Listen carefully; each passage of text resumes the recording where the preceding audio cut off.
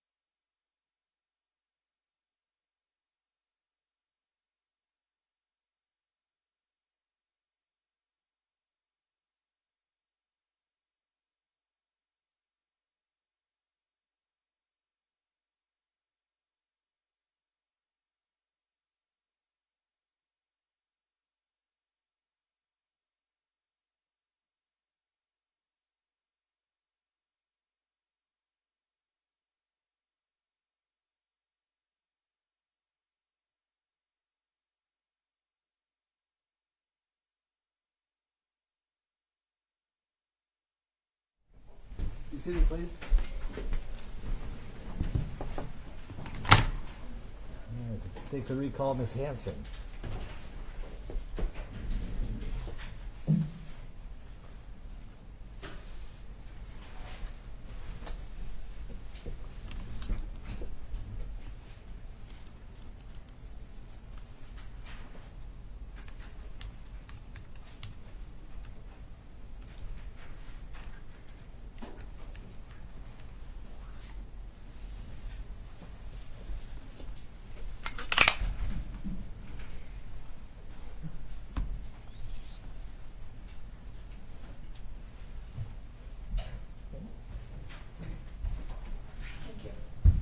And just a reminder, you're still under oath.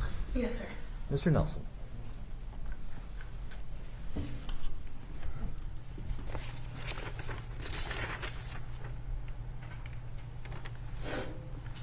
morning. Good morning. I actually just have one follow-up or final question for you. When you were on the scene on May 25th of 2020, did you show any identifying yourself as a Minneapolis firefighter? No, sir. Thank you very much. I have no further questions. Thank you, sir. You redirect. Yes, sure.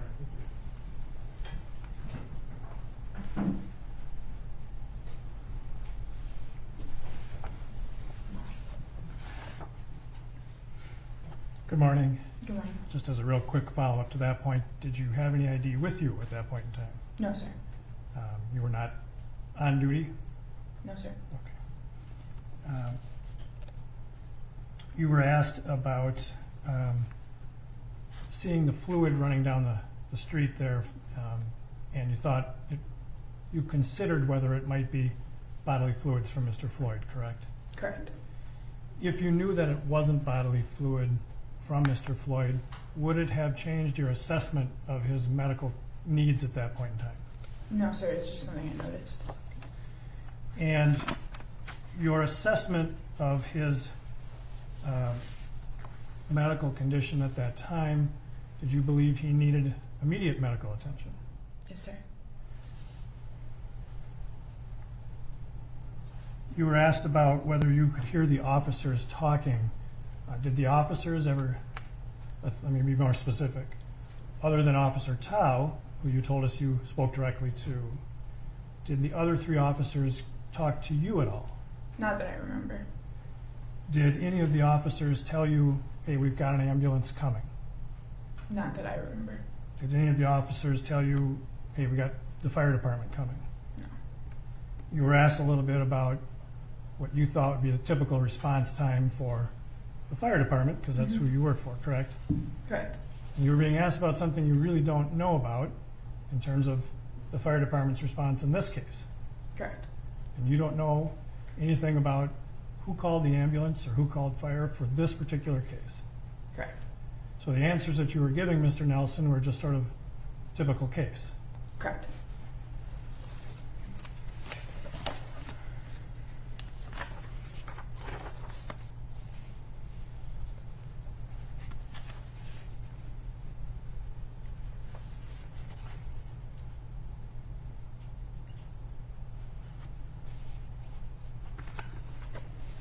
Yeah, that's all the questions I have.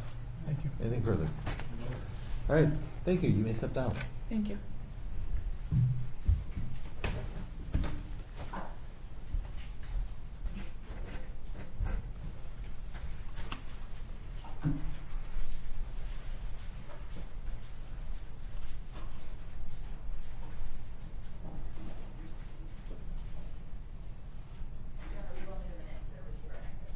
Okay.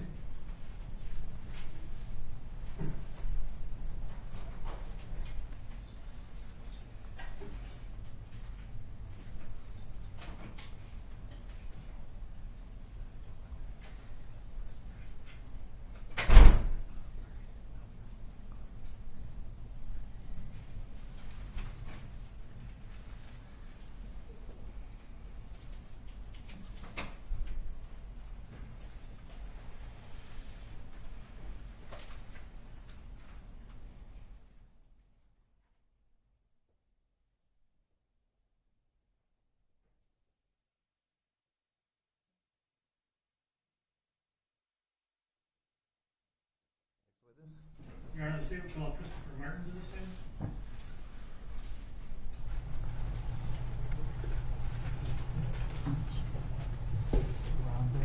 Come on up here, sir. And if you could just stand there and raise your right hand. Do you swear or affirm under penalty of perjury that the testimony you're about to give will be the truth and nothing but the truth? I do. Have a seat.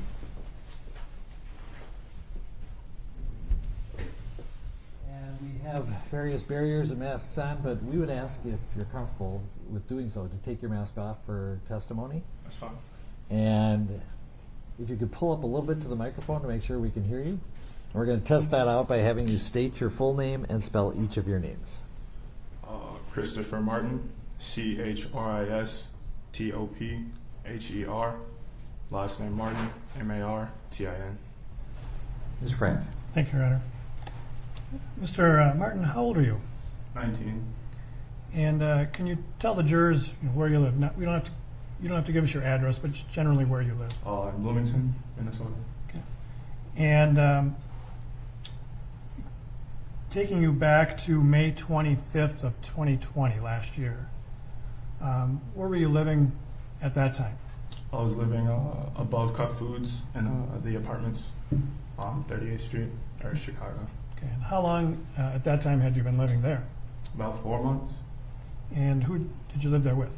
My mom and my sister. So fair to say you were pretty familiar with the area of 38th in Chicago. Yes. And on that date, were you in school at the time? No. Okay. Did you go on to do some schooling after that? No, I usually do school in the morning. Okay. What do you mean by that? So I went to my mentor's office, which is downtown Minneapolis, and I would do my school online, and then I would take the bus home. And did you also have a job? Were you working at the time? Yes, I worked at Cup Foods. And was that a full-time, part-time? It was a full-time job. And so what kind of shifts did you pull there? I usually work every day except for Wednesday and Sundays, 3 to 8 p.m. or close. And so what kinds of things did you do at Cup Foods? So I was a cashier, so I would either work in tobacco if someone would come in, or I could help, like if people wanted to buy things from the deli, then I would help them with that, or just like various snacks. And so on May 25th of 2020, how long had you been working at Cup Foods by that day? Probably about 2 months.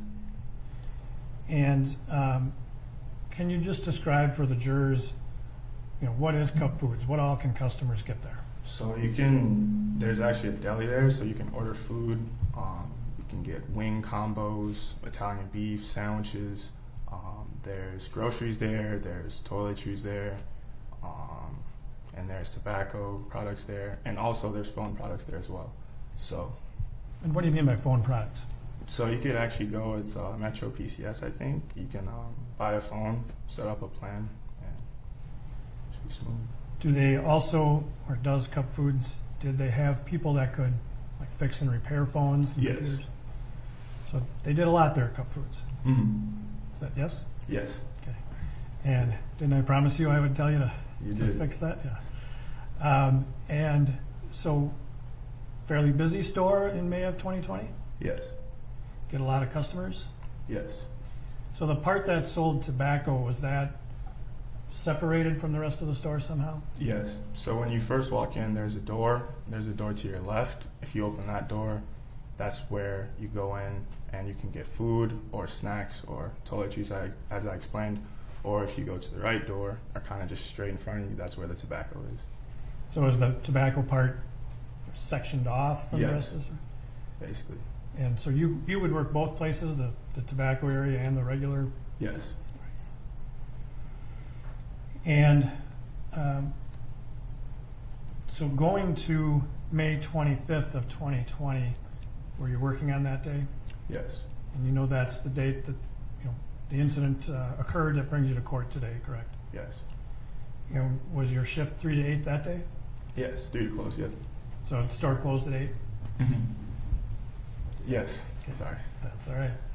And So when you are working, well, let's look at that day. Generally, you know, how many coworkers did you have working with you that day?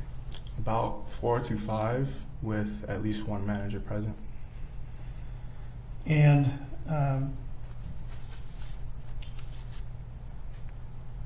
so let's go to approximately 7:45 p.m. You were working. Did you have a customer came into the store that you know now is Mr. Floyd? Yes. Did you know him before he came into the store? I did not.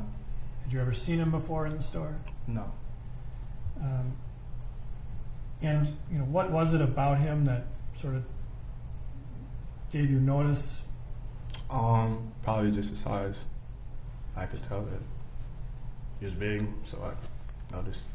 Other than that, I just saw him as another customer that was coming to the So store. you said it was his size. Yeah. He's a tall guy. Mm-hmm. Yes. Yeah. Sorry And about that. yeah, did you actually interact with him in the store? I did have one conversation with him. And just not what was said, but what was the conversation generally about? It was about, I asked him if he played football, or no, I asked him if he played baseball, and he said he played football. And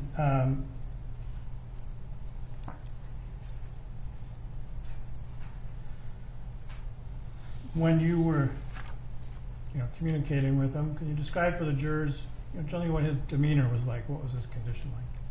So when I had asked him if he played baseball, he went on to respond to that, but it kind of took him a little long to get to what he was trying to say, so it would appear that he was high. So you just had some signs that you thought he was under the influence of something? Yes. All right. But were you able to carry on at least some conversation with him? Yes. And did you eventually sell him something? Yes. And that was what? The cigarettes. Okay. And that was sort of later after he was in the store? That was later on. Yeah, The conversation that we had, he didn't purchase anything. right. But later when he purchased things from you, you were able to understand what he was buying? Yes.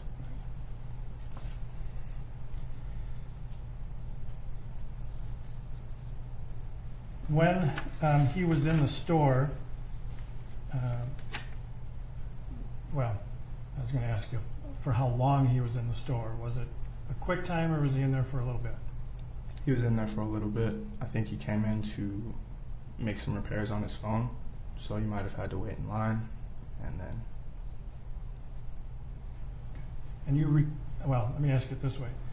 At Cup Foods, you're aware that there are security cameras inside, correct? Yes. And one of those security cameras is in the back of the store and faces towards the front, correct? Yes. And that will capture the employees and the counter where the cashiers are, correct? Yes. And prior to coming into court, we showed you a video or a couple videos of the time that Mr. Floyd was in the store. Yes. And that is, well, when you saw that, did you recognize that as a fair and accurate representation of the time that he was in the store? Yes. Now, I'm going to offer Exhibit 29. No objection. 29 is received. Okay, and then Mr. Martin, we're going to play that for you now. And there is no audio on this, correct? It's just video. Is that right? Yes. And so we're just going to sit and watch it, and then I'll have some questions after the video shows, okay?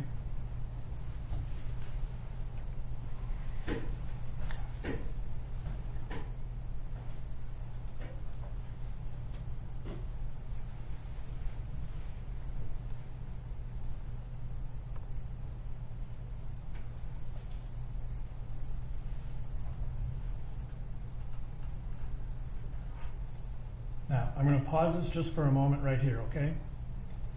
Well, let's see if it can you click forward just a few more frames, please? Let's just keep going here for a little bit. All right, stop it right there, please. Thank you.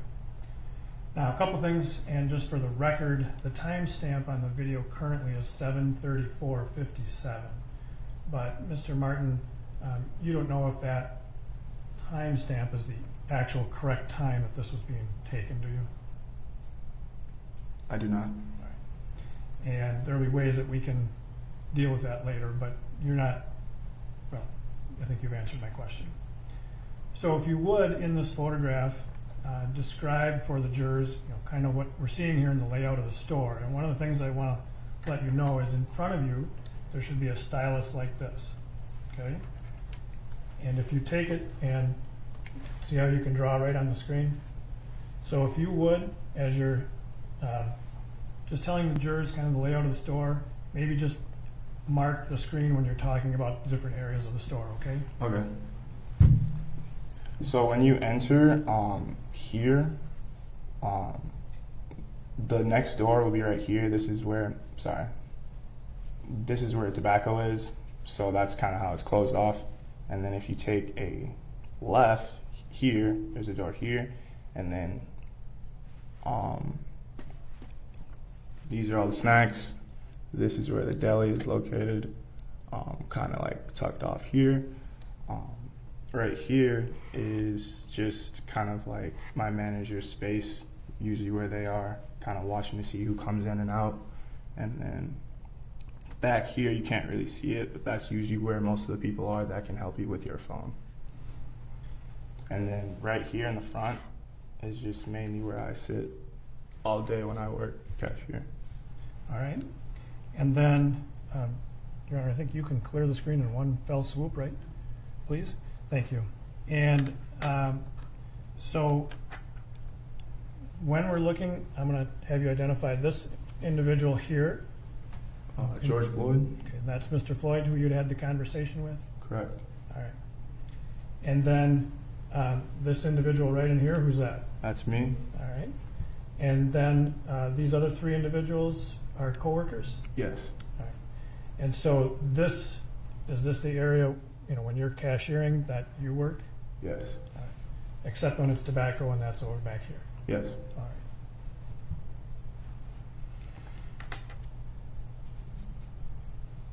Okay, and then we can let it run. Thank you.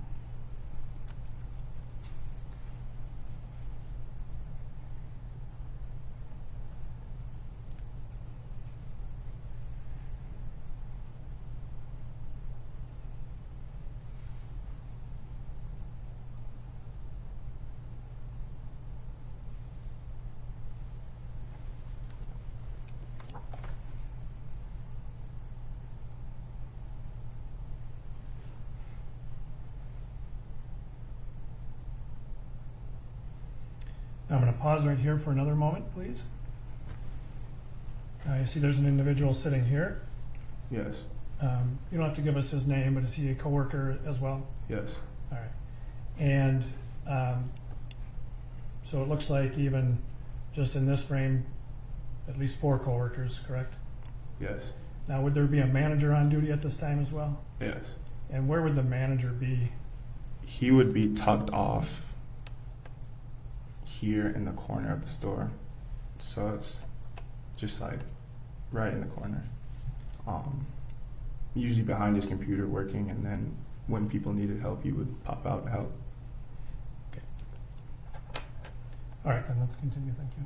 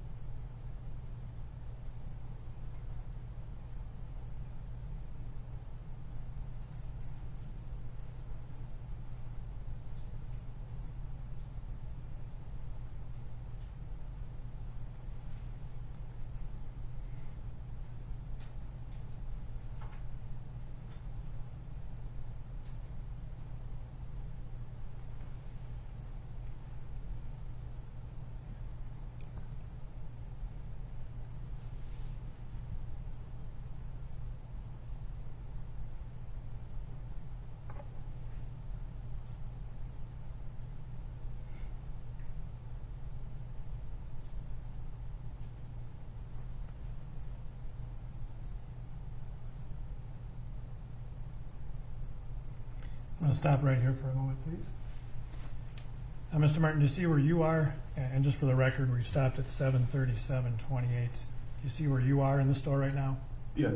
And what's that location? The tobacco section of the store. So that's where you go to sell cigarettes to people Yes. and other tobacco products, I suppose. Yes. All right. And then we can continue, please.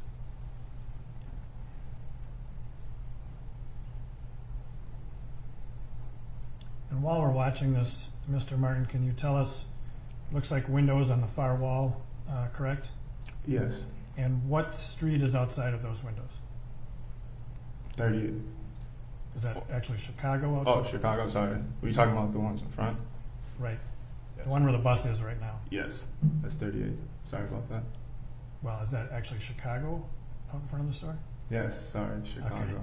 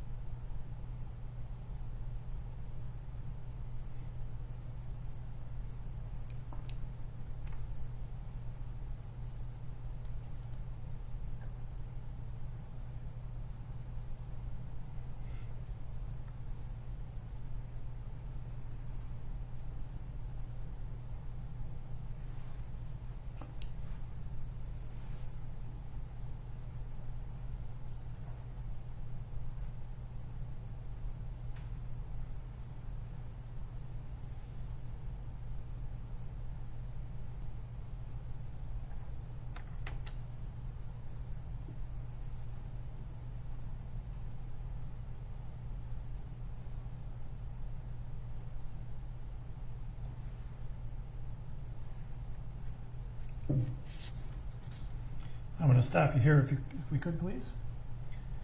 And for the record, this is at 7:39:09. We see an individual has just walked into the frame, correct? This individual here? Yes. And again, you don't have to give us his name, but who is that? That is the manager. Okay.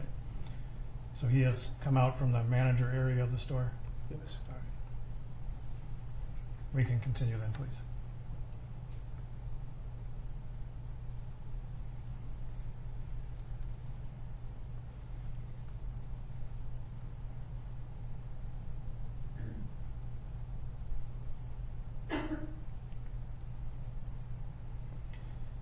Now, if we could pause here for a moment, please. And again, for the record, this is 7:39:28. We see that Mr. Floyd has sort of walked off the screen, correct? Yes. And so what area of the store is that where he has walked to? The cell phone area. All right. And then if we can continue.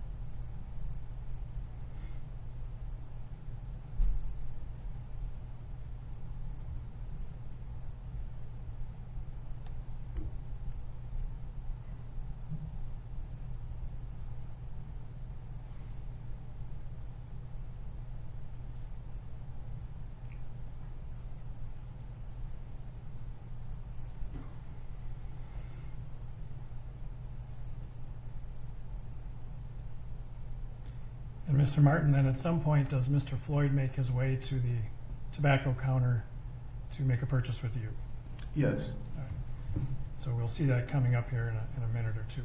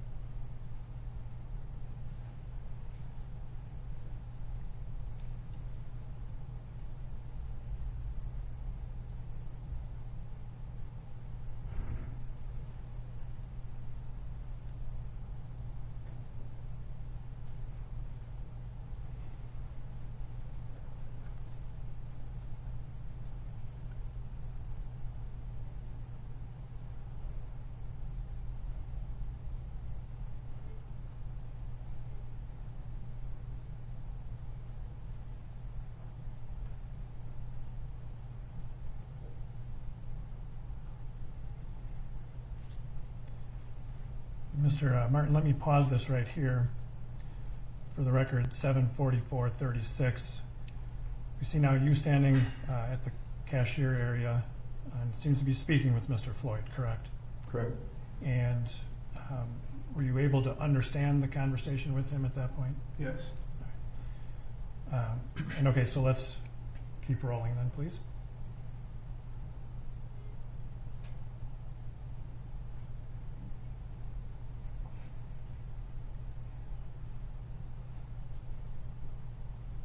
Now let's stop here for the record at 7:44:49. Where are you now with Mr. Floyd? In the tobacco section of the store. And did you in fact sell him something there? I did. Do you recall what it was that you sold to him? A pack of cigarettes. All right. We saw you reach over to your left. Is that where the cigarettes are stored? Yes. And so had he already told you at that point what he wanted? Yes. And so you didn't have any difficulty understanding what he wanted to buy from you? No. And then did you complete that transaction? Yes. And after that, what did Mr. Floyd do? He then went back outside to his vehicle. All right. So we'll let this run then to its end.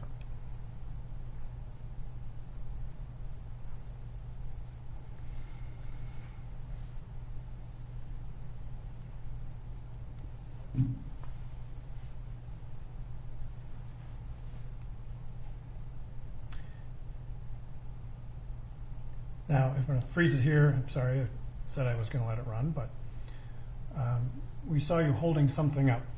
Can you describe, and again for the record, this is 7:45:10, describe for the jurors what you were doing there. I was holding up the $20 bill that I just received. And is that something you always do, or something about this? No, when I saw the bill, I noticed that it had a blue pigment to it, kind of how a $100 bill will have, and I found that odd, so I assumed that it was fake. Okay. But Mr. Floyd is still there, correct? Yes. And you completed the transaction? Yes. All right. And then upon doing that, did he leave the store? Yes. All right, so now let's let that run, please.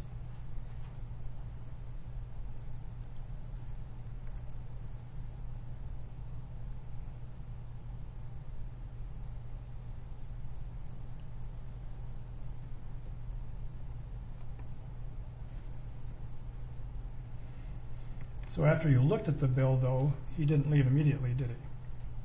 No.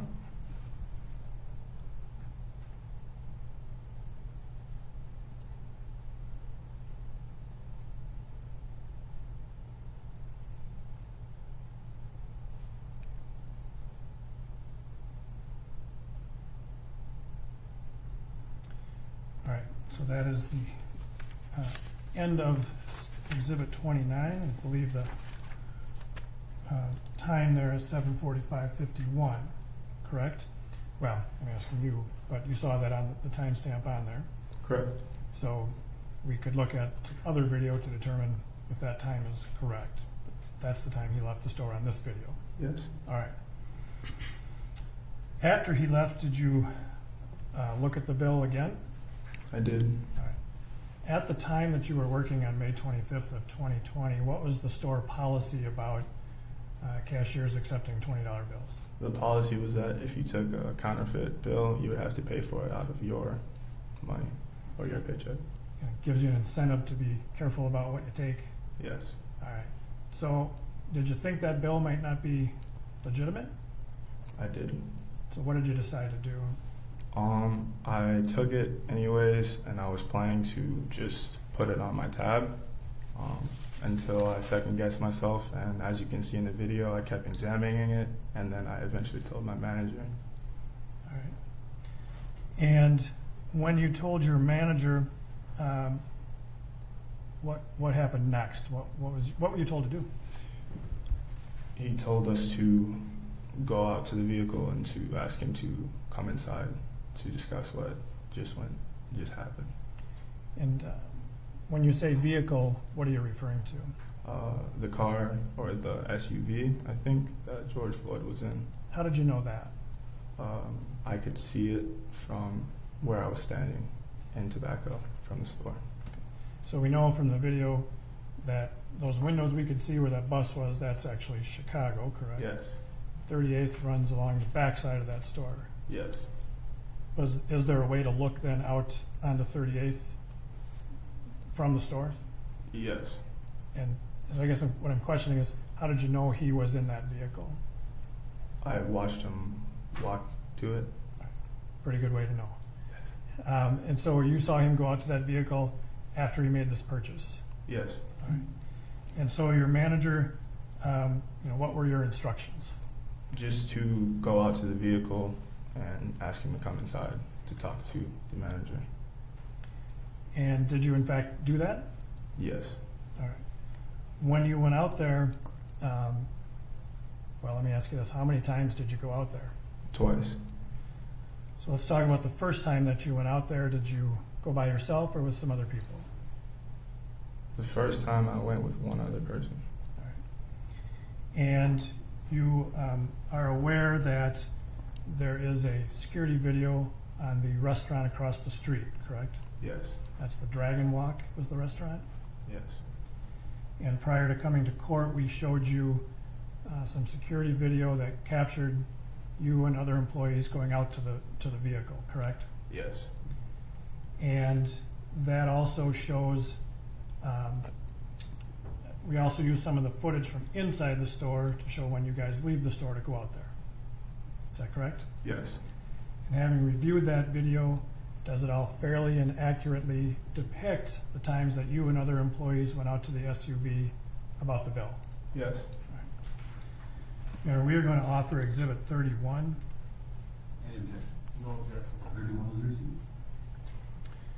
And again, Mr. Martin. Okay. We're going to hold on. Let's just take a quick stretch break. Why don't we take 5 minutes?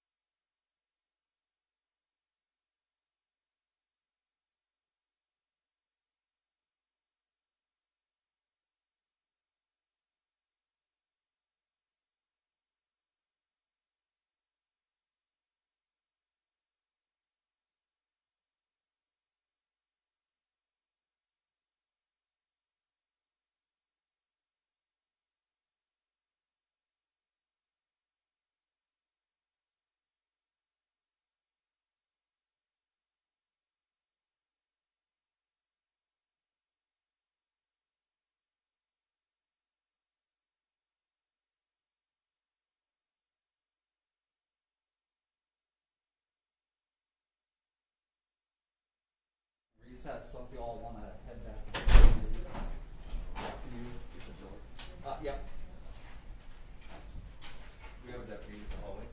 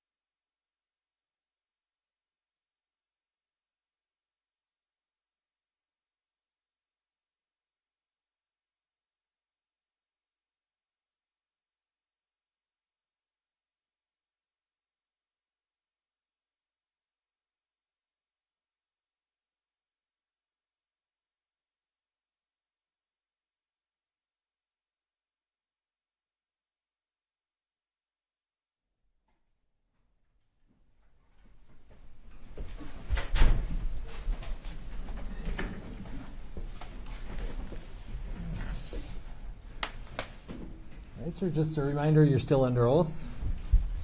And I believe we were dealing with Exhibit 31.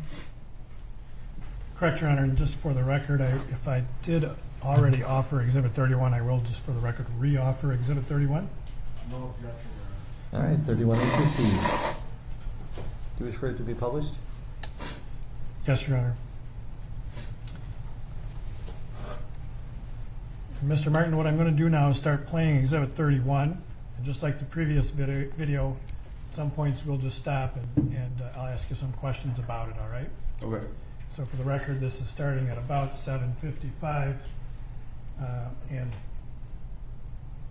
I think 46 seconds roughly on the timestamp on the video, correct?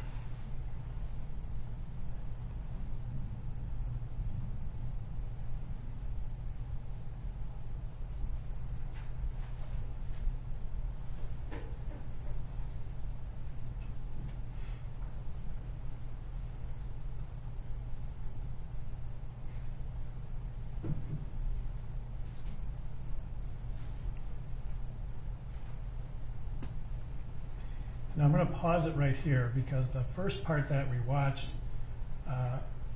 showed you and somebody walking out of the store, correct? Yes.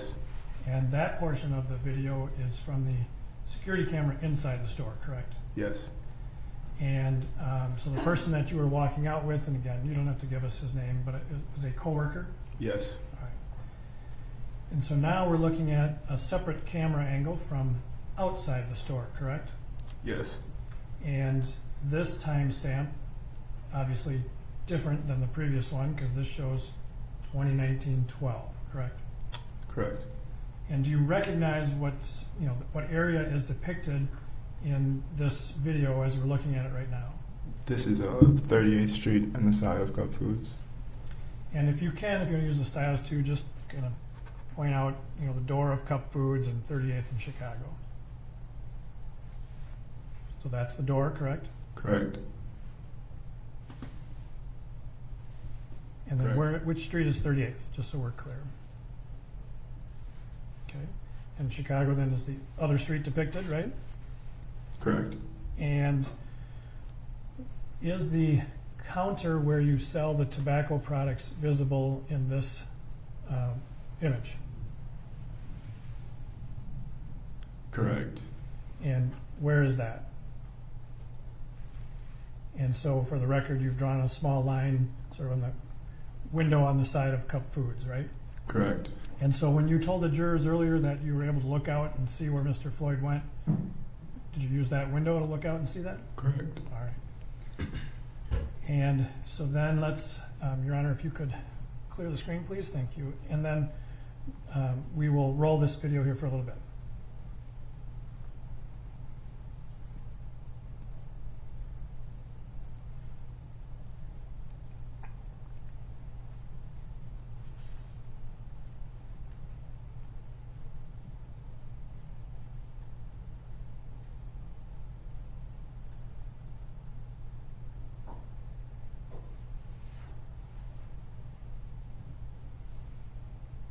Now I'm going to stop it here.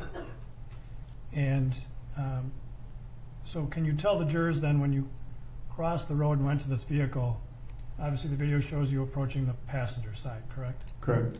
And why did you approach the passenger side? Well, I didn't want to stand on the driver's seat side because that's where George was, but there's also oncoming traffic that I wouldn't be able to see, so I chose to go around. Okay. Why didn't you want to go to the side where Mr. Floyd was? Because of the oncoming traffic Okay. in the So street. it wasn't about Mr. Floyd, it was the traffic. Yes. All right. And so we see you then here sort of behind your coworker. And tell us about then, did you have a conversation with the occupants of the car? Sort of. I notified them that they needed to come back into the store and that the bill was fake and that my boss wanted to talk to them. To George, actually. Sorry, not to both of them, just to George. And so when you approached the car from the passenger side, did you see how many people were in the car? 3. And where were the 3 people in the car? George was in the driver's seat. His friend was in the passenger seat, and there was a woman in the back seat in the middle, or possibly on the right back behind the passenger. And so, had you seen any of those individuals before that day? No, Had you seen them in the store earlier? just the male. And when you had this conversation at the vehicle, who were you talking to? The person that George was with. So the guy in the passenger seat, the front Correct. passenger? And did you make any observations at that time of Mr. Floyd? Correct. What did you see regarding Mr. Floyd? He just seemed like he didn't like want this to happen. Like he was just kind of like, oh, like why is it happening? Sort of a thing. Did he seem awake? Yes. And did he talk to you at all? Not really. He just kind of shook his head. And the passenger in the front passenger seat, did he talk to you at all? Correct. And I want you to tell us what he said, but the end result, did they agree to come into the store? No. When you were there at the vehicle, who did you do most of the talking to? The person in the passenger seat. And did you think that you were talking loud enough for the other people in the vehicle to hear you? Correct. And so then after that conversation, what did you do after that? I went back inside with my coworker. And when you got back inside the store, what did you do? I told my manager that he did not want to come into the store. And did you get some further direction then from your manager? Correct. And what was that? Go back outside again and tell him to come inside the store so we can talk to him. All right, so try it again, in other words. Correct. And then for that second trip, did you go with some different, some other coworkers? Correct. All right, so what I'm going to do now is start Exhibit 31 up again, and we'll watch that process, okay?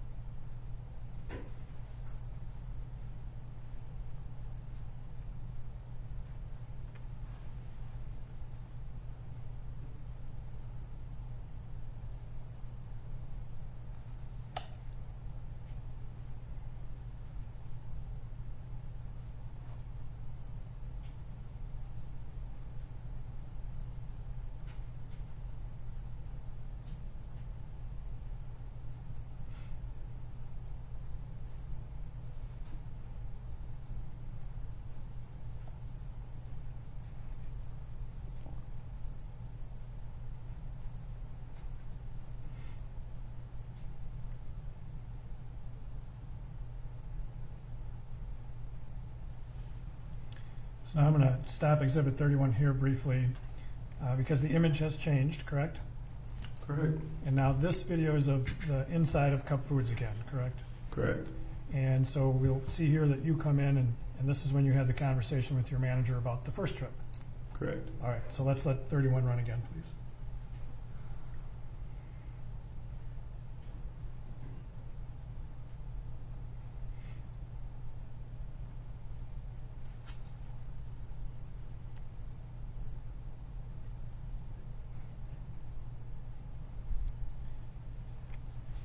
Now, if we can stop here for a moment, and the timestamp reflects 7:57:56. You've kind of walked off screen, correct? Correct. And what was going on at this point in time? I think that was the conversation I had with my manager when I was saying that he did not want to come inside, but I'd offer to pay, but he said no, just tell him to come back inside. So did you tell your manager you would just take care of the 20? I believe so. I did. And but he directed you then to go back to the vehicle again. Correct. Now, we saw you go out on the first trip with another individual, another employee, Correct. and he did not come back into the store, did he? No, he left. And so when you were told by the manager to go out a second time, did you take some other coworkers with you? Correct. Whose idea was that? I'm not sure. Okay. All right, so let's run Exhibit 31 again, please.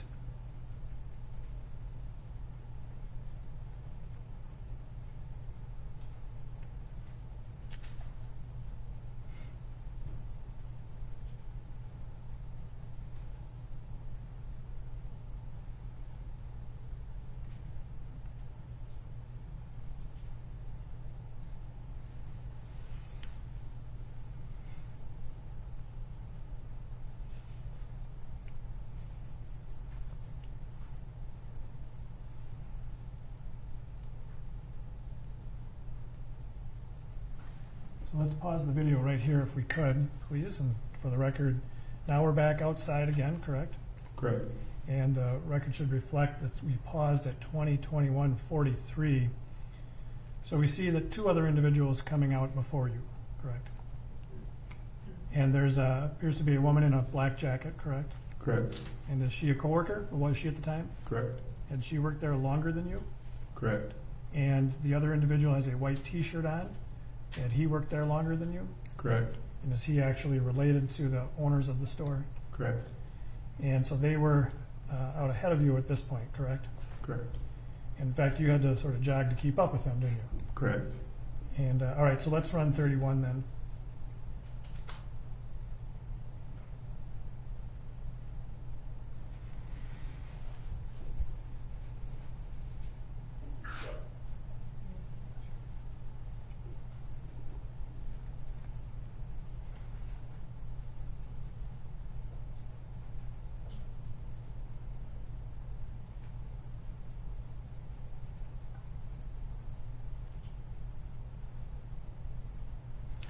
Now let's pause here just for a moment, please.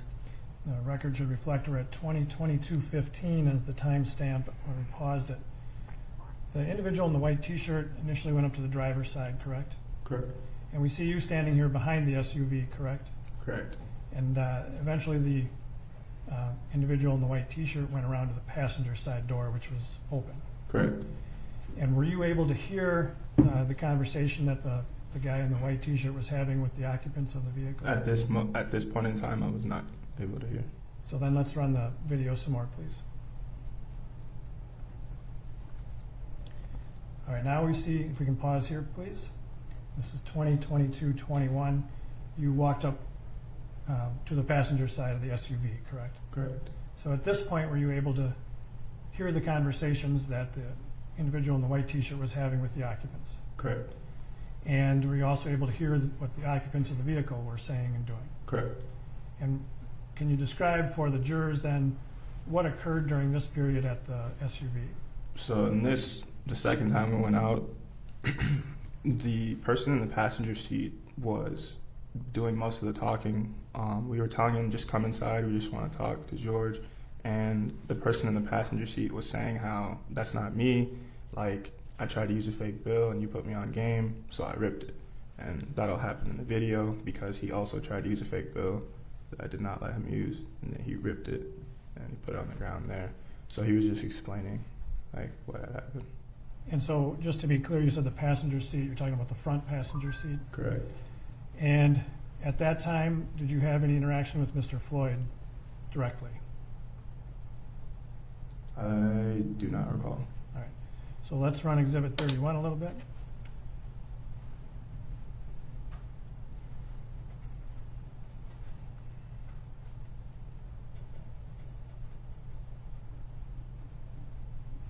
Now I'm going to pause it here real quickly, please.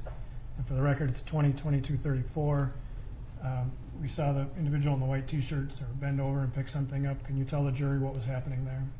He was picking up the fake bill that the individual in the passenger seat tried to use. Okay, and you Right. referenced earlier one that was torn in half. Correct. Is that the bill that was torn in half? Correct. All right. And let's keep running 31 then, please.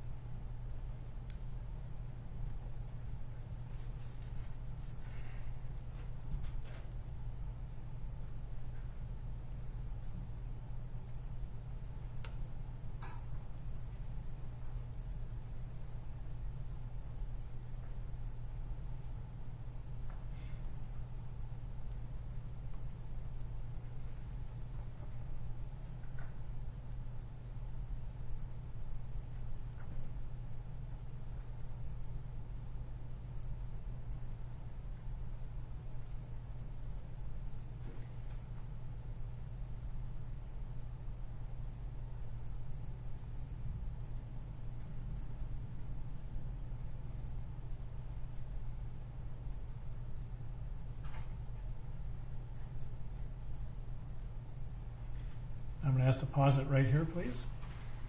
The timestamp reflects 20:23:35. It appears the two of you are now walking away from the SUV, correct? Correct.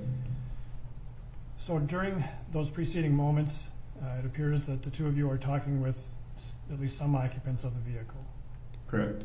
And did you have any conversations with Mr. Floyd, or was it just the front seat passenger? Just the front seat passenger. Were you able to see Mr. Floyd at all during that interaction? Correct. What did you see about him? As I said earlier, he was just kind of shaking his head and putting his hands in the air, like kind of like, why is this happening to me? Like, I don't want this to happen, sort of thing. And so he appeared to be awake? Correct. And so what was the end result of that conversation? George Floyd did not choose to come into the store. Neither did the passenger front. Correct. All right. And so then let's watch Exhibit 31 run here, please.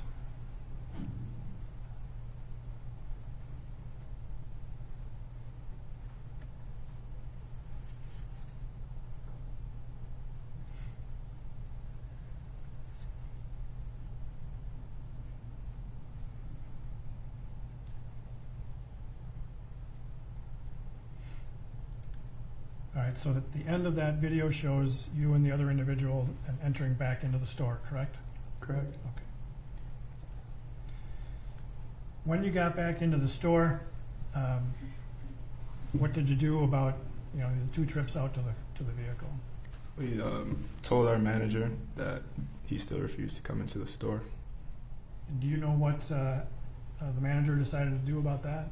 He instructed one of my coworkers to call the police. And so did you know if that happened? Correct. That somebody did call the police? Correct. Was it you who called the police about it? No. Was it another coworker? Correct. And did you ask the coworker to make the call? No. And were you present when he made the call? Correct. So you were there next to him or something? Correct. And so at some point, did the police respond to the store?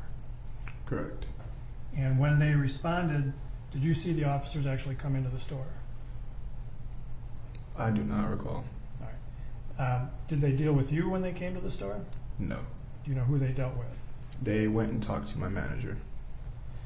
And you were not involved in the conversations with the officers at all at that time? No. So what did you do? I was still working cashier. Just went about your business? Correct. And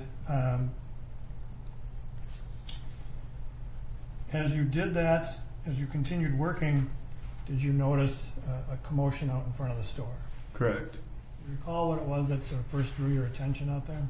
I just saw a few people at first, and then the crowd grew larger, and pretty soon the store was empty as well, so there was no one that I needed to help inside the store, so then I proceeded to go outside and see what was happening. When you saw this crowd gathering, where was the crowd? It was right where the bus stop is on Chicago, So kind of right in front or a of the little to the left. Right in front of the store? 10 paces. I'm sorry, I spoke over you. Sorry, I was just saying it was just 10 paces to the left of the bus stop. All right. And so the bus stop, as you're looking out from the store?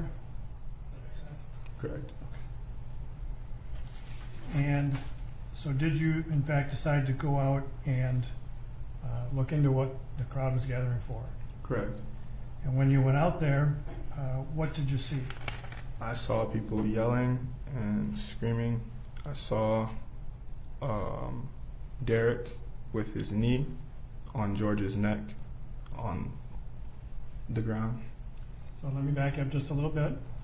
Now, you say Derek, do you mean Mr. Chauvin? Correct. Now, did you know who that person was at the time? No. So you've just learned his name since then. Correct. So was that person wearing a police uniform? Correct. And where did you see that individual? On top of George Floyd. And you didn't, well, other than seeing Mr. Floyd that day, you did not know him before then, correct? Correct. Did you recognize him as the person who had been in the store earlier Correct. and the person that you had tried to talk to in the SUV? Correct. And did you see any other officers in the area? I saw, I think his name is Officer Tao. Where did you see him? He was in front of the crowd, kind of telling people to stand back. And do you remember about how many people were in the crowd? Probably about several. And when they were, well, what did you see the officer on Mr. Floyd? What was the relation of their two bodies? What was happening there? George was motionless, limp, and Chauvin seemed he was in a resting state, meaning like he just rested his knee on his neck. And what did you do when you saw that? I pulled my phone out first and I called my mom and told her not to come downstairs, and then I started recording. And did you make a recording? Correct. Did you keep that recording? No. Why not? Later on that night, I deleted it because when they picked George up off of the ground, the ambulance went straight on 38th instead of going straight on Chicago. And if you live in South Minneapolis, the easiest way to get to the hospital would have been straight on Chicago. So that to me kind of made it like clear that he was no longer with us. So you thought he had died? Correct. Not quite sure why that would, make you delete the video. Oh, I just didn't want to have to show it to anyone or be questioned about it. And so after you called your mom, you started taking a video, what did you do after that? I was recording until one of my coworkers was pushed by an officer. And so what had you seen the coworker do right before the push? He was yelling at the officer, kind of how the other people in the crowd were doing, and asking them to check his pulse, if he's breathing, see if he's okay, kind of thing. So did he leave the sidewalk, the curb area, and go onto the road? Correct. Okay. How far? I do not recall. This coworker of yours that got pushed, do you know how old he was that day? I do not recall. Is he older or younger than you? Younger. So, a teenager. Correct. And after he got pushed, did you see what happened to him or what became of him? Yes. My other coworker just like grabbed him up and brought him inside. So removed him from the scene? Correct.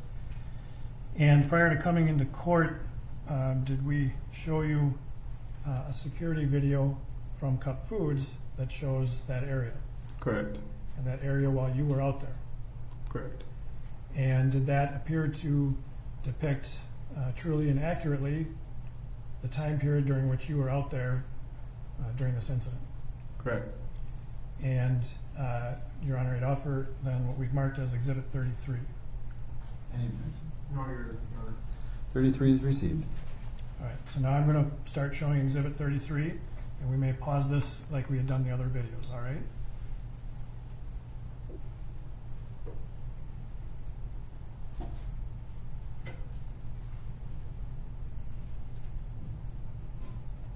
I'm going to pause it right here for a moment. You recognize this scene, Correct. and this is you in the foreground, right? Correct. And what were you doing right at that moment? That was when I was calling my mom to tell her not to come down the stairs. And if she were to come down the stairs this is where you were living, correct? Correct. Is the door she would have come out, would that have been in this scene? Correct.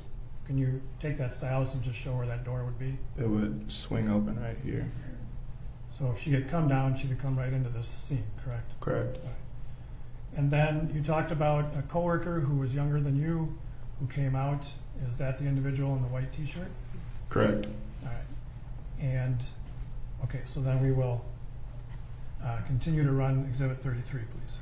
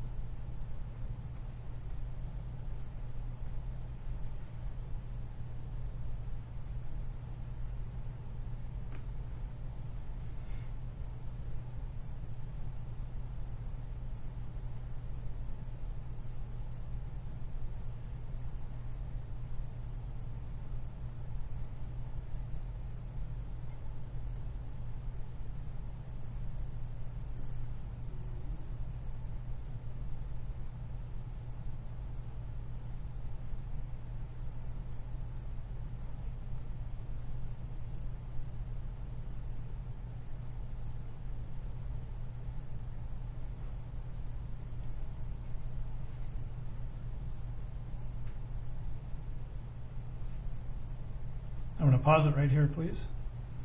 For the record, this is 8/28/34. And can you describe for the jurors what you're doing at this moment? I was recording the scene. So this, you had walked farther over towards the scene, Correct. and really by the door where your mom would have come out if she had come out. Correct. And the individual in the white T-shirt, he had stepped off the curb into the street here, correct? Correct. All right. And so then let's continue to run Exhibit 33, please. And we can pause right there, please, at 8/28/41. Is that the moment you were talking about when your coworker got pushed?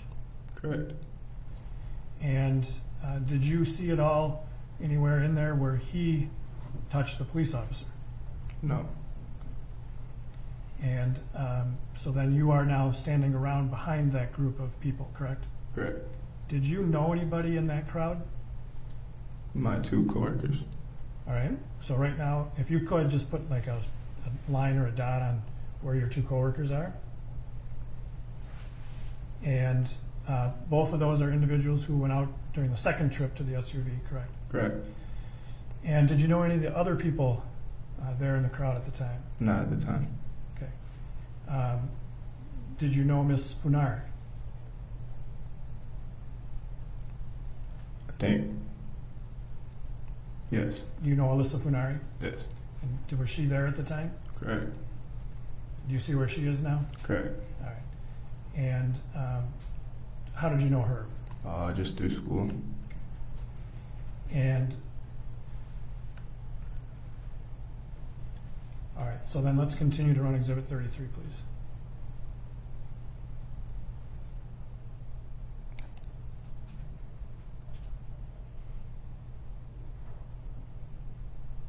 I'm going to stop right here, please.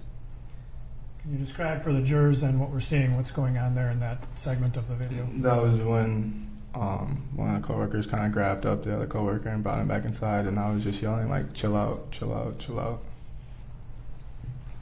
And so when his coworkers came to get the young man in the white T-shirt, he went with them back into the store. Correct. And you were following them? Correct. All right, so let's continue to run 33 then.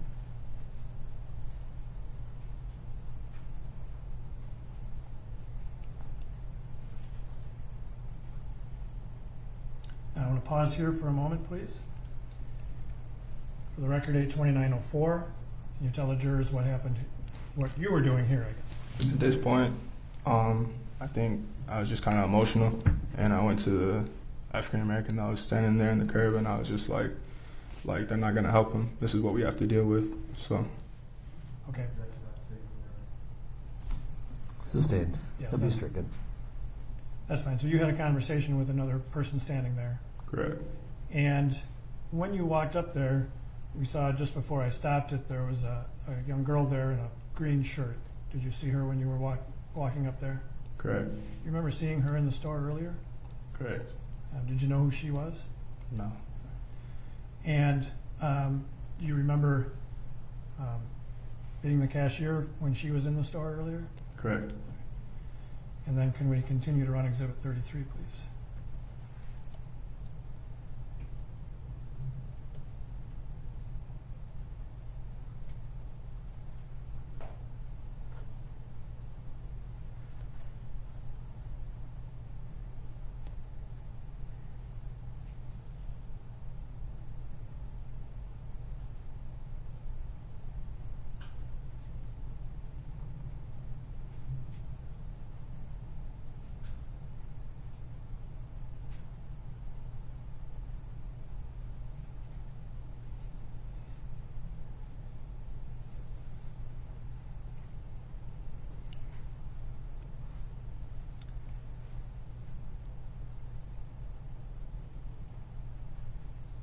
I'm going to pause here for a moment.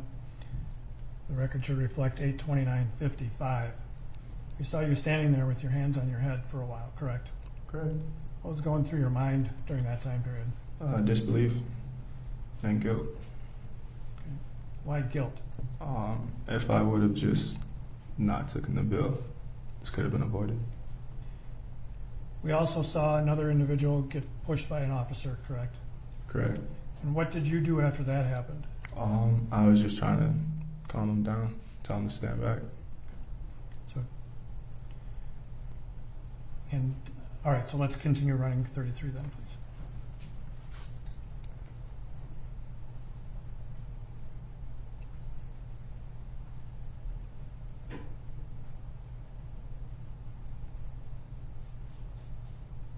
Who are you talking to there, Mr. Arndt? My mom.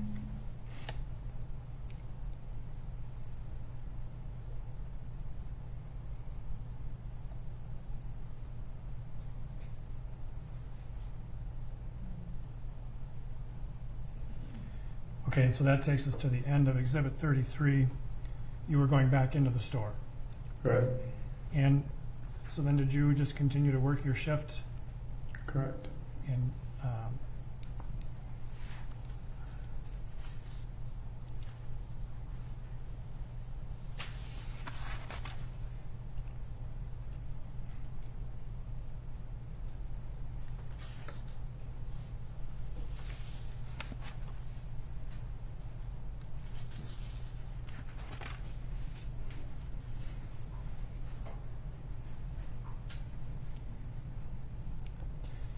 so did you continue to work at Cup Foods as long as you could? No. Why not? I didn't feel safe. I have no further questions, Your Honor. Mr. Nelson.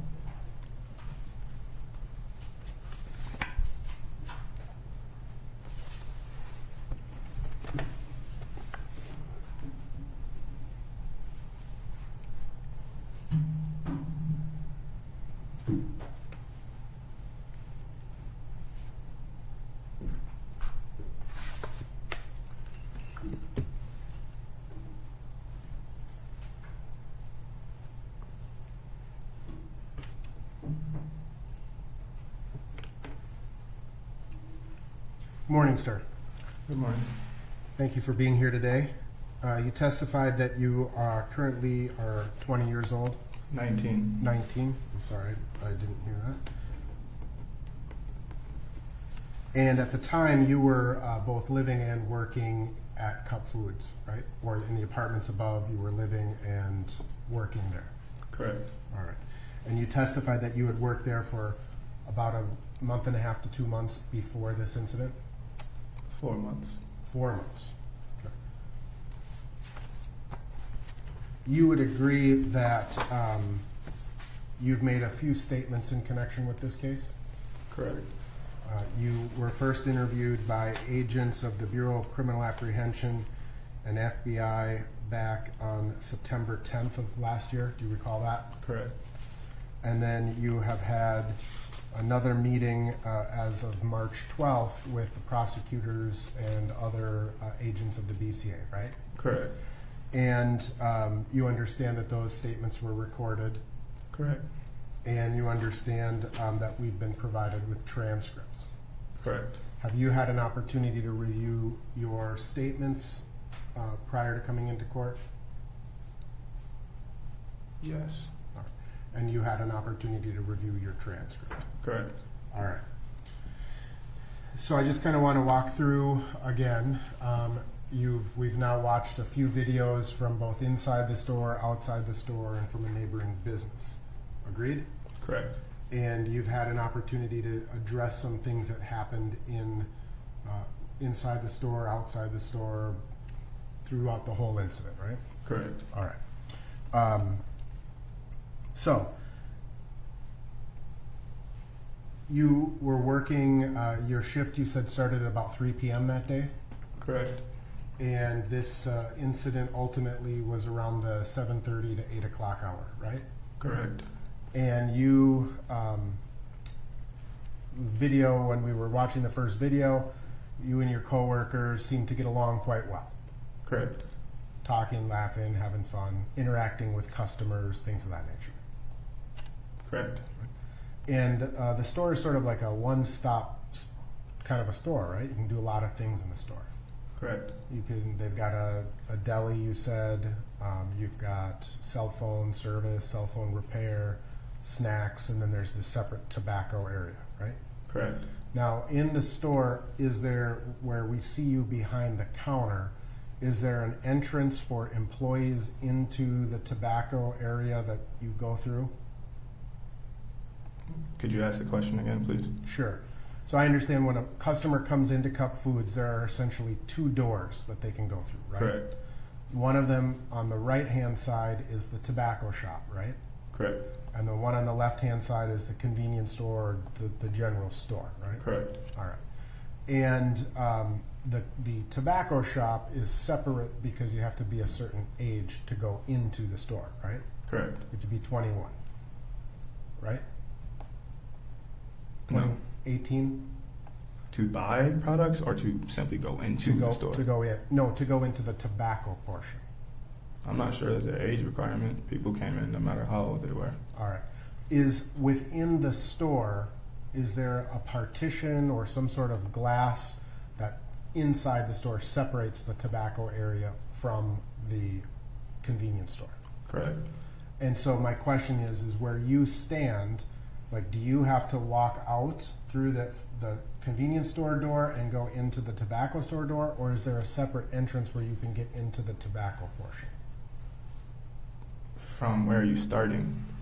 If you were the cashier there, right? Oh, you can just walk over to the tobacco section. You don't have to go all the way around. Right. If that's Okay. what you meant. That's what I meant. Okay. Yeah, exactly. Thank you. I'm Yeah. sorry. I may have not been articulating that as well. Yeah, no worries. That's All right. my fault. And you were in the store and you observed a person who you later learned was George Floyd come into the store. Correct. And you ultimately assisted him in the store. Correct. And he was in the store, and the person that you observed in the front passenger seat was also in the videos we just watched, right? Correct. He had on a pair of red sweatpants and a white t-shirt, I believe. Correct. All right. And did you have any interactions with him while you were in the store? Correct. I believe you said that he had also attempted to use a counterfeit bill, Correct. but you stopped him. Correct. Did that happen before or after your interaction with Mr. Floyd? Before. All right. And so when he handed you that bill, you knew that bill was a fraud. Correct. And you immediately kind of said, hey, I'm not taking this bill, Correct. right? You knew the store policy at that time, right? Correct. And the store policy being if you took a counterfeit bill, that became your responsibility. Correct. And so it would get deducted from your paycheck, in other words. Correct. And you have some sort of like store tab where you could buy merchandise yourself at the store or services, and it would get deducted from your salary. Correct. All right. And so that interaction with that other individual, approximately, was it earlier in the day? Was it, a few minutes before you interacted with Mr. Floyd? How long before did that happen? Earlier in the day. All right. So both Mr. Floyd and that individual had been in the store earlier in the day as well, right? Correct. And was that an hour, 2 hours? Do you recall? I do not recall. All right. And but you remembered him when he came back in the store later in the afternoon. Correct. You remembered he was the guy that had tried to hand you a counterfeit bill from earlier. Correct. He hadn't changed his clothes, didn't look any different. I don't think so. Okay. And so when Mr. Floyd and this other individual came back in the store, we observed kind of him walking around the store, right? Correct. And you were helping other customers, you were talking to your coworkers. It's fair to say you weren't paying a lot of attention to what Mr. Floyd was doing at all times he was in the store. Correct. But now that you've had an opportunity to see the video, you get to see some of his other interactions and things of that nature, right? Correct. Now, there were other customers in the store. The store is a pretty busy store, right? Correct. And your manager that you talked to, did you notice that he had what appeared to be a pistol in his? Correct. Do you know him to carry a firearm at the store? Correct. And the when you watched the video, did you see Mr. Floyd sort of do some little dance at one point? No. Okay, we'll come back. But you didn't observe that when he was in the store? No. All right. And if it's on the video, it would be on the video, right? Correct. All right. Again, so at some point, Mr. Floyd appeared to purchase some food as well, right? Correct. That being a banana, it looked like in the video. Correct. Did you sell him the banana? I do not recall. Okay. When he handed you that $20 bill, you testified that you immediately knew it was a fake. Correct. Did it appear to be the same type of fake, or maybe even the same counterfeit bill that you had refused earlier in the day? Correct. It did appear to be similar. All right. And you took that bill and you held it up and you kind of looked at it through the light, right? Correct. What were you looking for? That's a good question. I have no idea. Right.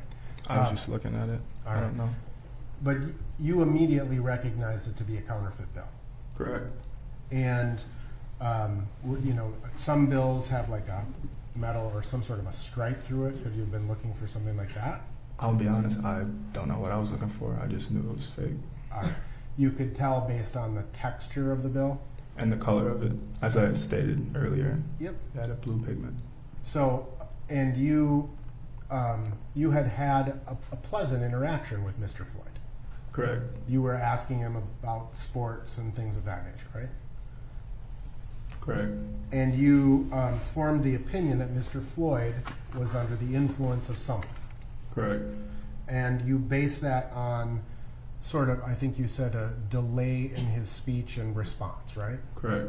So you were unlike a conversation that we may be having right now, that's rapid, and if you asked him a question, there would be much more of a slowed or delayed response. Correct. And I believe in your interviews you also indicated that he was having some trouble with certain words. Correct. I think he was trying to form the words. Right. So he was delayed in his speech, and you believed him to be under the influence of something. Correct. All right. And you were present when your coworker called 911? Correct. And do you recall him telling 911 that he appeared to be under the influence? Correct. And you had also had, by the time 911 was called, you had had 2 other interactions with Mr. Floyd outside of the car. Correct. All right. And so you made the decision after Mr. Floyd handed you this counterfeit $20 bill that you weren't going to call him out on it like you did with the earlier bill. Correct. And was that in part because you felt maybe he's under the influence? Partially. The other person that had come in, it kind of seemed like he was trying to scheme, like he knew it was a fake bill and he was trying to get over. I thought that George didn't really know that it was a fake bill, so I thought I'd be doing him a favor. Okay, trying to help him out. And could you have, I'm just asking generally, could you have just let it kind of go and then told your manager later, hey, put it on my tab? Correct. And but you made the decision to talk to your manager, show him the bill, and your manager instructed you to go talk to Mr. Floyd and his friend out in the car. Correct. So when you went out to the car the first time with your first coworker, you had a relatively short conversation with him, right? Correct. And you went to the passenger side of the vehicle, and the person in the red pants and the white t-shirt, that was the same person that had previously tried to pass the fake $20 bill. Correct. And you were encouraging them to come into the store. Correct. You were kind of saying, you got to come in, you paid with the fake bill, we got to deal with this, right? Correct. You specifically told them that he had used a counterfeit bill. Correct. and that they needed to come in and either pay for the cigarettes or Talk to my manager. talk to the manager, right? Correct. Okay. And how would you describe the general tenor of that conversation? What I mean by that is, was it pleasant, or was it more aggressive? It was pleasant. It wasn't in any way, shape, or form aggressive. It was just pretty annoying. Yeah, just come on in, guys. It was your first attempt to kind of say, hey, come on in, guys. You got to deal with this, right? Correct. And you were trying to be polite to these gentlemen, Correct. right? And you then had that conversation, and during that first conversation, you said that Mr. Floyd was not really speaking to you, right? No. And you said that he was kind of putting his hands up and putting his head back and things of that nature, right? Correct. And you then went back into the store, talked to your manager again, and told him they were not agreeable to coming into the store. Correct. And the second time you left the store, you were sort of following the other coworkers, agreed? Correct. And you would agree that that video sort of showed the three of you almost run out of the store. Correct. And you wanted to get them before they drove away, right? Or why would you run the second time? Correct.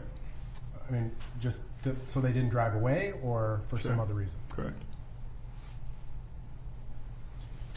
Now, in terms of the second exchange at the vehicle, the coworker went to the driver's side at first, right? Correct. And you stayed back a little bit, right? Correct. And then you brought back up to the vehicle, right? Yes. And you heard what was the conversation, you heard what was being said, both by the passenger of the vehicle as well as your coworker. Correct. You indicated that the passenger pulled out the other $20 bill, right? Picked it up off the ground Why was it on the ground? because he threw it on the ground. The bill that Mr. Floyd used, was that still in the store? Correct. And so this other $20 bill was he threw it on the ground, right? Correct. Your coworker picks it up, and who ripped it? The person that was in the passenger seat. Or he handed it, your coworker handed it back to him or something? Or did he rip it and then throw it on the ground? Person in the passenger seat ripped the bill, threw it on the ground. The bell was talking to him, and the person picked it up, and it's in the bell. Okay. And again, this conversation was primarily with the passenger of the vehicle. Correct. And there was a female in the back seat of the car. Correct. Was she engaged in the conversation at all either? No. All right. So, and Mr. Floyd, again, he was not really part of the conversation at that point either. Not really. He didn't say, you don't remember him saying anything. I would say I do not recall. Okay. But again, you described his behavior, I think, as kind of just shaking his head, putting his hands up, putting his head back, things of that nature, right? Correct. The second conversation was the demeanor or the tenor of that conversation more heated? Yes. And there was an outright refusal by either Mr. Floyd or his passenger to come back into the store. Correct. And it was based on that conversation that you decided to, or it was decided by your manager to call 911. Correct. And again, you were present and heard the 911 call. Correct.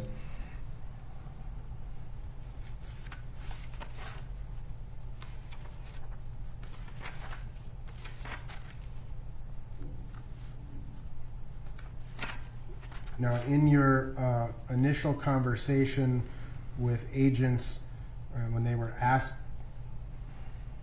asking you about approaching the vehicle, do you recall describing it as a hot block? Correct. What does that mean? A lot of situations happen. And do you recall describing your conversation and the words that Mr. Floyd was having trouble saying? Correct. Do you remember now today what words Mr. Floyd was having trouble saying? No. Would it have been baseball? Do you remember saying that? Do you remember? You don't remember? Would it refresh your I do recollection? not recall. Okay. Would it refresh your recollection to view a transcript of your statement? Absolutely.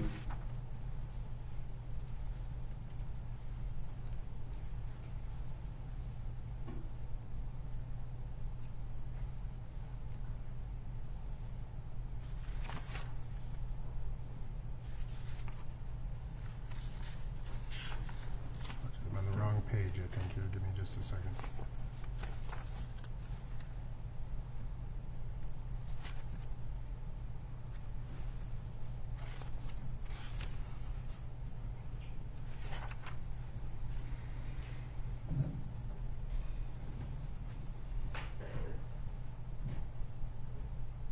I apologize, I can't find it right now. We may come back to that. Do you recall describing some other behaviors of Mr. Floyd while he was in the store? Correct. What were those behaviors? He was doing a couple of stretches, like a lunge, Okay, kind of. like kind of stepping forward like No, this, it was more of a side lunge. Start here. like that. Correct. So, for the record, I'm standing kind of feet together and stretching over to the side with one leg, right? Correct. Putting his arms in front of him. And kind of based on your observations of his behavior, his speech patterns, that's what caused you to form the impression he was under the influence. Correct.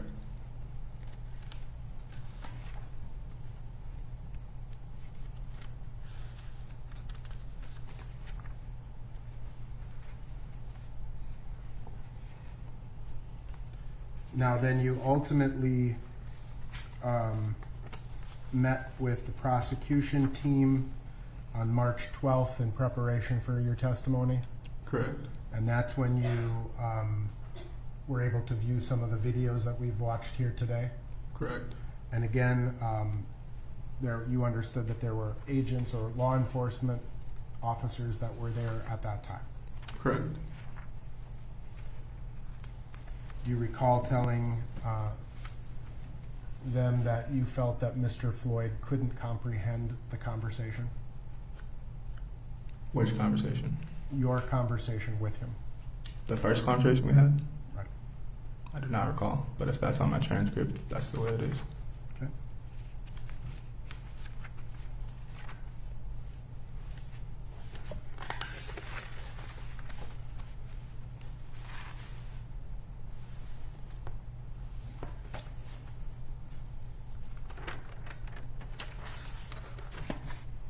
Now, you said after that phone call to the police, you didn't see the police kind of come in the store, and you didn't deal with them initially, right?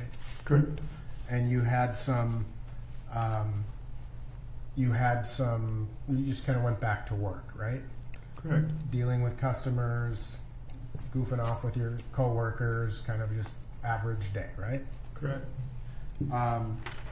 But then at some point you noticed there was a commotion outside and you decided to go back outside and see what was going on, right? Correct. And you said the first thing you did was to call your mom to tell her not to come downstairs. Correct. And then you walked over and you started recording, right? Correct. And then after you did some recording, you saw your coworker appear to be pushed by the police officer, right? Correct. And you got your coworker, you brought him back inside. I did not. Your other coworkers kind of went back inside, right? Correct. And you stayed outside, or it appeared that you walked back to the door and then walked back to the crowd. Correct. And you described the crowd that they were yelling and screaming. Correct. And at one point you tried to actually stop someone or Hold them back. hold them back. Correct. And that individual appeared to be pretty angry, Correct. and you held him back because you didn't want him to get involved. Yes. Well, I would say not necessarily angry. He had just been pushed, so he was kind of defending himself. Okay.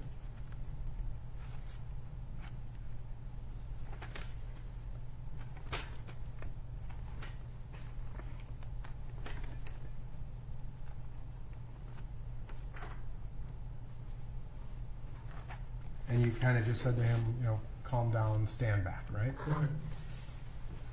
I have no further questions, sir. Thank you very much for your time. Any redirect? Yes, sir.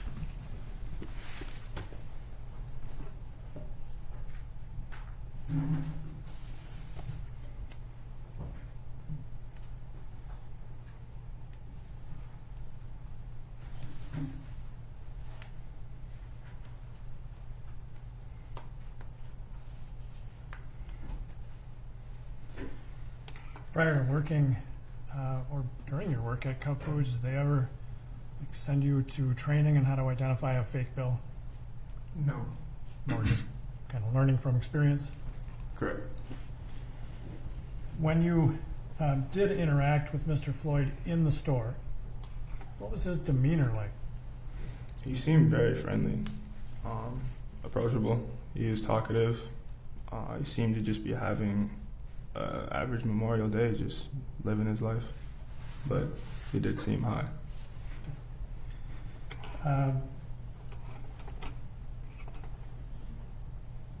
During the second trip out to the vehicle, it was your coworker who did the majority of the talking to Mr.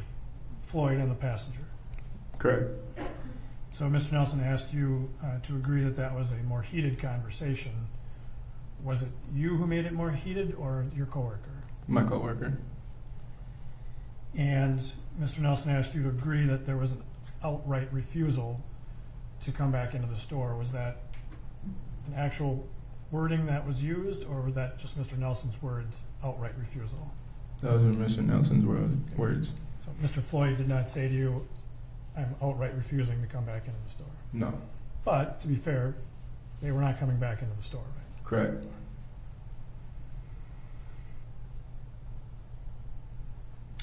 You were asked also about the stretches that Mr. Floyd was doing in the store. And Mr. Nelson, I think, demonstrated for us that was a pretty accurate demonstration of what you saw. Correct. But during that, Mr. Floyd did not fall down, No. didn't lose his balance at all. No. When he indicated he wanted to go buy some cigarettes, you and he both had to move down to the cigarette counter, correct? Correct.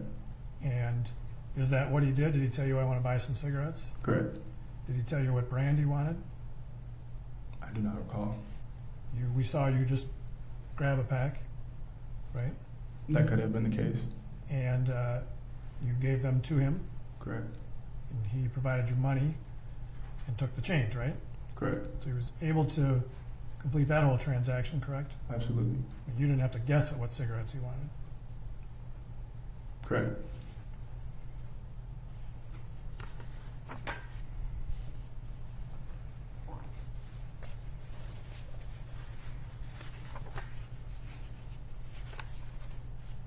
I have nothing further, Your Honor. Any recross?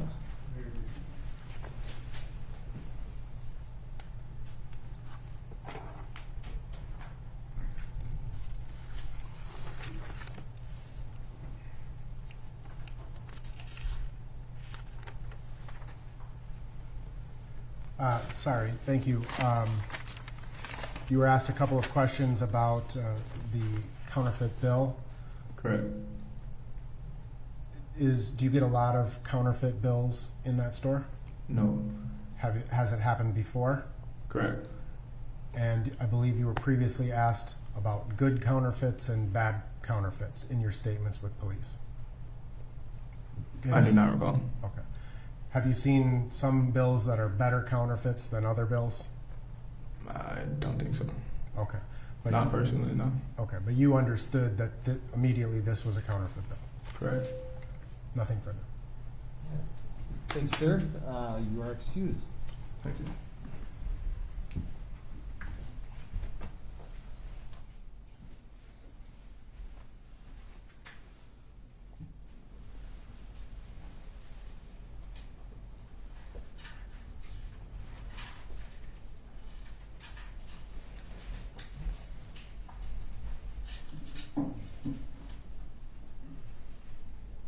next witness.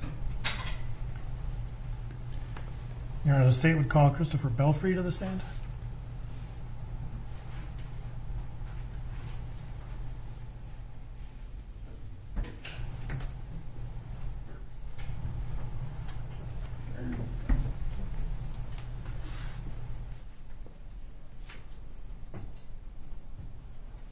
If you just stand right here, raise your right hand. Do you swear or affirm under penalty of perjury that the testimony you're about to give will be the truth and nothing but the truth?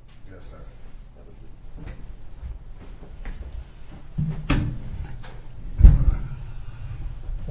Sir, in order to be able to be heard more clearly, I'm going to keep my mask on, but if you wouldn't mind, if you would take your mask off, would you be comfortable doing that? No, really don't want All right, thank you. We're going to also test out how the microphone picks you up by having you state your full name and spell each of your names.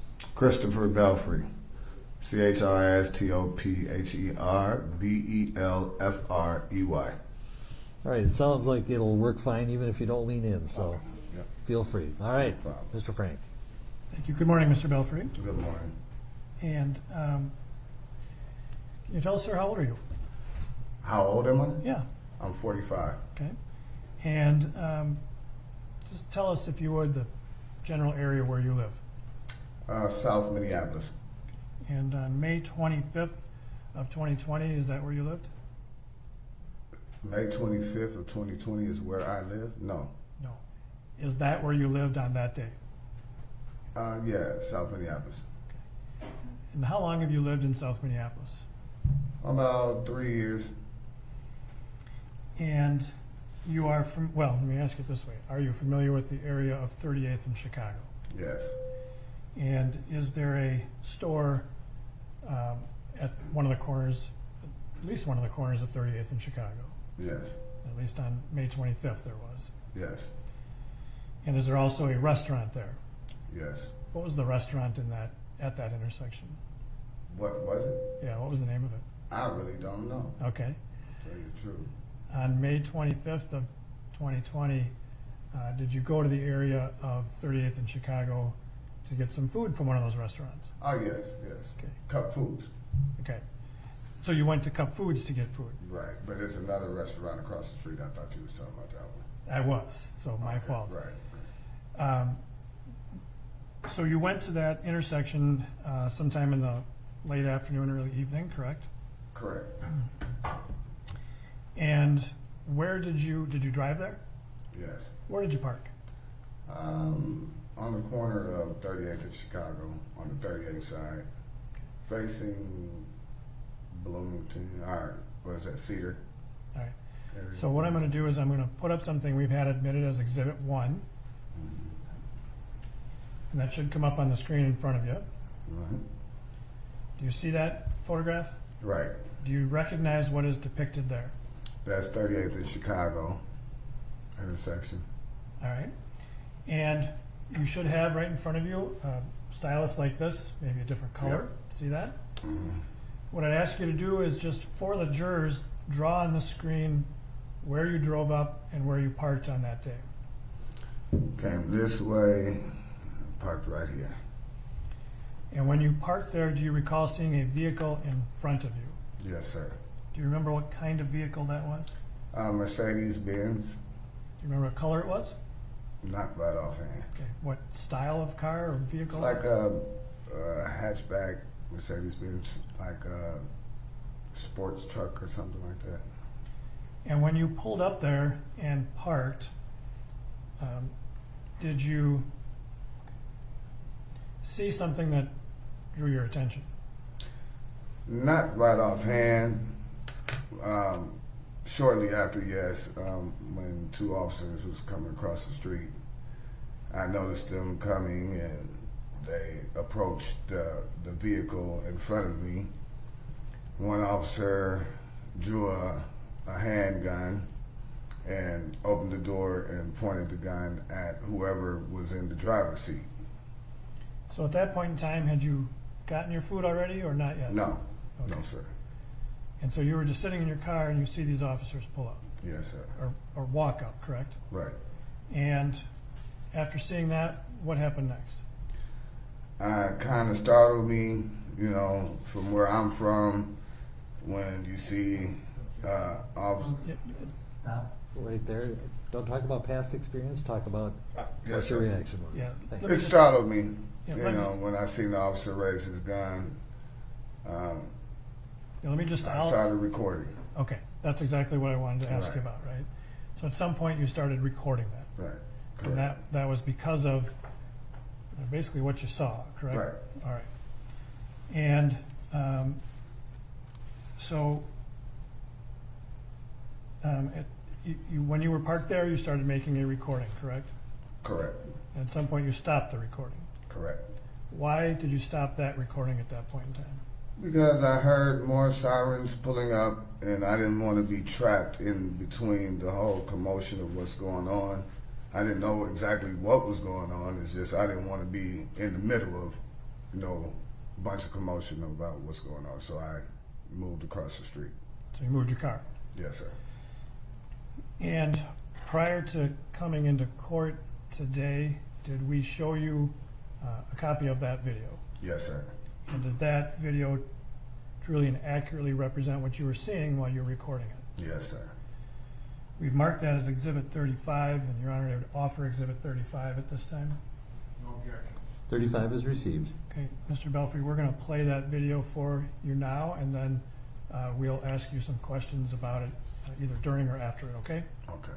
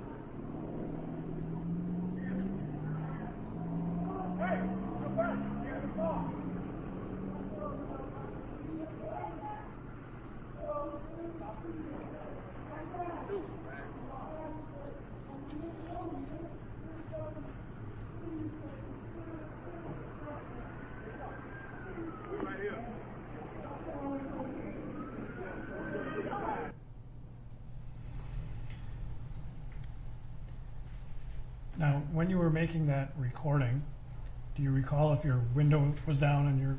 Yeah. Yes, sir. So we were able to hear some of it on the video. Were you able to hear any better sitting there in person than with the video? I vaguely heard most of it. What were you kind of hearing? I heard him asking him to let me see your hand. He's saying, please, something about I've been shot or something before. Please don't, something like that. And at that time, that's when I heard the sirens pulling up and they pulling him out. And that's when I went to back up and turn around. When the video stopped. And so I'm going to go back now to Exhibit 1. We'll put that up again.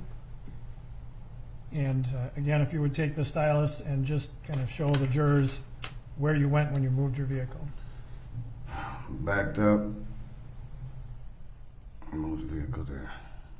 So for the record, you're showing that you moved from the Dragon Walk side of 38th to the Cup Food side of 38th, correct? Yes, sir. And when you got over there, what did you do? I continued to record. And were you, well, you started recording again, correct? Right. And when you were recording, did you have somebody in the car with you? Yes, my fiance. Well, she was in the car, in Cup Foods getting the food. So by the time I turned around, she came out and got in the car. And so during that recording, some conversations between you and her were also recorded. Yes, sir. And so did you start recording then at that point? Yes, sir. All right. And prior to coming into court, did you also have a chance to review that video? Yes, sir. And it appears to be a true and accurate copy of the actual video you made. Most definitely. Now, I will tell you that we have deleted the audio from this video. Yes, sir. Conversation that you and your fiance had, it's not important, it's the video. Right. Okay. Absolutely.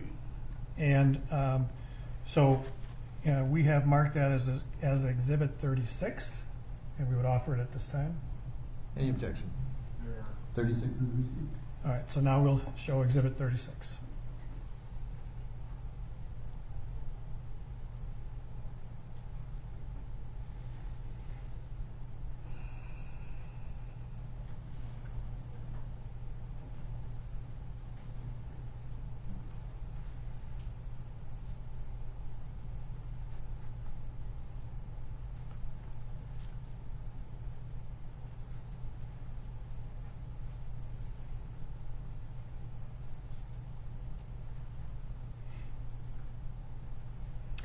Now, I'd ask to pause it right here, please. And there's no timestamp on the video, so we will do our best to describe it. Oh, there is a timestamp on the video. This would be at approximately 26 seconds. Do you see that? All right. And what you're seeing here, obviously there are two officers, well, there are now 3 officers on the scene, correct? Correct. And the original 2 officers are in this view, and one of the officers is with the individual sitting on the ground, correct? Correct. The individual sitting on the ground, do you recall seeing him from when you were parked behind the Mercedes before? Correct. Where was that individual when you were parked behind the vehicle? He was in the driver's seat. So that's the same individual that in the prior video had been removed from the driver's Correct. seat. And did you see while you were moving the car how those 2 officers and that individual went from the Mercedes in the prior video to where they are now? Correct. How did that happen? They brought him out, walked him over to the sidewalk, sat him down, one officer, then went over to the other people that was in the vehicle and started asking them questions. And then the other officer had the driver sit on the ground there where we see him now? Correct. All right. So then we'll continue to play Exhibit 36, please.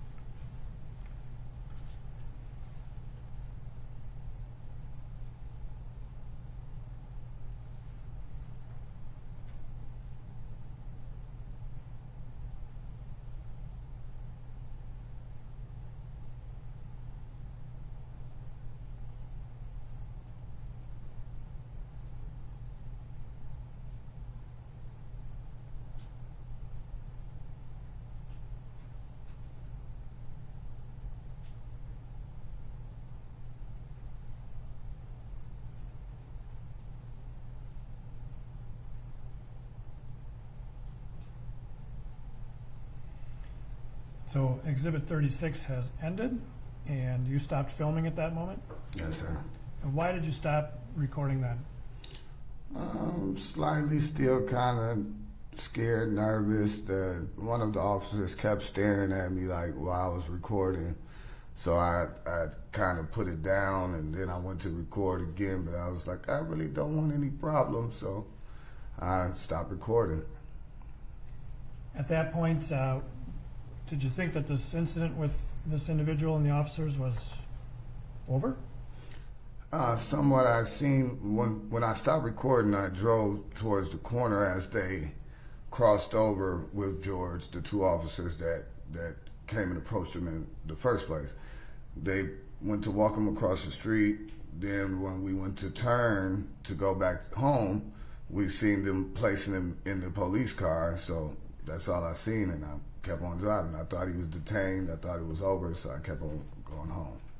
Now, you referred to George. Yes. Who do you mean by that? I felt that George was detained. Okay.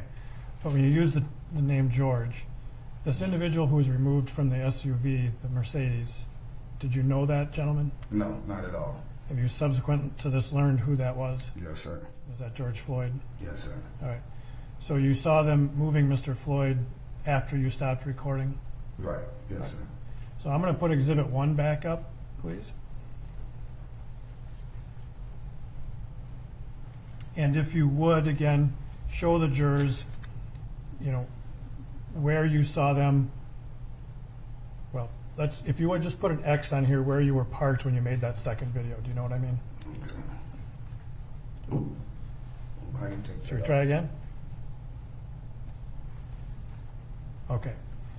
And then if you would, show the jurors where you saw them walking Mr. Floyd after you stopped recording. And walking him this way. And so then at some point you started up your car and drove off out of the area. Correct. And can you show the jurors where you drove when you did that? And so the record should reflect you turned from 38th Street to go what would be southbound on Chicago. Correct. All right. And the record should also reflect that you're indicating the officers walking Mr. Floyd from the Dragon Walk corner, what would be northbound on Chicago, correct? Correct. Towards the Cup Food store. Correct. Now, when you turned and went south on Chicago, had they already walked Mr. Floyd in front of you over to that, or did you cut in front of them? Do you know what I mean? I believe they already crossed. I'm not sure, to tell you the truth. It was a while ago. I'm not sure if they was before or after, to tell you the truth. But at one point you said earlier that you saw them putting him in a squad car. Right. Where did you Correct. see that taking place? Over here.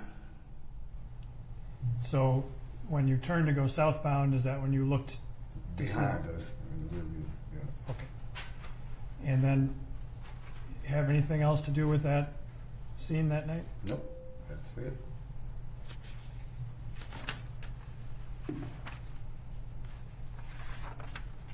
I have no further questions, Your Honor. Any cross? Yeah.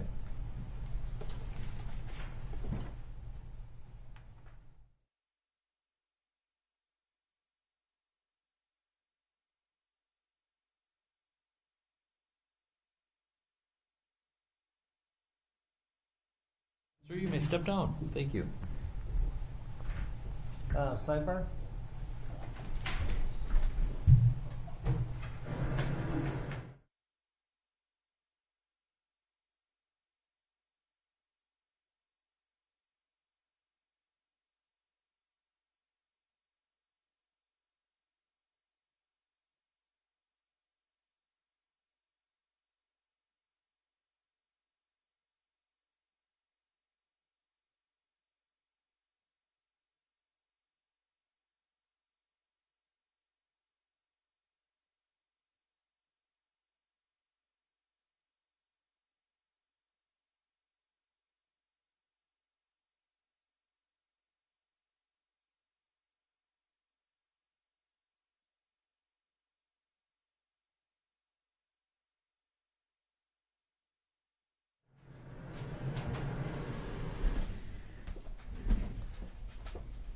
Members of the jury, it looks like the best schedule would be to take our lunch break now. We'll try and reconvene about 1:15. Thank you.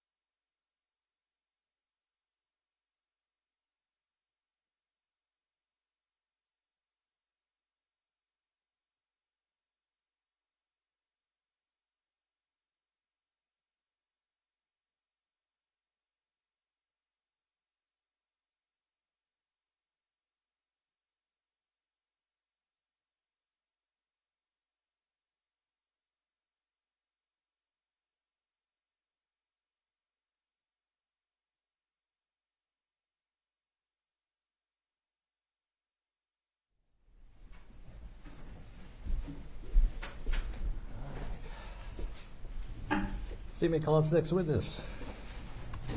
Your Honor, the state calls Charles McMillan.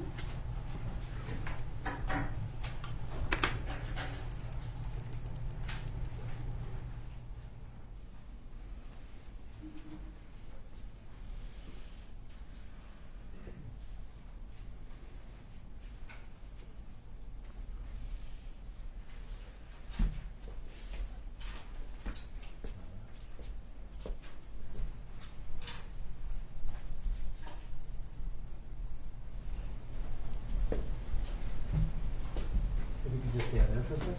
Raise your right hand, please. Do you swear or affirm under penalty of perjury that the testimony you're about to give will be the truth and nothing but the truth? Have a seat.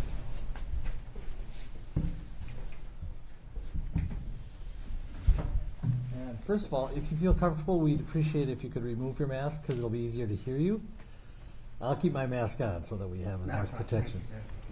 And we're going to test out the microphone and how it works with you. So if you could state your full name, spelling each of your names.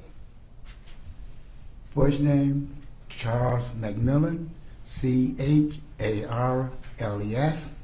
Last name, McMillan, capital M-C-M-I-L-L-I-A-N. Thank you. Ms. Eldridge. Thank you, Your Honor. Good afternoon, sir. Good afternoon. How are you doing today? I'm okay. Thank you for being here. I'm going to start with some questions about your background, and then we'll move on from there, all right? Yes, ma'am. So could you tell the jury how old you are? 61 years old, And how far did you go in school? 3rd grade. And what city do you live in? Here in Hennepin County. And you're in Hennepin County. Are you in Minneapolis? Yes, ma'am. And I'm going to ask you some questions about Memorial Day, May 25th of last year. Do you live in an area close to Cup Foods? Yes, I do. And that evening on May 25th, were you driving by that area? Yes, I was. And what kind of car do you drive? I drive a 2006 Dodge Caravan Blue. Okay, is that a van? Yes, ma'am. So, when you were in the area of 38th and Chicago, did something draw your attention? Yes, it did. What was that? What did you see? I was at the red light going south, and at the time I was going to go east on the 38.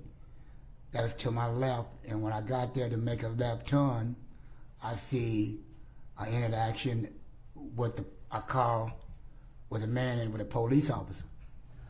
So I'm going to show you a map. If we could put up Exhibit 1, please. All right, so you were talking about where you were. Using this map that's up on the screen, could you just describe, you can actually use your, there's a little pen there, stylus pen. You can use that to sort of show the jury on the screen where you were and where you were headed. Hard for me to see because I'm old. I can describe it better by saying because I can't hardly see what's going on. Okay. I was on the corner of 38 in Chicago. All right. To make a left to go east towards 42nd and Hiawatha. So I was right on the corner of 38 in Chicago. So you were headed east on 38th Street, is that right? Yes, which would be right here. Okay, perfect. And you just made a mark at that intersection there where in the direction you were headed, which was eastbound, is that right? Yes. All right. And when you were headed down 38th, you said you saw an interaction with somebody and some police officers. What did you see at that point? Well, when I made the left, I seen a blue. There was a Mercedes-Benz truck on the right side with a police officer standing at the door. So I automatically made a right turn and pulled over. And what made you decide to stop and pull over?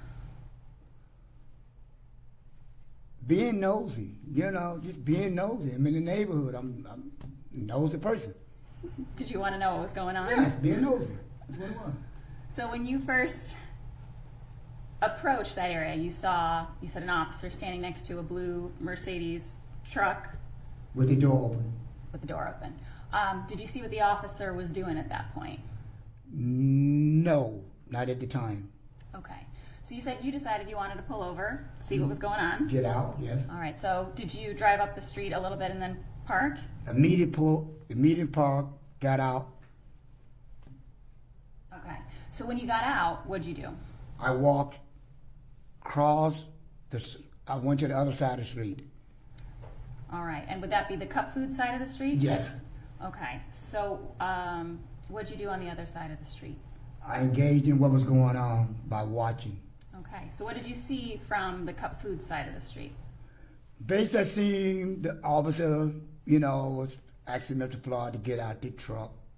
And shortly after they got Mr. Floyd out the truck and they walked over to the sidewalk where they allowed, just walked over to the sidewalk behind Mr. Floyd's truck. Okay, so I'm going to stop you right there. We'll just break it down a little bit. Yes, ma'am. You said you saw the officers getting Mr. Floyd out of the truck. Is that right? Yes, ma'am. And you say Mr. Floyd. Did you know who he was at the time? No, ma'am. Did you later learn that that man was George Floyd? Yes, ma'am. Okay. So you saw, how many officers at that time did you see interacting with Mr. Floyd? I want to say one at the time, then another one walked over to help him. Okay. So tell the jury about that. What did you see the first officer do, and then what happened next? So we'll start from that point. Well, when I got out my truck and started watching, I basically just seen the officer asking Mr. Floyd to get out. And from that point on, I don't want to say, the other officer walked up to the truck where the other officer was. The other officer was on the other side, so he walked up to where the officer trying to get Mr. Floyd out of the truck. I said, and I heard a couple words, I don't know what it was, and then they finally got Mr. Floyd out of the truck, handcuffed, and walked him down. Okay, so I'm going to stop you right there. So first you saw one officer interacting on the driver's side of the car Yes. with Mr. Floyd. Is that right? Yes, ma'am. And then you said there was another officer who was on the passenger side initially of that blue Mercedes truck. Is that right? Yes, ma'am. And then I think you're describing that eventually that officer on the passenger side came over to assist on the driver's side. Is that right? Yes, ma'am. Okay. And you said that those officers got Mr. Floyd handcuffed. Did you see that happen? No, I didn't. No, I not recall it. So what did you see while you were standing on the cup food side of the street happen at the next to that SUV? Well, after that, I seen, because I was looking away, but then when I turned back and looked, I did see Mr. Floyd handcuffed. Then they started to walk him down the sidewalk. So you didn't see the very moment he was handcuffed, No, ma'am. but you No. did see that he ended up in handcuffs. Yes, ma'am. And were you looking around you, but not focused the entire time on, what the exact moment was that he was handcuffed? No, I Okay. didn't. So you said that he was handcuffed, and then you said they walked him across the street. So can you describe or show on the map what you saw happen next?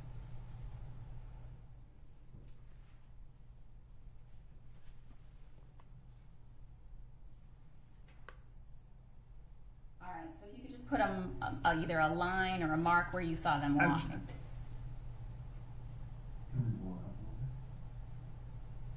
Can we enlarge it? Is that possible?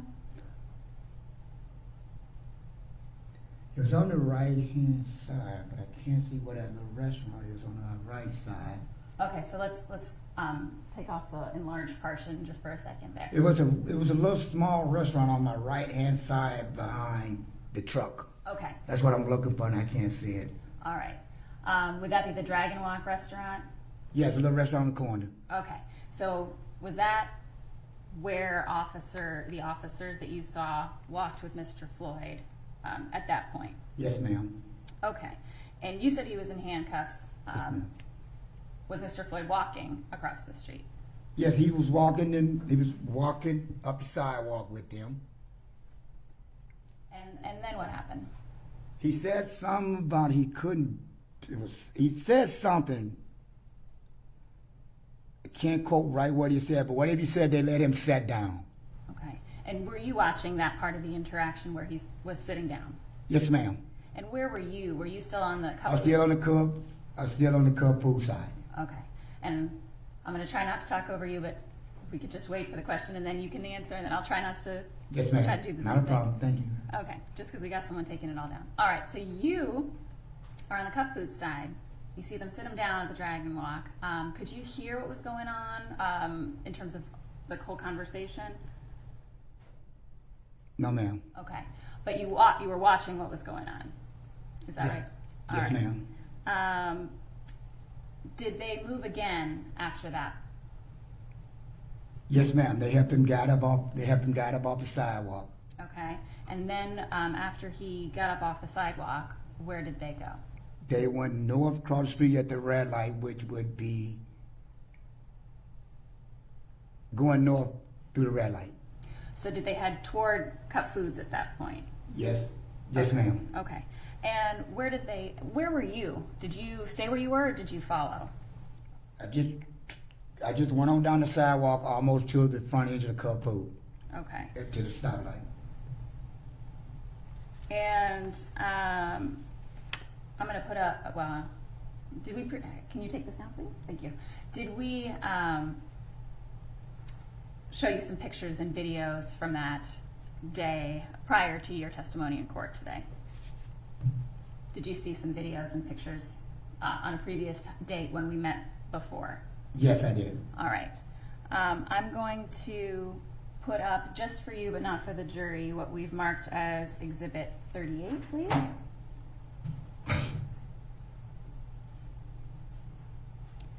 All right. Do you see that in front of you? Yes, ma'am. And do you recognize yourself in that picture? Yes, I do. And is that what you looked like on May 25th and what you Yes. were wearing? All right. We would offer Exhibit 38. All right, 38 is received. All right. And we will publish that to the jury. All right. So now the jury is getting to see that's what you were wearing. That's what you looked like on May 25th. Is that right? Yes. And so it looks like you're walking down the sidewalk. You're talking about getting closer. Did you get closer at that point? Yes, I was getting closer. Okay. We can take that down, please. So after you see the officers walk Mr. Floyd toward the Cup Foods and you're getting closer, what do you see then? I see them come through the intersection with Mr. Floyd, and I was just standing and observing like I was doing. And when they came through the intersection, they went on to the car with him. And when you say the car, what car are you referring to? The squad car. Okay. So they were taking Mr. Floyd to the squad car at that point? Is that right?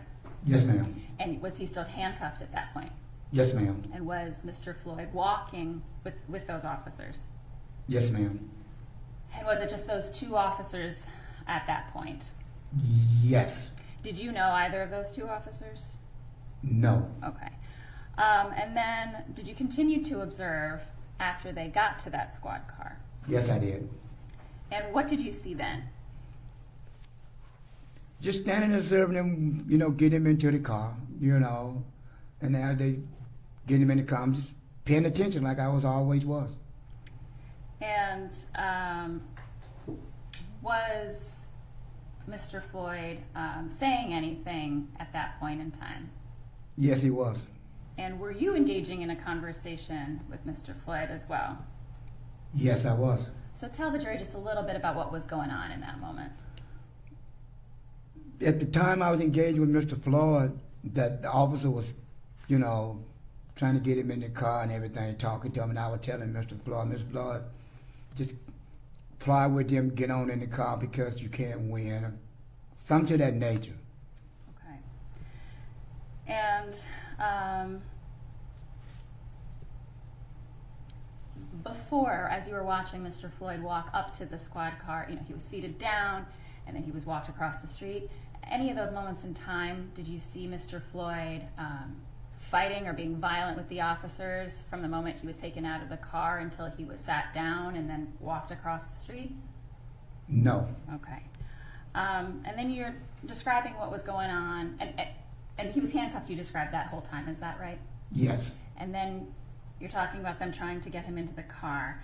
Did we previously show you a video that showed your position and what you were watching, as well as what one of the officers' body cameras showed was going on at that moment. Did you see video of that on a previous date? Yes. And did that show accurately and fairly what you saw, as well as what you heard and what was going on with respect to Mr. Floyd at the squad car? Did that show what was happening? Yes. Okay. And just so I'm clearly describing it to you, I know you saw a number of videos. There was one that had a view from one of the officer's body cameras combined with a surveillance camera that was showing where you were standing. And that's what we've marked as Exhibit 39. And you said that video showed what you were doing and what you saw and heard. Is that right? Yes. All right, I'd offer Exhibit 39. 39 is received. And we will publish that now.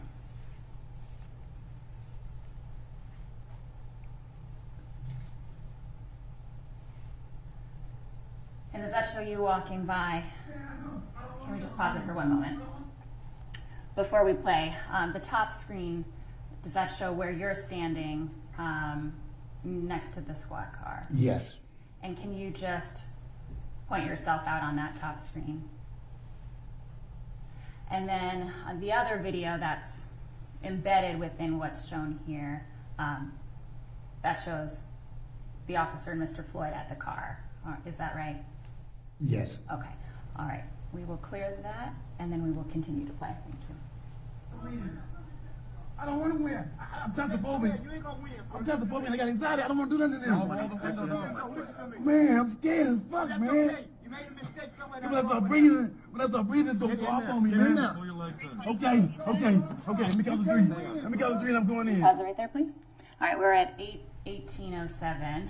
Now, just to sort of summarize what's happened thus far, are you having a conversation with Mr. Floyd at that point? Yes, ma'am. And what's going on in that conversation? It's going on a conversation that I'm watching, Mr. Floyd saying that he clasped over to the back seat of the police car. And I'm trying to get him to understand that when you make a mistake, once they get you a cup, it's no certain thing as being clasped over. You're going to go with them. And I was trying to get him to go. Okay, and you were saying, is it your voice saying things like you can't win? Yes, ma'am. And why were you saying that? Because I have had interaction with officers myself, and I understand once you get in the cup, you can't win. You're done. Okay. It's just the way I have looked at it. So were you trying to just help him to... Make the situation easy. Got it. So you were trying to make the situation easier. And there were some comments about, I'm claustrophobic, and then I believe there was a response. Were you having a conversation with Mr. Floyd at that point in time? Yes, ma'am. And did you feel like he was hearing you and understanding what you were saying? Yes, ma'am. And like you said, you were just trying to make it easier and help. Is that right? Yes, ma'am. Okay.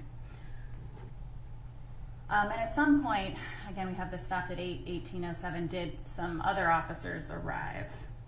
Yes, ma'am. And did you know any of the other officers who arrived? Yes, ma'am. And who did you know? Mr. Chauvin right there. And if you can point to him on the screen, you're pointing there. So you've made a mark with the arrow pointing to Mr. Chauvin. How did you know Mr. Chauvin? 5 days prior to this happening, I pulled up on the squad car somewhere in South Minneapolis, and I seen Mr. Chauvin, and I told him, like I tell all officers, at the end of the day, you go home to your family safe, and let the next person go home to their family safe. So you had just met him in the community a few days prior, is that right? I had seen him in the community prior to them, but the day I pulled up on him, I gave him the recommendation of what I just said. Okay, so you had seen him 5 days or so prior, had a conversation with him, but you had known him in the community before that as well, is that right? I had seen him running through the community, not knowing it. Okay, so you recognized him as an officer in the community? Yes, ma'am. Okay. I apologize. I'll try to slow down. You try to slow down. We'll both take a breath. And then we'll Yes, move on. ma'am. Okay. And I'm going to try not to talk over you. Do my best. All right. Okay. So I'm going to let the video play, and then we can pause it for some follow-up. So go ahead. Thank you. You can't win. I'm not trying to win. I'm not trying to win. I'll get on the ground, anything. I'll get in the car. He know it. He know it too, Mr. Officer. Y'all hear me? Don't do me like that, man. in the car. Okay, can I talk to you, please? Yes, you get in this car. We can talk. I am claustrophobic. I'm hearing you, but claustrophobic, you're not man. working with me. God, I'm claustrophobic, man. Get in the car. Man. Get in the Can you car. put me in the front? Please. No, you're not getting in the I'm front. claustrophobic, Mr. Officer. Get in the car. Okay, man, okay? I'm not a bad guy, man. In the car. I'm not a bad guy. Man. Please, officer. Please. Sit. Please. Take a seat. Please, man. Please. No. Take a seat. I can't choke. I can't breathe, officer. Please. Please. Fine. My wrist, man. Please. I can't. And I'm on the ground. I'm on the ground. I'm on the ground. I'm on the ground.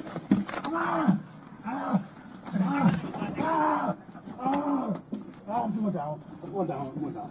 Get in the squad. I'm going down. I'm not going to lose you. Bro, you want to die a heart attack, I know I can't breathe. Get in the car.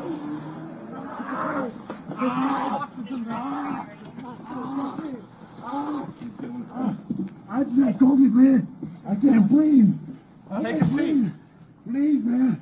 Please listen to me. Is he going to jail? Listen to me. He's under arrest right now for forgery. I tell you. Then we figure out what's going on. For what? Take him out. For what? Please, man. I can't fucking breathe. Here, come on out. Look at you. Thank you. Get him on the ground. Yeah, on the ground. On the ground. My wrist.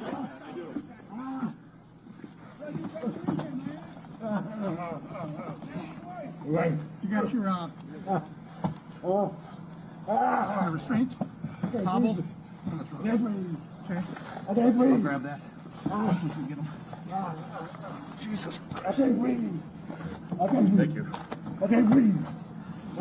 Stop moving. Mama. Yeah, Mama. it's in the, Mama. one of the front pouches Mama. on my right side bag. Mama. You're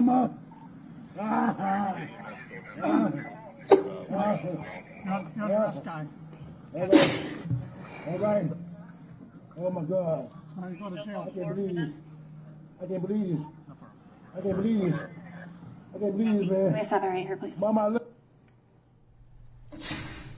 McMillan, do you need a minute?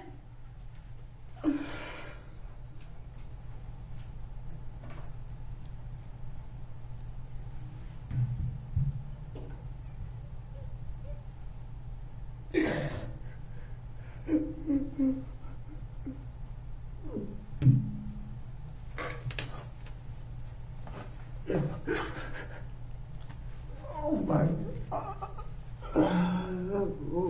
Just take your time. Let us know when you're ready.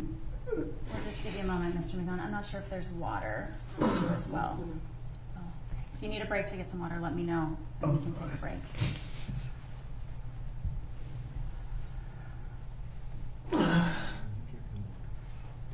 May I approach, Your Honor? You may.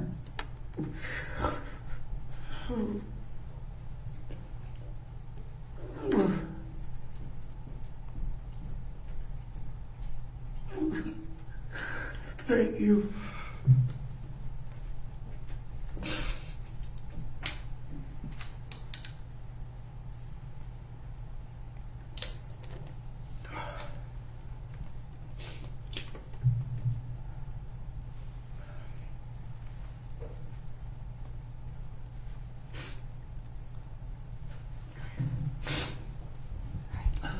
You okay?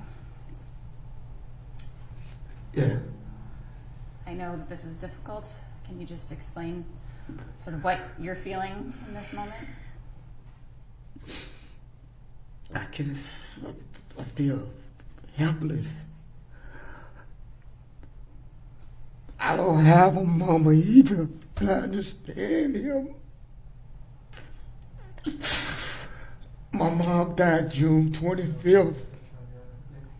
Hang on just 1 second, Mr. Let's take a 10-minute break. We'll take a little break.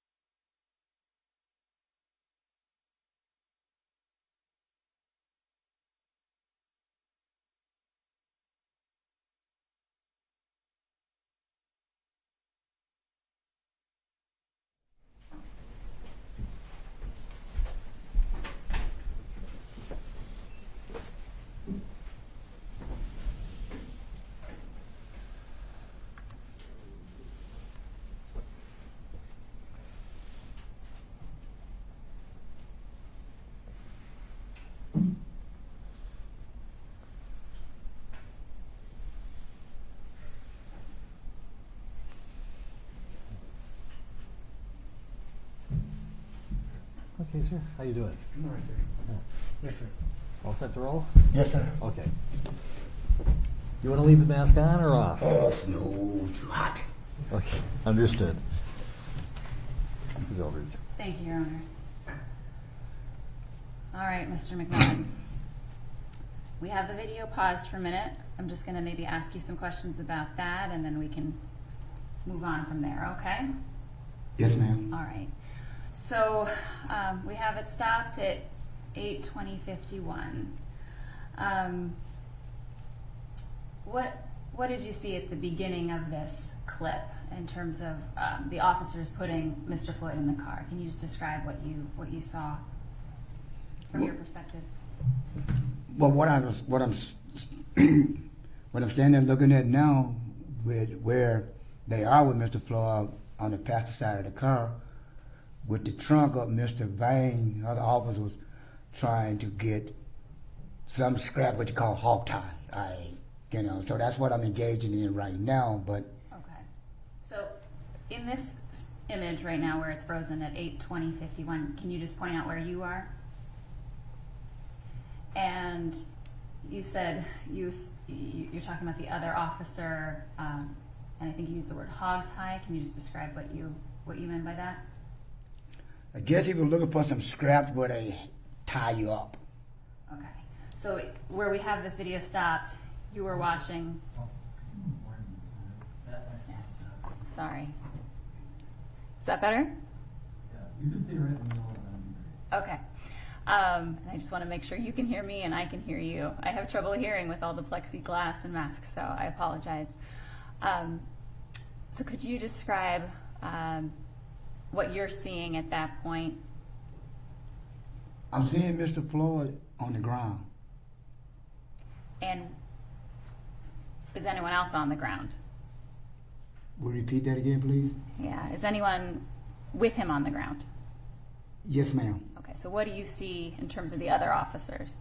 I see two officers on the back of him, and I see the officer in the front with him.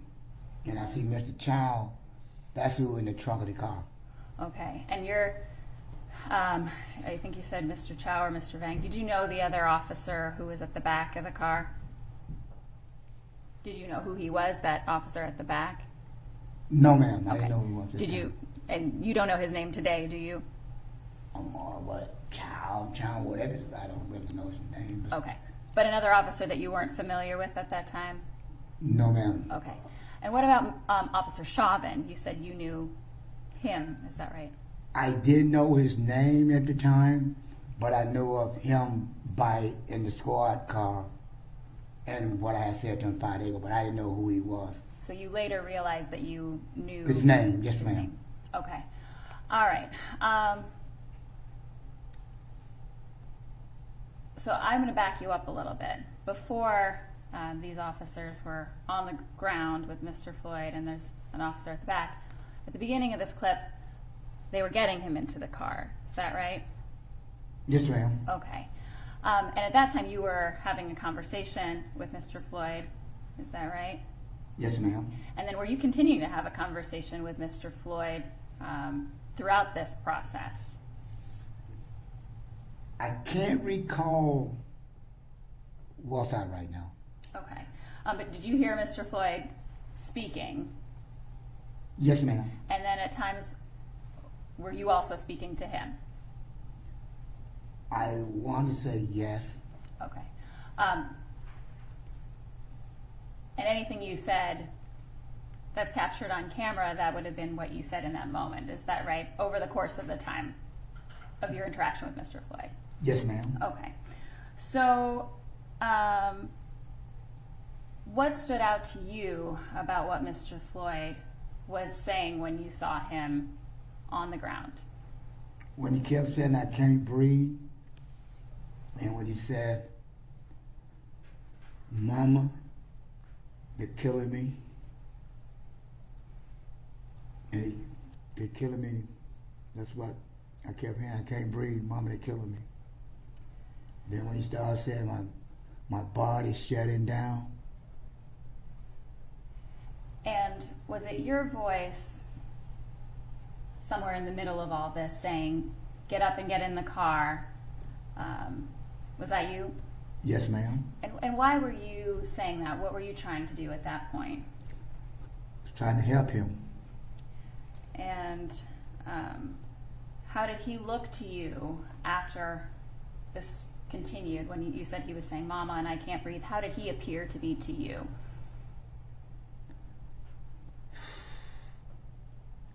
He appeared to be in and out with the foam running out his mouth. And you said you saw foam running out of Yes, his mouth? white foam around his mouth and stuff. Okay. And you said in and out. What do you mean by that?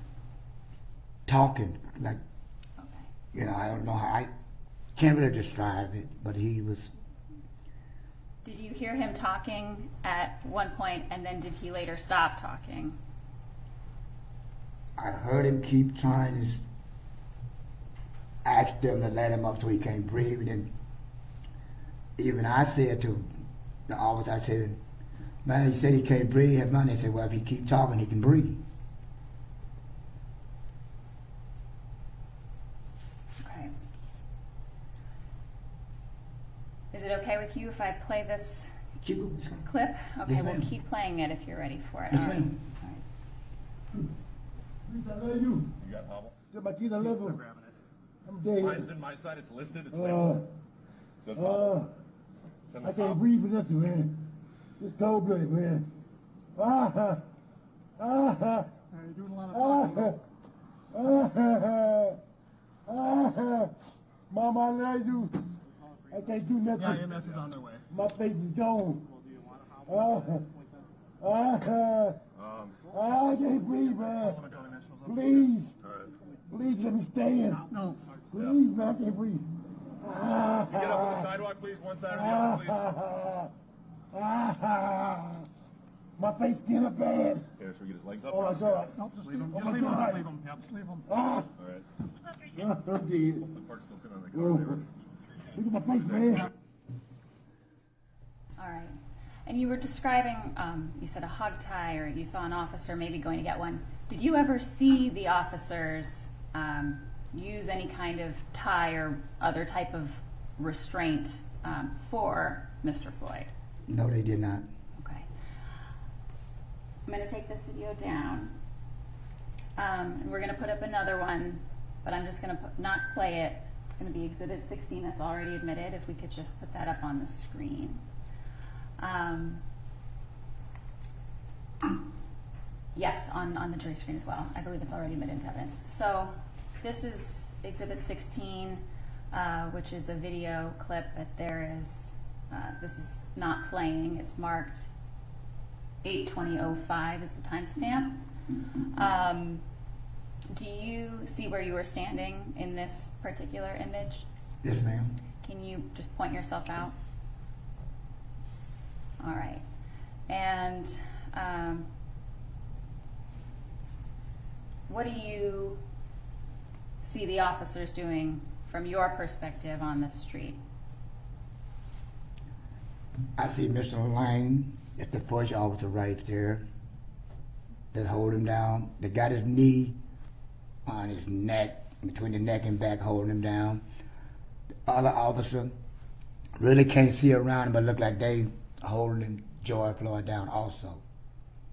Okay. So you talked about, did you see 3 officers with Mr. Floyd? Yes, ma'am. I see 4 officers all together, but 3 of them is on Mr. Floyd, one standing in the back door. And looking at this picture, can you tell which officer was which at this moment? First officer is Mr. Chauvin. Okay, I don't know the other. All right, so let's just stop right there. When you say Mr. Chauvin, can you tell where Mr. Chauvin is in this picture, or is it too difficult to see in this picture? All right, can you actually press that again if you're trying to point to Mr. Chauvin? Okay, so the officer that you've just identified with an arrow, is that the one you recognized as Mr. Chauvin? Yes, ma'am. Okay. And then there were 2 other officers you described on top of him, is that right? Yes, ma'am. And then a 4th officer standing at the back of the truck, is that right? Yes, ma'am. Okay. If it's okay with you, I'd like to play just a little bit of this video. Are you ready for that? Yes, ma'am. Okay. Go ahead.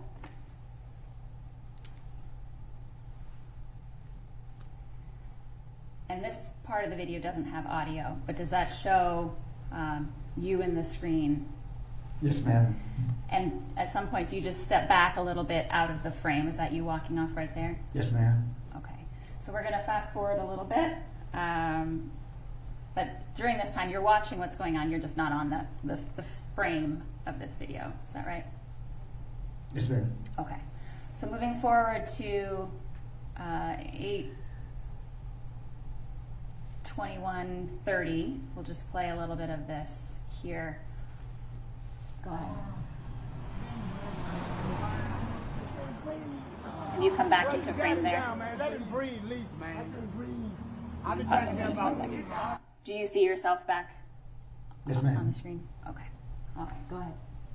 So let him breathe, look at me. Put a hand on his neck, man. One of my homies died. He ran with the back phone. I'm about to just die, just say. Relax. Man, I can't breathe my face. Just get up. What do you want? I can't breathe. Please, the knee in my neck. I can't breathe shit. Bro, get up, get in the car, man.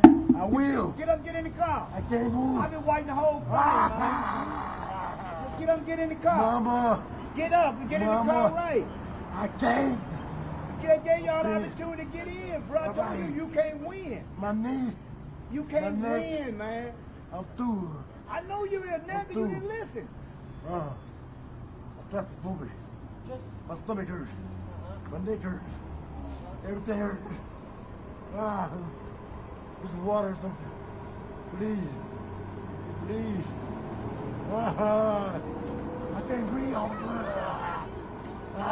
Shut up. They gonna kill me. They gonna kill me, man. Bro, with your feet on his neck, man, you get off the His nose is bleeding. Like, come on now. That's raw right there with his feet on his neck. Look at his nose. You see your knee on his neck. Yeah, he got your feet right on his neck, bro. I cannot breathe.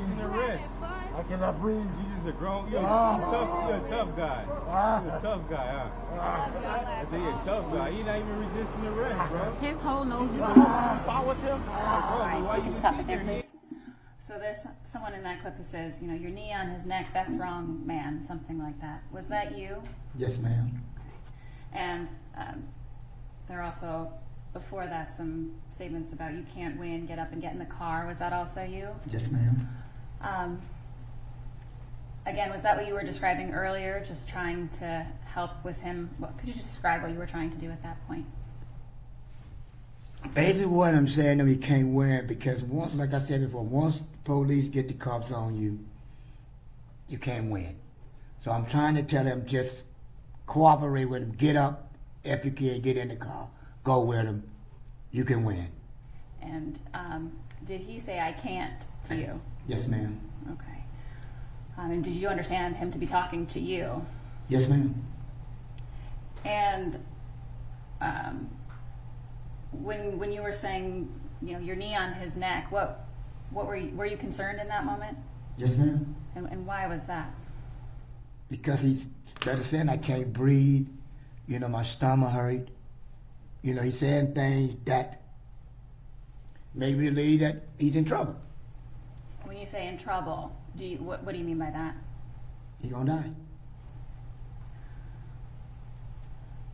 Did you stay, and I'm not going to keep playing this clip, we can take it down, but did you continue to watch what was going on?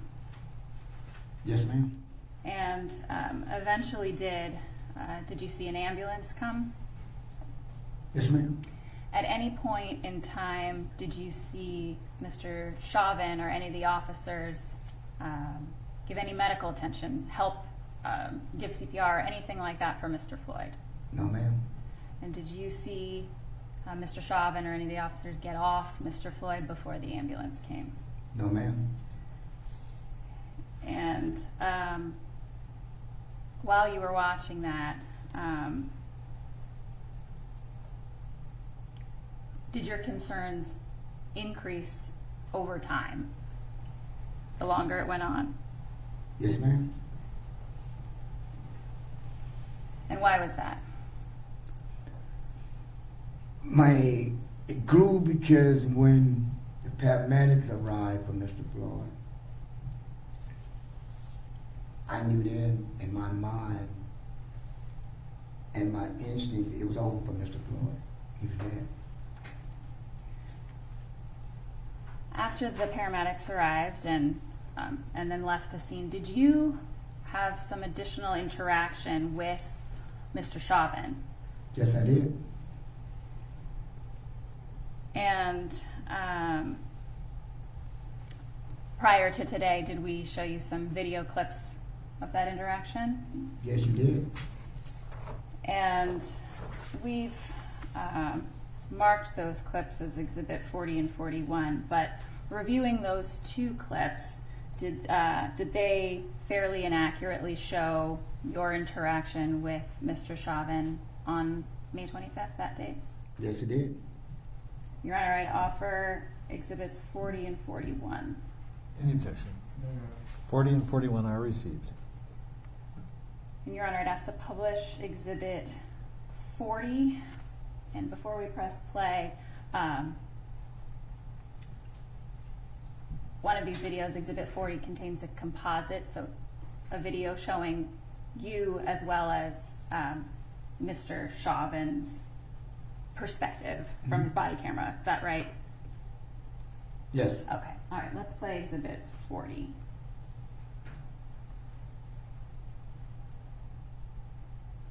And is that you walking down the street? Yes, ma'am.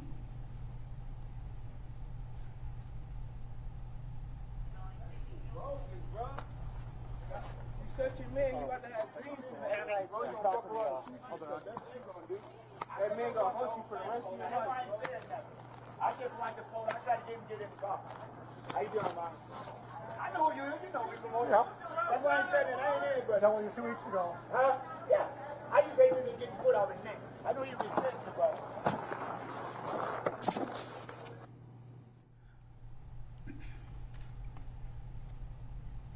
So that can be, we can pause right there, but that can be difficult to hear. What was it that you were saying to Mr. Chauvin at that time?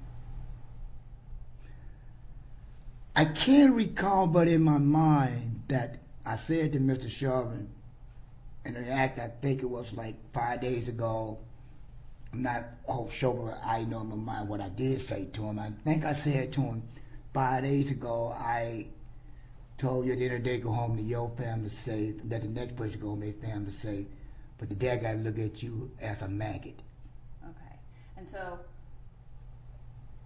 your interaction continued with him in these two, over these two clips, is that right? Did he move his car at some point? Either that clip or the other clip. Yes, he did. Okay. And then did you also have another conversation with him as well? I think so. And initially, did you remark about his foot on his neck or something to that effect? I can't recall. Okay, but if it's there, it would be in the video, is that Yes, right? ma'am. All right. And again, some of these can be difficult to hear. Can we put up Exhibit 41, please?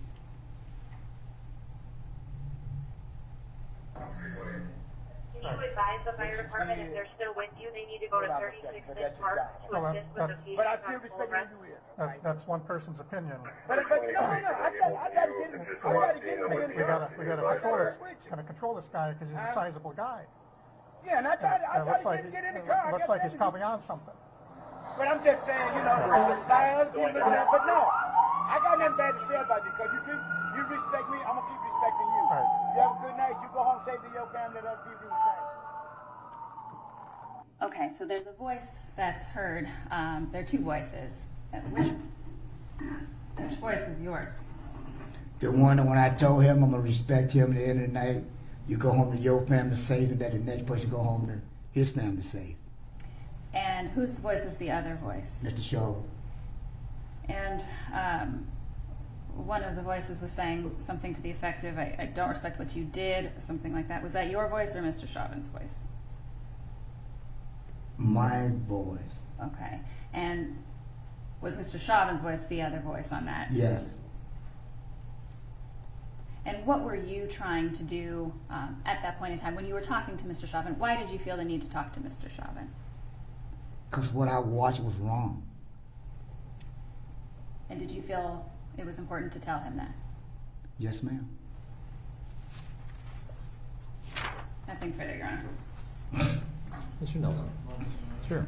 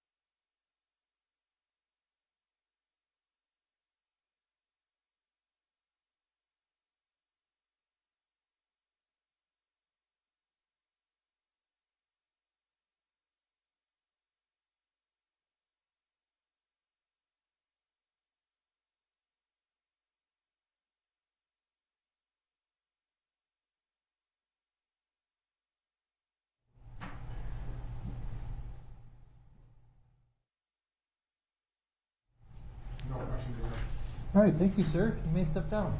And if you could take the water with you, that'd be great. The bottle of water that's right over there. Thank you. Mean I'm done? You are done. Thank you for coming in.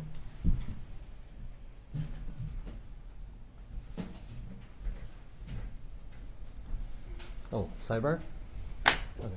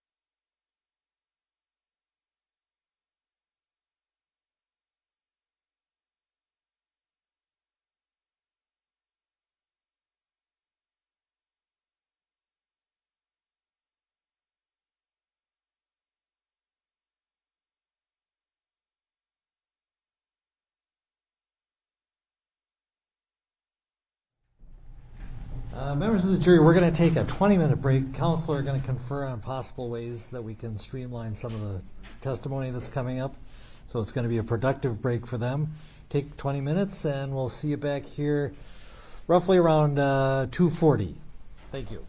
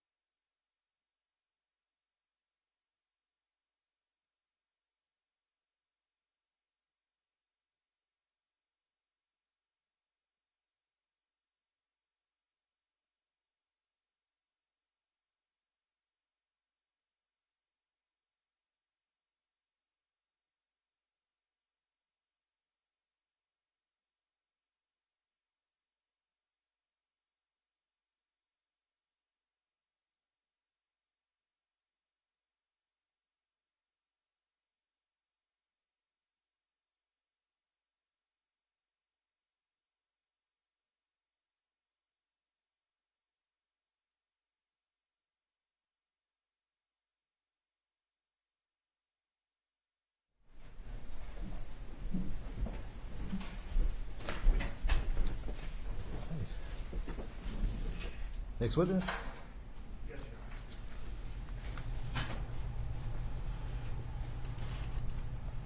Your Honor, the state calls Jeff Rugal.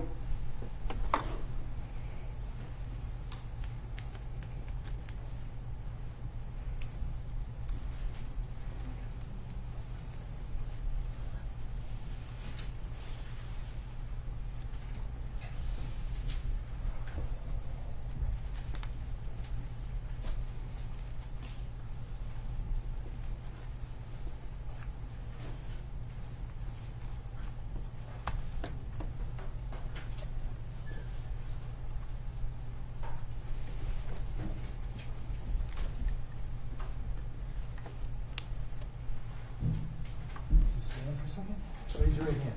Do you swear or affirm under penalty of perjury that the testimony you're about to give away the truth and nothing but the truth?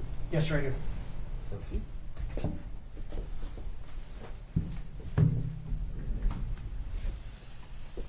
And before you begin, if you could give us your full name, spelling each of your names. James Jeffrey Rugal, James Jeffrey, Rugal, Rugel. Mr. Slisher. Can I take these off? Please. Thank you. Thank you, Your Honor. Good afternoon. Is it Officer Rugal? Lieutenant Rugal. Lieutenant Rugal. And what law enforcement agency are you with? Minneapolis Police Department. And how long have you been employed by the Minneapolis Police Department? Just under 32 years. And you indicated that you're a lieutenant. How long have you held that rank? Since 2000. Before you talk a little bit about yourself, you understand that you've been called here today as sort of a foundational witness. Is that right? Yes, sir. Your personal involvement in this case is somewhat limited, and we're going to be offering various video evidence through you. Do you understand that? Yes. Right. And so what are your present duties with the Minneapolis Police Department, Lieutenant? I manage the Police Business Technology Unit. And what is that? Myself and my staff basically manage the technology equipment, software, systems that officers use on patrol and investigations anywhere they're doing their job. Tell the jury a little bit about some of these systems and software and tools that you use. For example, we have a records management system where all of our police reports are kept, and so my staff manages that system along with a software vendor. We use surveillance video, for example, surveillance cameras around the city. We manage accounts for that, advise on where cameras should be, and make sure the system's working. The city uses body cameras for patrol officers and investigators. We manage the body camera program, including the video storage, which is through a cloud-based vendor, but all of the policies and stuff are enforced through our system administrators, which are part of my staff. Fair to say, as a police department, the department generates a lot of data. Very much, yes. Both the written documents, video, audio, and all of these things need to be collected and stored and be able to be retrieved in a way that can be associated with a case number. Is that right? Correct. Before stepping into the business technology unit, I'd like you to share with the jury a little bit about your career at the Minneapolis Police Department. When did you begin? I started in 1989 as a patrol officer, worked as a patrol officer for several years, was promoted to sergeant, and worked as an investigator doing gang cases, gun trafficking, and narcotics. Was promoted to lieutenant in 2000, and as a lieutenant I've served as a patrol lieutenant supervising a shift of officers on the street at a couple of postings. Served in this business technology job, and I also was the manager of our Strategic Information Center for about 8 years. And I'd like to, for purposes of starting here, focus on that assignment with the Strategic Information Center. So could you please describe for the jury what the Strategic Information Center is? It's what we call a real-time crime center. So it's a facility where both sworn law enforcement officers and non-sworn analysts work they're monitoring the police radio, they're monitoring cameras, they're looking at calls for service, and looking for ways to assist patrol officers in their job. So that could be anything from hearing that a patrol officer is on the way to an address on a particularly high priority call, looking up the history of that address and being able to send information to an officer so they know more about it before they even arrive. They also do a lot of assistance to investigations, looking for link analysis, trying to find suspects based on nicknames, all sorts of stuff. But they do that 7 days a week, 20 hours a day. Fair to say, like any other business, things have changed a lot since 1989 when you started in law enforcement. Yes, quite a bit. We have much more sophisticated surveillance tools and data storage tools, is that right? Yes. When did the Strategic Information Center open? October of 2010. And what was your involvement in the Strategic Information Center at that point? I was on the design team that helped to configure the way it was going to work. I was the initial and first manager of the center, so I wrote the standard operating procedures, the policies, sort of created it from the ground up, along with some supervisors that worked for me. And you served to manage that center until when? April of 2018.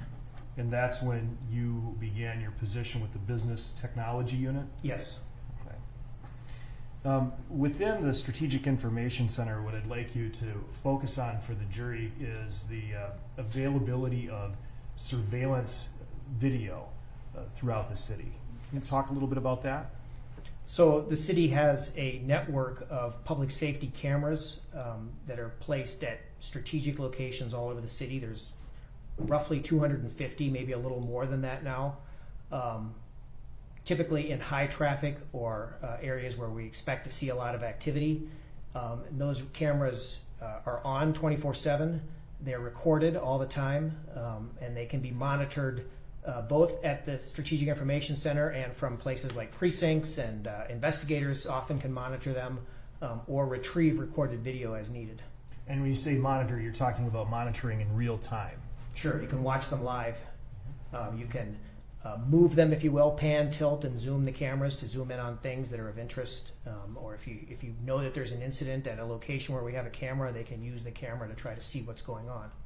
And then how do you communicate with other officers who may be on patrol and in need of this information? There's a number of ways. The primary way would be sending what we call a switch message. So the squads have a computer in the car, and they're operating some software that allows us to send them sort of a direct message that flashes on their screen and can give them updates on the call or any other information. We can also get on the radio if we want to broadcast to a wider group. And then people have cell phones. We can call them if there's something more detailed than what you want to send in the message. Okay. And that's helpful for monitoring in real time. You also mentioned storage and retrieval of said footage. Is that right? Yes. Okay. Yeah, describe, as the designer and former lieutenant of this Strategic Information Center, how the footage is able to be stored, retrieved, and, if possible, associated with a particular case number or event. Sure. So we use a system called Milestone, which is our enterprise video management system. It's commercial software, but each camera feeds its images into Milestone, and they're recorded on a giant server that just holds video. They stay there for 14 days, and then after 14 days, the video expires and it just goes away. But during that 14 days, the staff at the SIC or investigators can go in and search by date and search by location. So, with the huge number of cameras we have, we can't monitor every camera all the time. There's just not enough people and your eyes would glaze over. So it's very common for an investigator to contact the SIC, the day after an incident and say, hey, will you go find the video from this corner from this time to this time and save it for me, send it to me. And so they will do that, check the area where the incident was, and get the video. It can be downloaded out of the system so that it's no longer subject to that 14-day expiration. And once it's downloaded, it's like any other video file. It's there as long as you have it. And when you do, or an officer does, download Milestone video, and I think the jury's heard that term before already now, Milestone video. When they download the Milestone video, does that leave any kind of a electronic trail so that you can know who made the request, what case number it was assigned to, and where the incident came from? The milestone video itself, the system doesn't have case numbers, but when downloading it, usually the file is named, including the case number. And then to store that file, rather than keep it on a person's local computer, they store it in our video cloud storage system, which is called evidence.com. And at that point, it's associated with a case number. And the whole point of collecting the data, I suppose, is being able to retrieve it and use it both for proactive law enforcement, but also to review as evidence. Is that right? Yes. And so is this something that the SIC does, or officers assigned to that unit do in the ordinary course of business? Yes, very much so. And upon request here, were you able to review certain business records of the Minneapolis Police Department with which you're familiar to determine whether or not milestone video was requested and downloaded in this case? Yes. And when I say this case, you're aware there was an incident that took place on 38th in Chicago on May 25, 2020. Is that right? Yes. And was there milestone camera footage taken of the area on the date and around the time of the death of George Floyd? Yes. Are you aware that that footage was requested by a Deputy Chief Eric Fors in connection with this investigation? Yes. And can you tell the jury what he specifically requested? I believe he wanted video from the camera at 38th in Chicago from about 7 p.m. till, I'm not sure how late, maybe 11 p.m. And based on your review of the records, was that video footage obtained? Yes. And that was obtained by a Minneapolis police officer by the name of Dean Rugal. Is that right? Yes. He was a sergeant at the SIC. Okay. And the milestone footage with the incident that you just described, is that under Minneapolis Police Department case number 2020-140629? Yes. And that footage was exported and then uploaded into the MPD's evidence.com site for later retrieval. Is that right? Yes. And do you know when, based on your review, the case was uploaded? That footage was uploaded? Yes. Was that 12:50 a.m. on May 26, 2020? I believe so, yes. And you reviewed this footage yourself, is that right? I have. When did you review it? I actually reviewed it the day after the incident to see if there was video available. Now, can the milestone footage, does the milestone footage include a date and timestamp embedded in it? Yes. And based on your experience using this footage, are the date and timestamps accurate? They're very close to the same time as what would be on your phone or anywhere else. Okay. And can those date and timestamps be changed or altered by the user? No, one of the reasons we use Milestone is because when you download video using Milestone, it creates a sort of a secure package that includes a player and the video, and it can't be broken up, altered. Okay. Now, we asked you to review some of this footage, and you're aware that we've had footage excerpted and marked and are offering it as various exhibits. Is that right? Yes. Now, I'd like to draw your attention then to Exhibit 42. Were you previously shown a video that you were told would be designated Exhibit 42? I don't know if I was told it would be 42, but I've been shown some video clips, yes. All right. And you watched it, recognized it, and believe it to contain an accurate excerpt of the original Milestone video downloaded under that case number, is that right? Yes. That Officer Kriegel exported? Correct. Would you agree that the excerpt itself is a little zoomed in and captures various images from about 7:44 p.m. until 8:35 p.m. on the proffered exhibit? Yes. At this time, Your Honor, offer Exhibit 42. Any objection? No objection.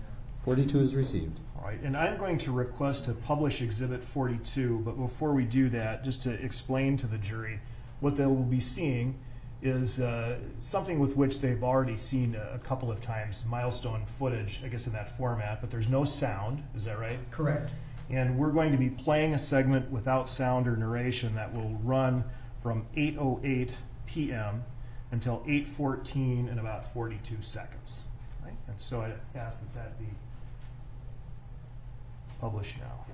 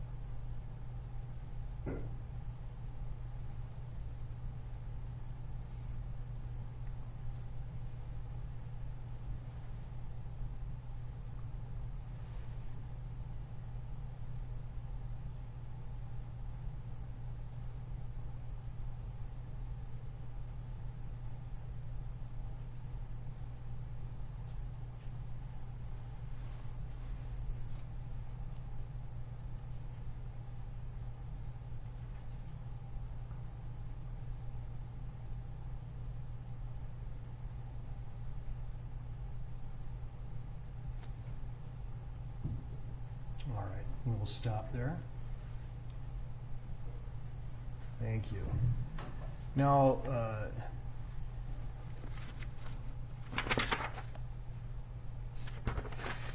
Lieutenant, I'd like you to take a look at Exhibit 1, please.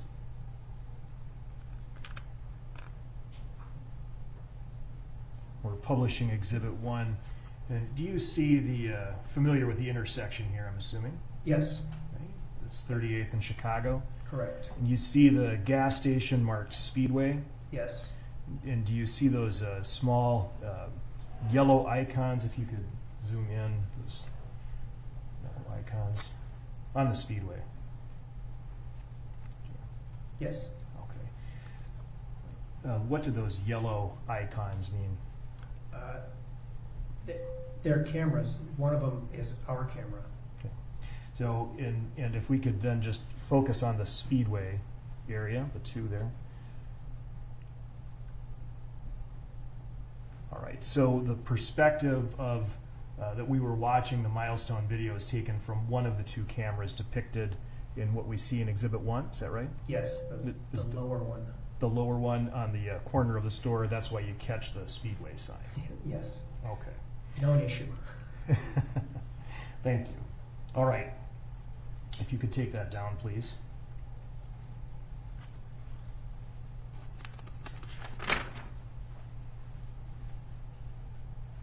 And now I'd like you to focus a little bit more on what you're doing these days in the business technology unit, all right? We know when you began in that job. Can you talk to the jury a little bit about what the business technology unit does with body-worn cameras? So Minneapolis Police uses body-worn cameras. As of now, every sworn employee has a body-worn camera. My unit manages the program. So we are the primary point of contact with our body camera vendor, which is a company called Axon. When cameras are shipped to us, we set them up for use. We assign them to officers in the system. We make sure that officers are trained on how to use them. And we manage the back-end software, which is called evidence.com, where all the body camera footage is stored and retrievable and managed. And my unit also employs 2 full-time auditors who audit the body camera program to ensure that officers are following the body camera policy, that they're turning them on when they're supposed to, that they're doing the checks that they're supposed to, and that the system is working well. And you're familiar with the Minneapolis Police Department body-worn camera policy? Yes. And this is something, obviously, in 1989, officers were not wearing body cameras. They weren't invented. Right. Right. When did body-worn cameras become more commonly used?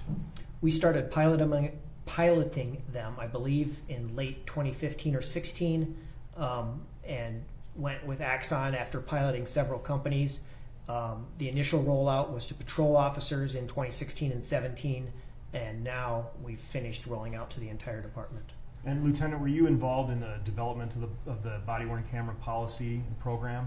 Not so much in the development of it. I was at the SIC at the time.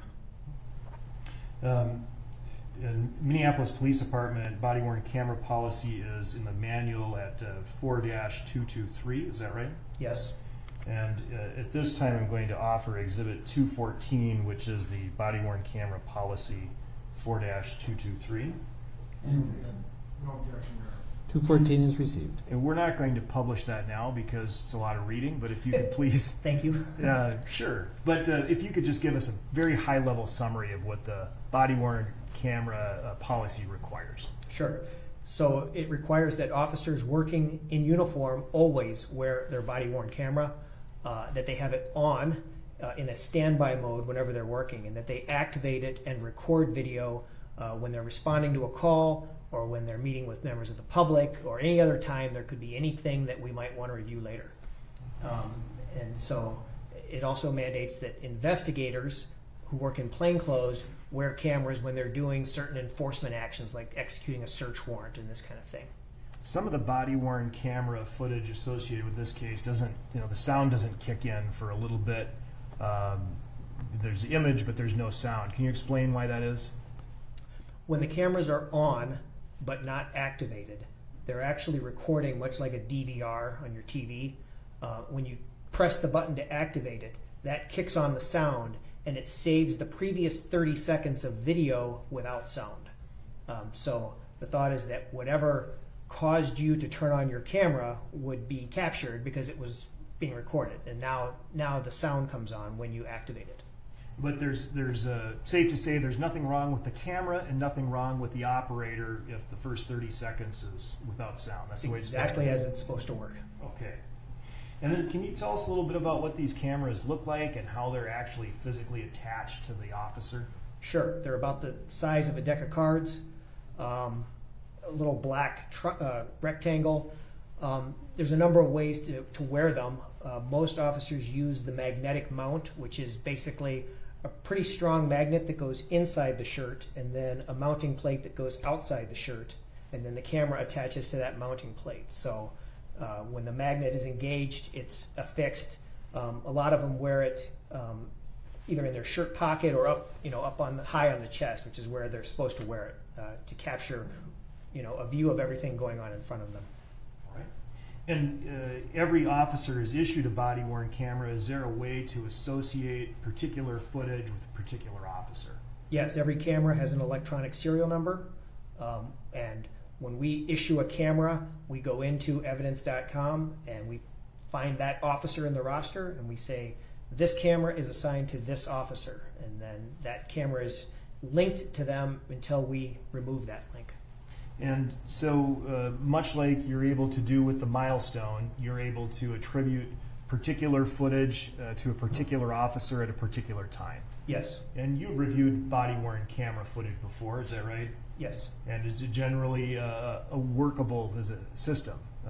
Does it capture what it's supposed to capture? Very much so, yes. And are you able to also associate particular footage with case numbers just like with the milestone? Yes, so when an officer is responding to an incident and records video, after the incident, we call it tagging, they tag their video with the case control number from the incident. And that way when the video is uploaded into evidence.com, it is tagged as being associated with that case. How long is the footage retained? Depending on the type of video, the minimum retention is a year. For any sort of evidence thing, it's 7 years, and then for significant incidents, it could be indefinite.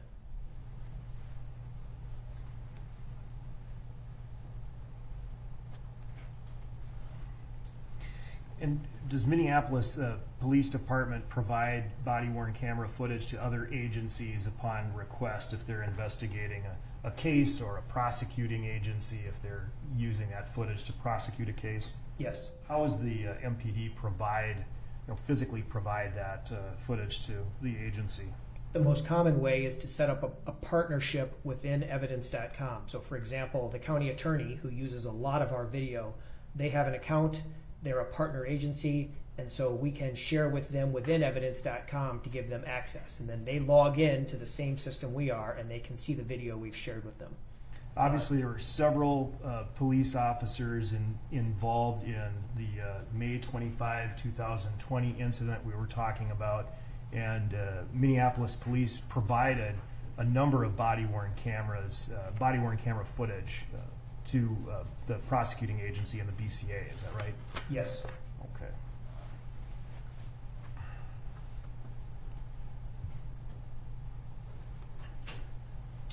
And are you familiar with the specific officers who responded to the scene of the incident that occurred from 8 o'clock in the evening to about 8:30 that Memorial Day? Yes. And would you agree that those officers included Officer Chauvin, Officer King, Officer Lane, and Officer Tao? Yes. And upon your review, does it appear that each of the four mentioned officers wore body-worn cameras during that incident? Yes. And you were able to associate it with the same case number you recited earlier, is that right? Yes. And this footage was uploaded and retained by the MPD servers, correct? Correct. You viewed some of the footage involved with the various officers? Yes.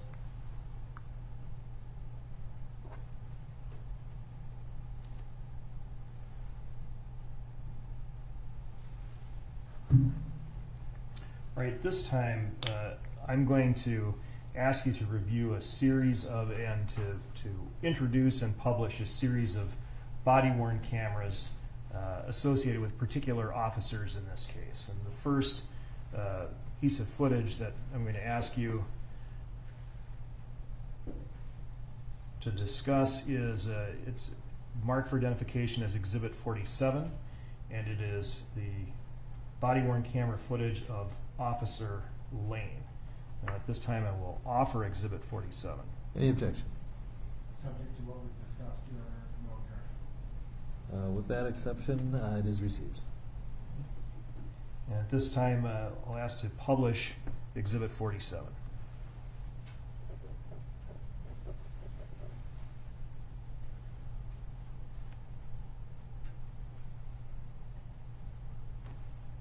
And please hit pause.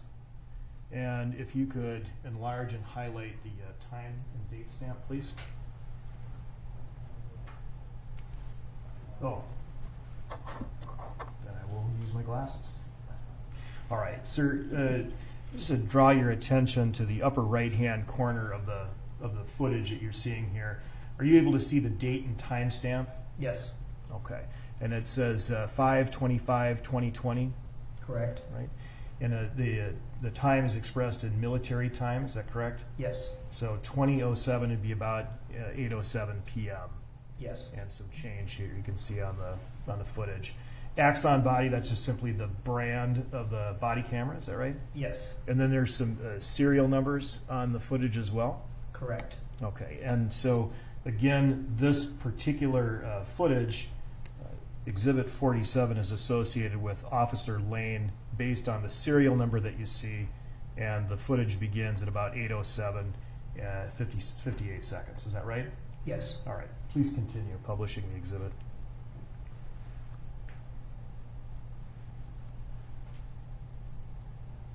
And this is that sound-free lag, right? There's no glitch here? Right. 30 seconds in, the sound will kick in.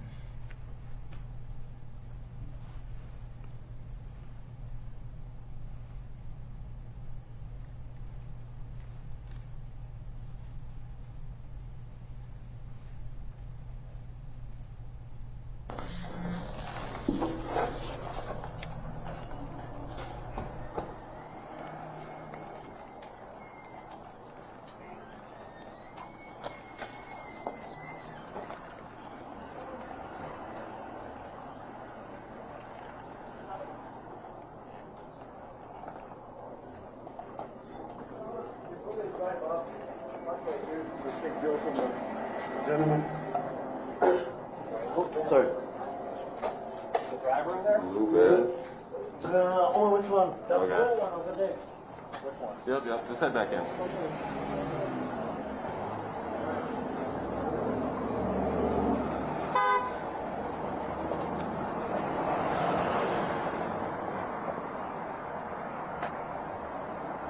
They're moving around a lot.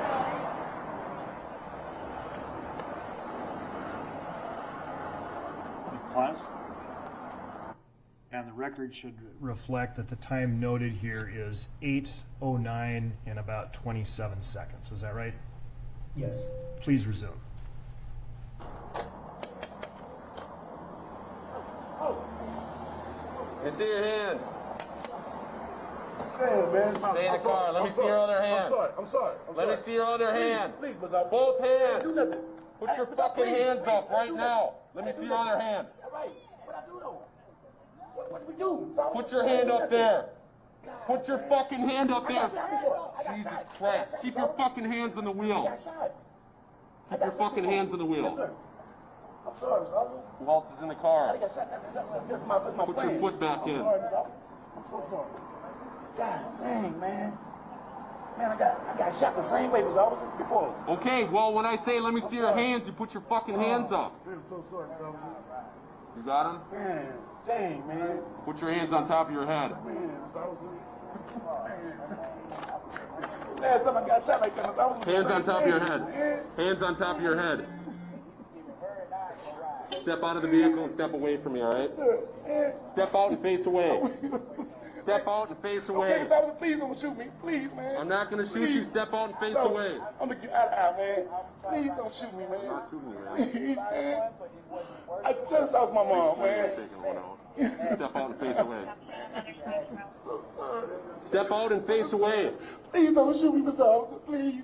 Don't shoot me, man. Step out and face away. Can you not shoot me, man? I'm not shooting you. Step out and face away. Okay.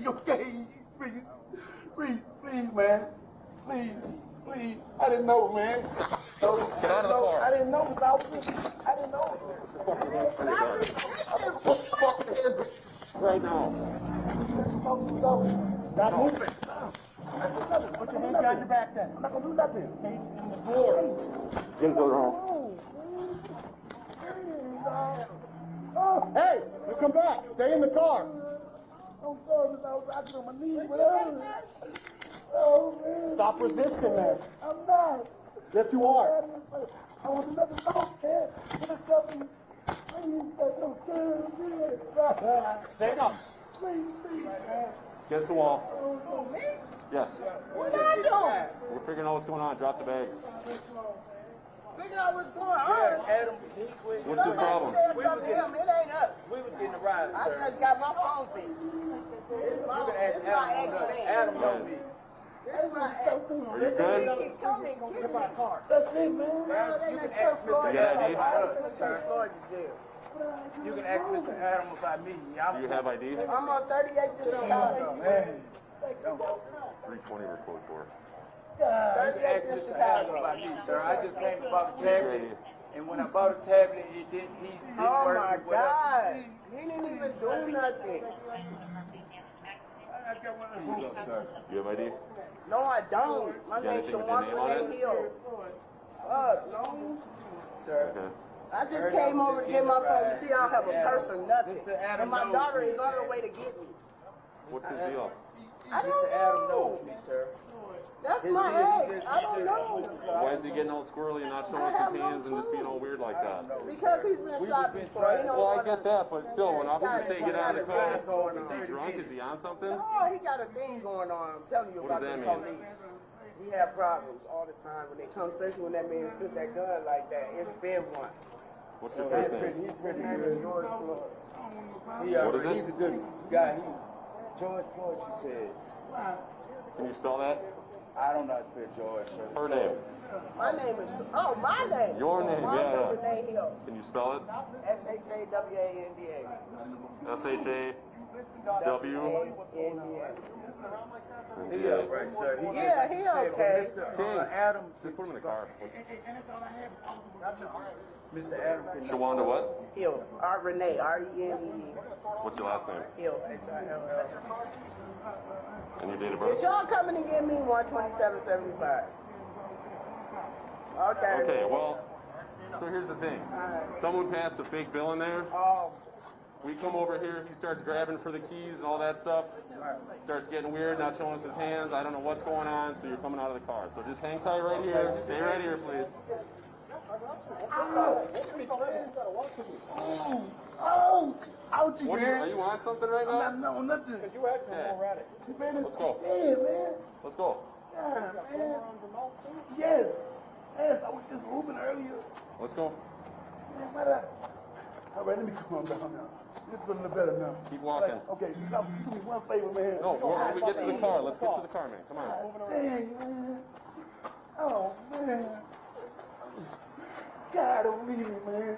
Please, man, don't leave me, man. Here. I I want to watch that car, too, so get him in. Stand up, stop falling down. Stand up. Stay on your feet and face the car door. You get a search on him? No. Please, get out the door, you, man. I just want to talk to you, man. Please, let me talk to you, please. Man, you ain't listening to nothing we're saying, so we're not going to listen to nothing you're saying. Can you watch that car? Just make sure no one goes in it. I hear you, but you are going to face the door right now. Listen up. Stop. I was leaving. That's anything y'all tell me to do, man. I'm not a resistor, man. I'm not. You can ask him. He know me here. Check that side. God, man, I'm gonna do nothing like that, y'all. Why is it going on like this? Look at my wrist, Mr. Officer. I'm not the kind of guy. Mr. Officer, I'm not the kind of guy. Stop. You please. I'm not that kind of guy, Mr. Officer. Please. Face away. Please, man. Don't leave me by myself, man. Please. I'm just claustrophobic. That's it. Well, you're still going in the car. Anything sharp on you? I won't do nothing to hurt y'all. Anything sharp on No, you? sir. Not even like a comb or nothing? Nothing, because I don't have nothing. Why y'all doing me like that, Mr. Officer? Please, crack it doing it for me and stuff, man. I am claustrophobic for real, Mr. Officer. You got him? Could you please crack it for me, please? Yes, I'll Remember my crack name. it. Stay with I me, will. man. I will. Please stay with me, man. Thank you. God, man. I didn't know all this was gonna happen, man. Please, man. I just want my hand free. I don't look at none of y'all, man. Nothing. You got it? Inside of your pocket real quick on your shirt. Hey, I'm listening. And I understand that people do stuff and All right, y'all he's know good. me. That's guns, whatever. There's nothing worse. Okay. Grab a seat. Okay. Because that was my I'll roll the windows down, okay? Please, man. Please don't do that. Take a seat. I'm going in, Mr. Officer. I'm going in. No, you're not. I gotta go in. Take a seat. Grab a seat, man. Man, y'all don't believe me, Mr. Officer. Take a seat. I'm not that kind of guy. I'm not that kind of guy, man. Take a seat. Y'all, I'm gonna die in here. Take a seat. I'm gonna die, man. You need to take a seat right now. And I just had COVID, man. I don't want to go back to that. Okay, I'll roll the windows No. down. Hey, listen. Dang, man. Listen. I'm not that kind of guy. I'll roll the windows down Please, and you pull man. your legs in, all right? I'll Y'all put the air on. stop. Look at that. Look at that. Not even Look listening. at it. Look at it. We can fix Look. it, but not while you're standing out Okay, here. man. God, y'all do me bad, man. Man, I don't want to try to win. I don't want to try to win. I don't want to win. I'm claustrophobic. I'm claustrophobic. I got anxiety. I don't want to do nothing to I'll them. roll the window down. Man, I'm scared as fuck, man. When I start breathing, it's gonna go off on me, man. Pull your legs in. Okay. Let me count to three. Let me count to three and I'm going in. Please. I'm not trying to win. I'll get on the ground, anything. I can't stand this shit, man. He know it. Okay, can I talk to you, please? Yes, you get in this car. We can talk. I'm claustrophobic. I'm hearing you, but you're not working with me. God, I'm claustrophobic, man. All right, come on over here. I'm going to pull you Get in. in the car. In the front? Please. No, you're not getting in the front. I'm claustrophobic, Mr. Officer. Get in the car. Okay, man, okay. I'm not a bad guy, man. Get in the car. I'm not a bad guy. Man. Please, officer. Please. Take a seat. Please, man. Please. No. Take a seat. I can't choke. I can't breathe, officer. Please. Okay, fine. My wrist, man. Please. I can't take this, man. I can't. I'm on the ground. Getting in the squad. I'm on the ground.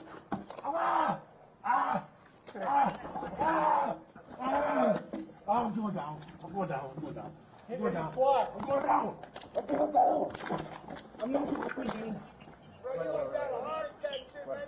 I know I can't breathe.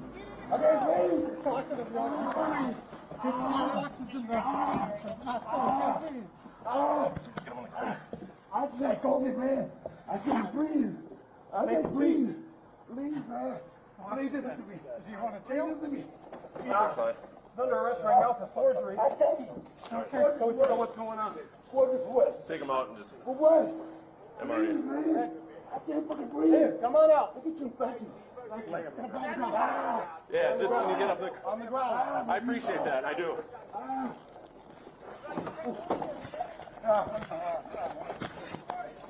You got your restraints? Hobble. I can't breathe. I can't breathe. Jesus I can't breathe. Thank you. I can't breathe. Stop moving. Mama. Yeah. Mama. Stay off. Mama. One of the front pouches. Mama. On my right side bag. Mama. Get EMS go too. You're the best guy. All right. Oh my God. I can't believe this. I can't believe this, man. Mama, I love you. Reese, I love you. You got hobble? My kids, I love them. I'm dead. Mine's in my side. It's listed. It's labeled. It says hobble. It's on the I top. can't breathe for nothing, man. It's cold-blooded, man.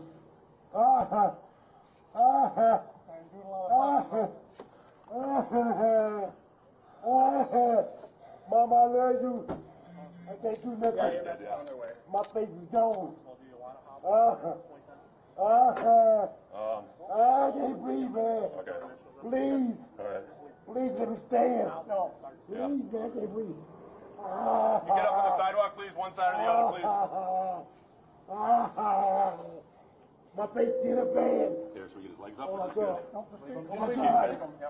Ah. All right. Hopefully Park's still sitting on the car there. Look at my He was face, acting man. very shady like she was in there. I'm assuming so. He wouldn't get out of the car. He wasn't following instructions. Yeah, it's across the street. Park's watching it. Please. Two other people with Please, him. I can't breathe. Please, man. Please, somebody. You can probably step it up then. You got it?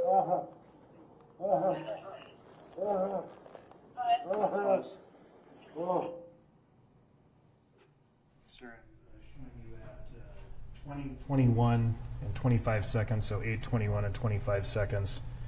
Based on your experience and training, do you have an opinion as to what that item is? That's a body cam. Please resume. Please, man, relax. I can't breathe. You're talking. You're talking fine. Deep breath. I can't breathe.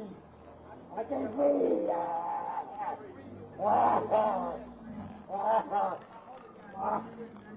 My body's just tired of me. Relax. Man, I can't breathe my face. Just get up. He's got to be on something. What do you want?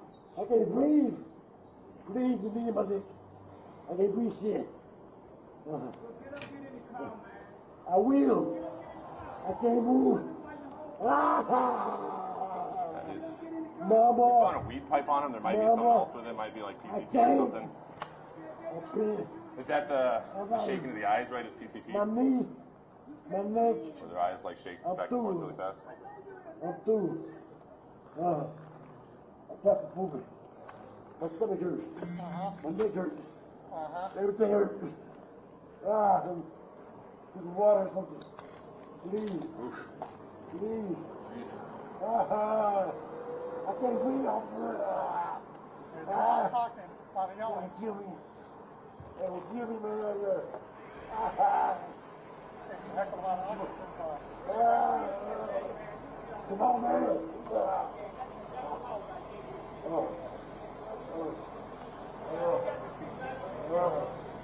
I cannot breathe. I cannot breathe.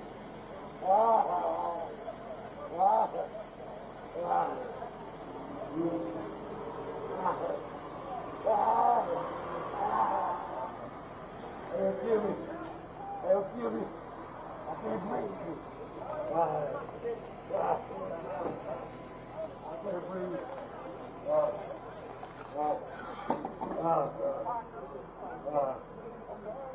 We tried that for 10 minutes.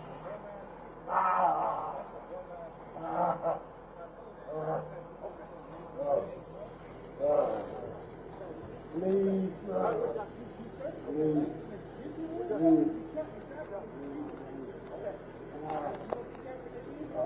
Roll on the side. Okay. I just worry about the delirium or whatever. That's probably really down what's coming. Okay, that's close.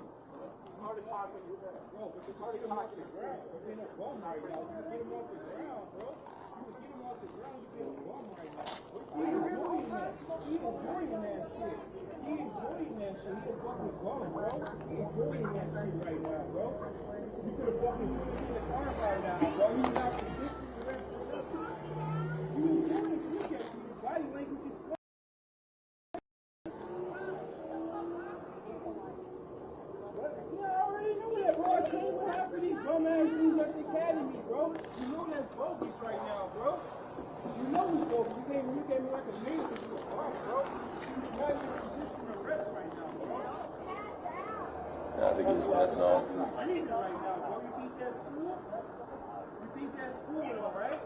There's all the posts available if you could start for an assault at next door to 2313 Washington Street. That's all right, though. Yeah, I mean, Not so far. my knee might be a little scratched, but I'll survive.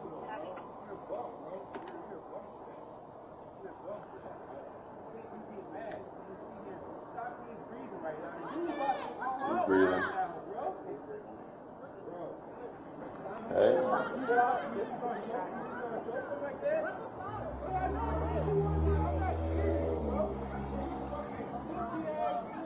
Don't come over here. Don't come over here. Up on the sidewalk. Yeah, we need you to keep them distance. Yeah, you gotta have them come out. Back off! Get up! Get off the street. Roll him on the side. He's not responsive right now, bro. Bro, look at him. He's not responsive right now, bro. Bro, are you serious? He's gonna Yelling. Is he breathing right now? Check his pulse.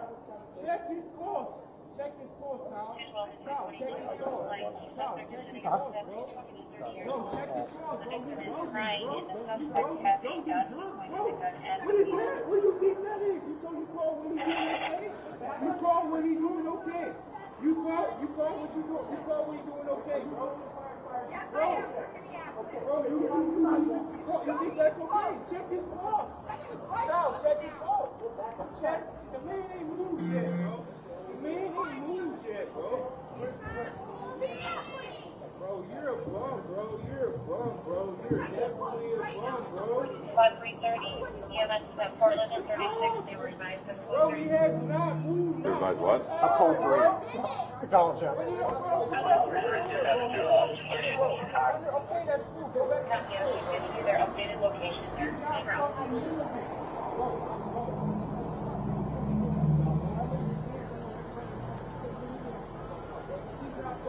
Here we go. Bro, you were just moving when I walked up. Bro, you can't get out. You can get back out.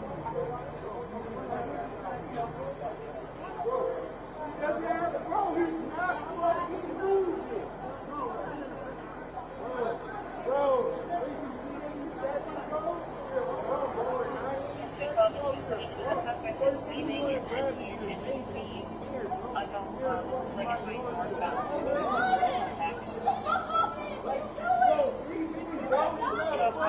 Not responsive right now, or you guys might wanna. Right now.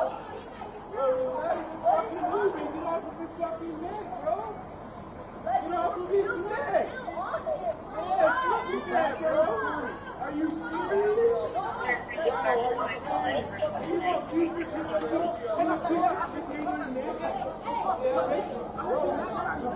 You get in the car? Get another car just for crowd. Let's get them on this.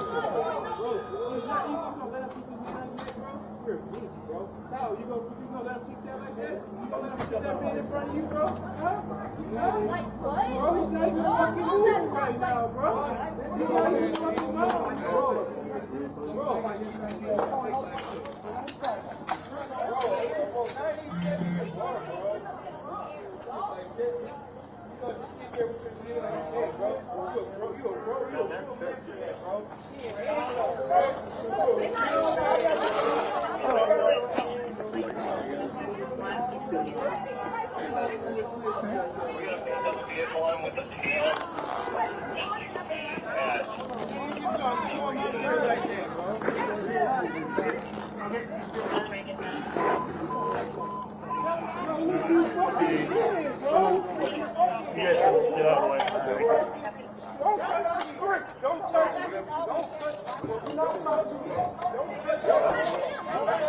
Need this?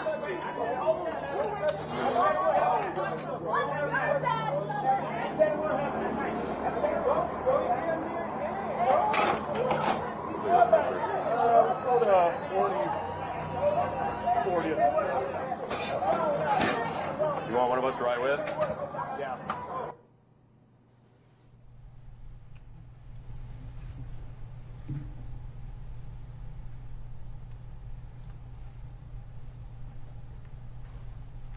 Sir, drawing your attention then to what's been marked as Exhibit 43, which is the body-worn camera footage of Officer King. I'll offer Exhibit 43. No objection, Your Honor. 43 is received. Publish Exhibit 43.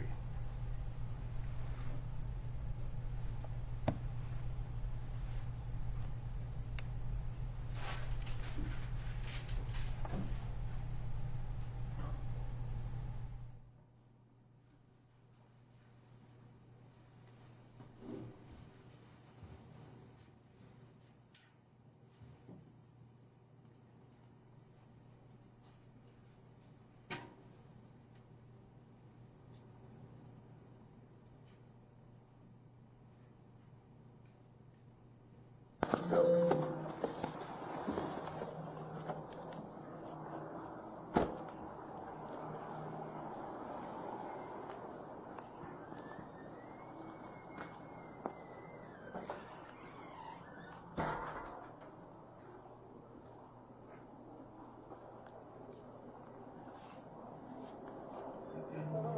they drive off, they act like it's a fake bill from the gentleman. The driver in there? Which one? That blue one over there. Which one? Yep. Okay. Something like that. All right.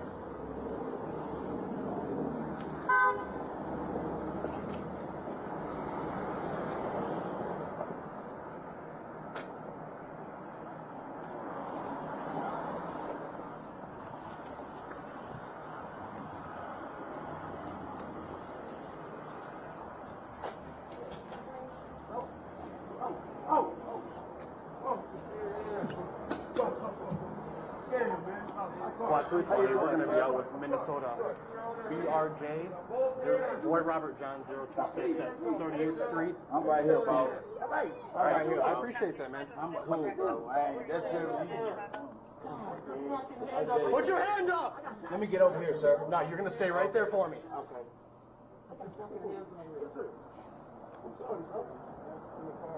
Just us, man. Me and you. Now you got one more back here. It's a lady. The lady? Yes, sir. Female. Giving us a ride. Trying to get It's her car? No, it's his other friend car, sir. She was giving her and I a ride. Yeah. All right. So it's whose car? Your friend's car, you said? It's his friend's car. Her name, I forget. Her name is I forgot her name, but I know his co-worker, and he was giving her and I a ride. This young lady right here. Yeah. And I a ride.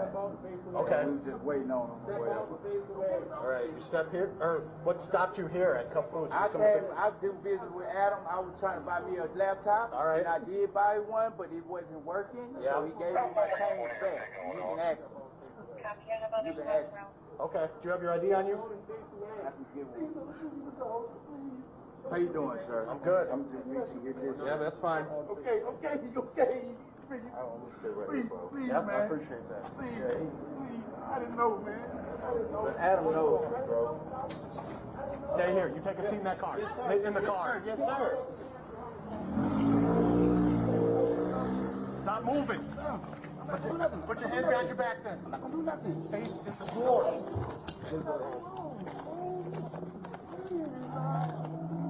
Hey, you come back. Stay in the car.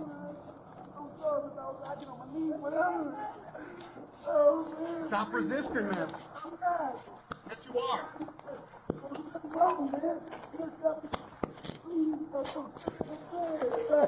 Stand up. Please, man. Stand up for me. I want to go back. Stand up. I want to go back there. I can do all that wrong, man. Come on, walk with me. Walk with me. Walk with me. My feet, man.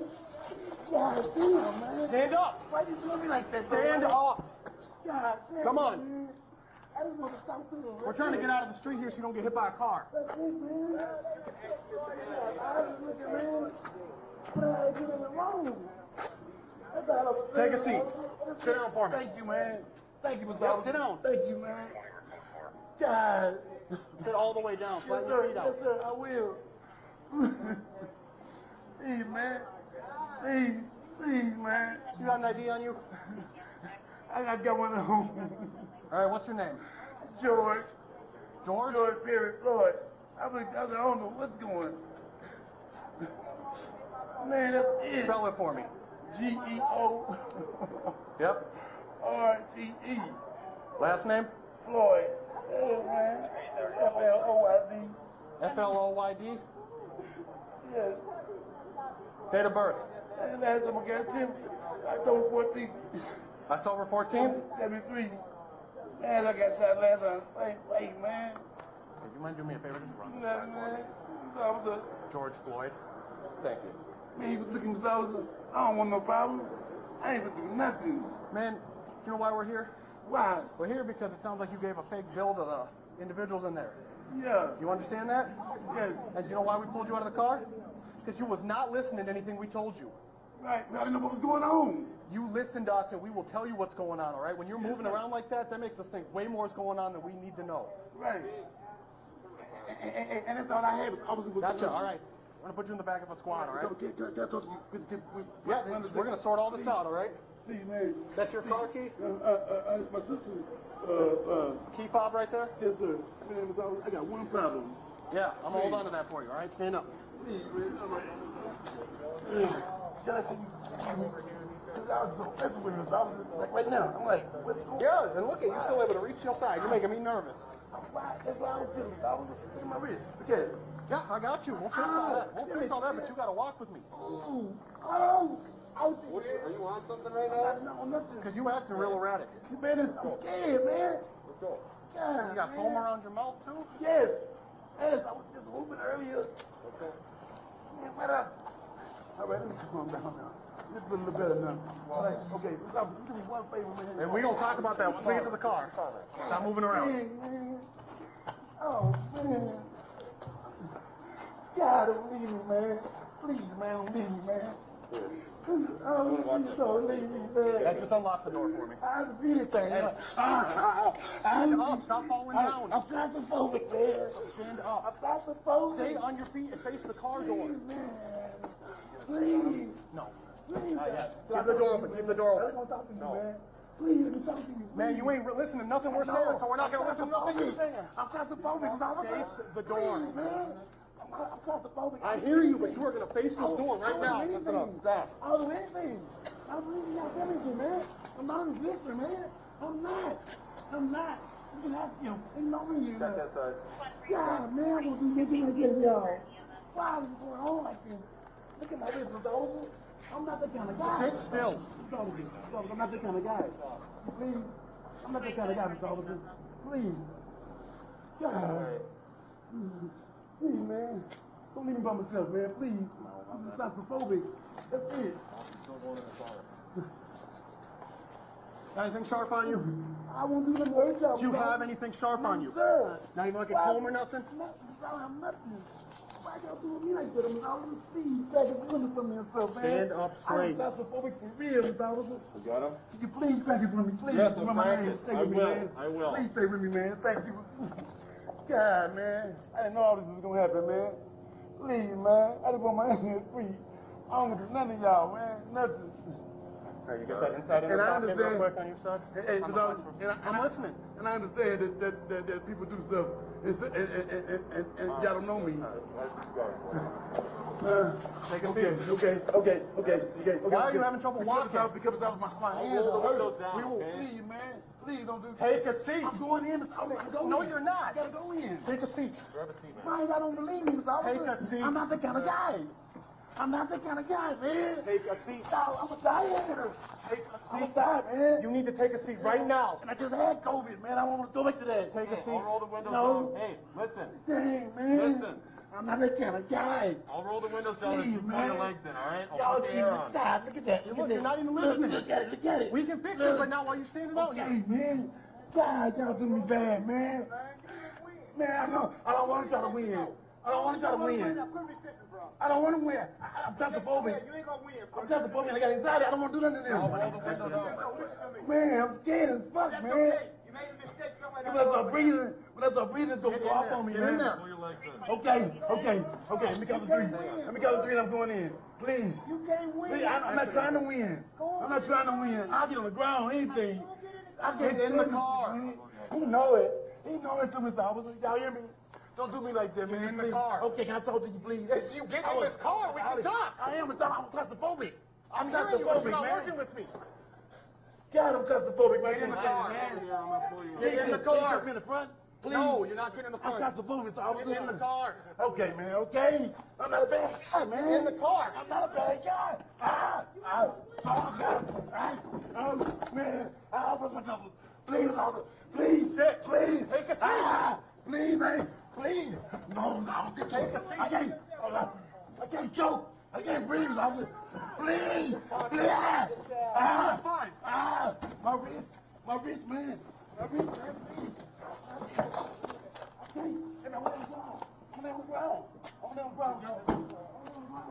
I'm on the ground. I'm going down. I'm going down. I'm going down. Get in the squad. I'm going down. I'm going down. I'm not going to leave. Bro, you walked down a heart attack. I know, can't breathe. Get in the car.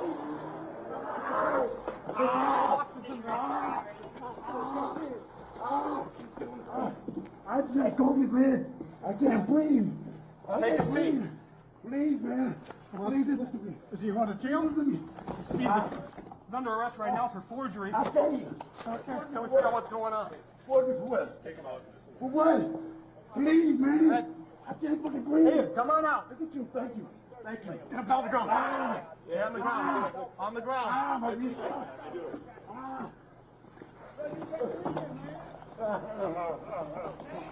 Right. You got your restraint? Hobbled? Okay. Okay. I can't breathe. Grab that. Get him. Jesus. I can't breathe. I can't breathe. Thank you. I can't breathe.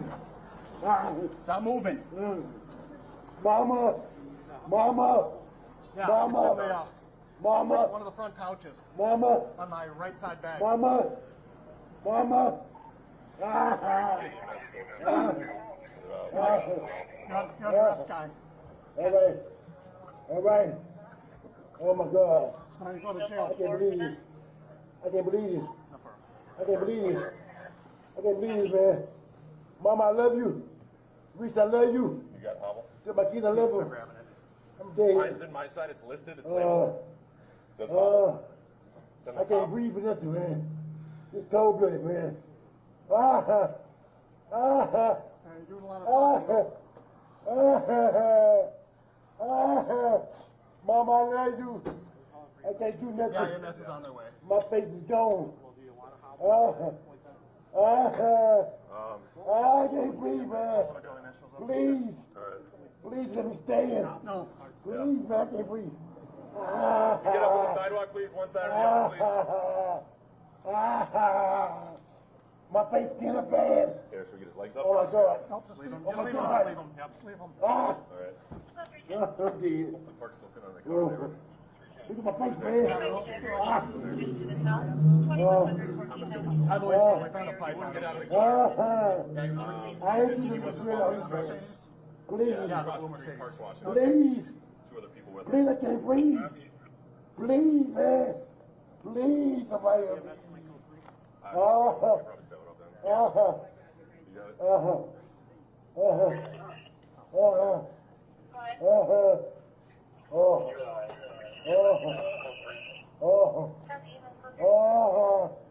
Please, man, somebody help me.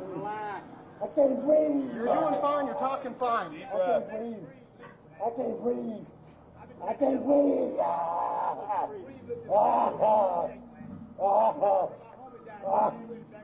My body's just tired this thing. Relax. Man, I can't breathe my face. Just get up. What do you want? I can't breathe. Please, the knee in my dick. I can't breathe shit. Get up, get in the car, man. I will. Get up, get in the car. I can't move.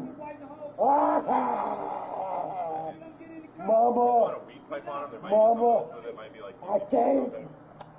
I'm big. Is that the All right. shaking of the eyes, right? Is PCP? My knee, my neck. Are their eyes like shaking I'm back and forth really through. fast? I'm through. I'm claustrophobic. My stomach hurts. My neck hurts. Everything hurts. Get some water or something. Please. Please. I can't breathe, officer. You're doing a lot of talking. A lot of They yelling. will kill me. They will kill me, man. Takes a heck of a lot of oxygen to... Come on, man.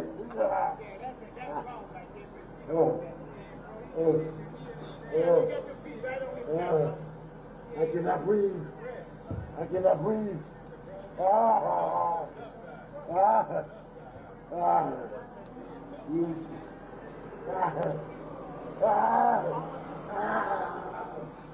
They'll kill me. They'll kill me. I can't breathe.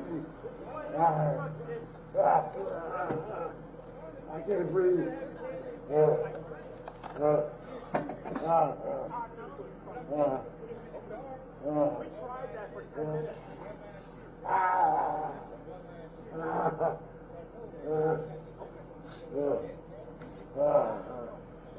Leave.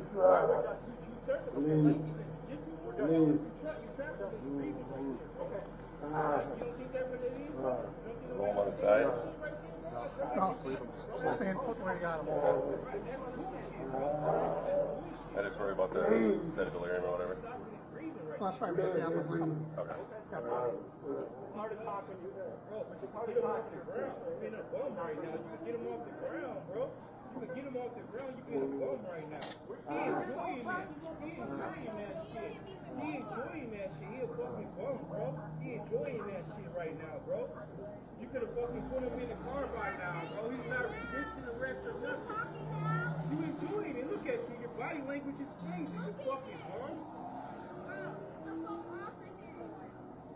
What? Yeah, I already know that, bro. I trained with half of these bum ass dudes at the academy, bro. You know that's bogus right now, bro.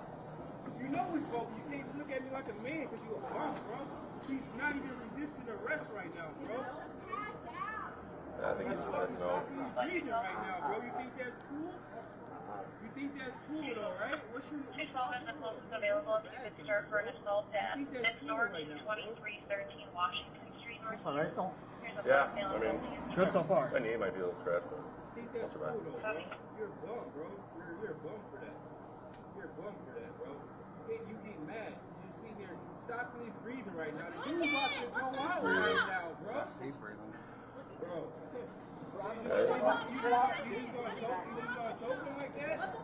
What I do? I'm not scared of you, bro. You fucking pussy ass dude, bro. Don't come over here. Don't come over here. Up on the sidewalk. Yeah, we need you to keep some distance. Yeah, you got an ambulance coming. He's not responsive right now. He's not responsive right now. He's not responsive right now. He's not responsive right now, bro. No, bro, look at him. He's not responsive right now, bro. Bro, are you serious? He's not here with that on his neck, bro. Is he breathing right now? Check his pulse. Check his pulse. Check his pulse, Tom. Check his pulse. Suspect is sitting on the 20 to 30 years old. The victim is crying, and the suspect has a gun. He's going to take good and What is that? What do you think that is? You call what he doing okay? You call what he doing okay? You call what you doing? You call what he doing okay, bro? Firefighter. Yes, I am from Minneapolis. Bro, you think that's okay? Check his pulse. Check his right Check his pulse. Check. The man ain't moved yet, bro. The man ain't moved yet, bro. He's not moving yet, please. Bro, you're a bum, bro. You're a bum, bro. You're definitely a bum, bro. About 3:30 p.m. at Portland and 36, they were advised of Bro, he has not moved, not Advised what? I've called 3. Acknowledge that.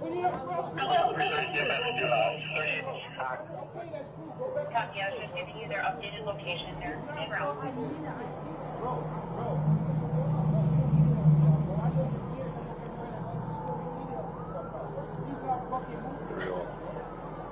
Bro, he was just moving when I walked up to her.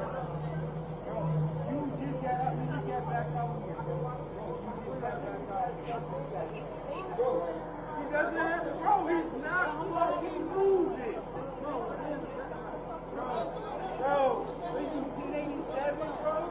You're a bum, bro. Or 987. 12 and 222, the suspect is leaving in SUV.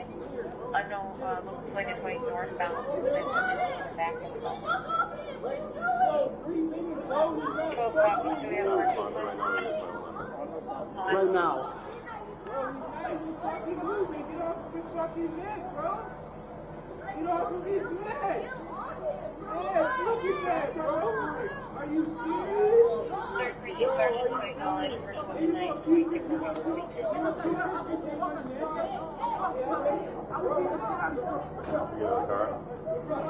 Get what? Car. Let's get him on this.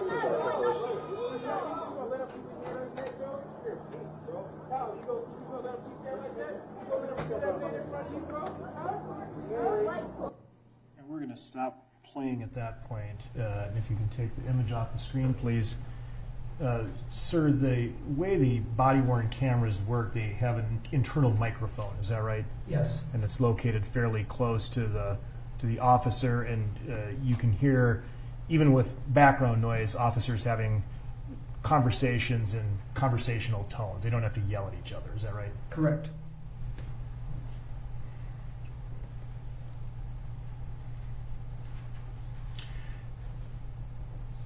There was also a body-worn camera footage taken from the camera issued to Officer 2 Tao. At this time, State offers Exhibit 49. Any objection? No objection. 49 is received. And asked to publish 49.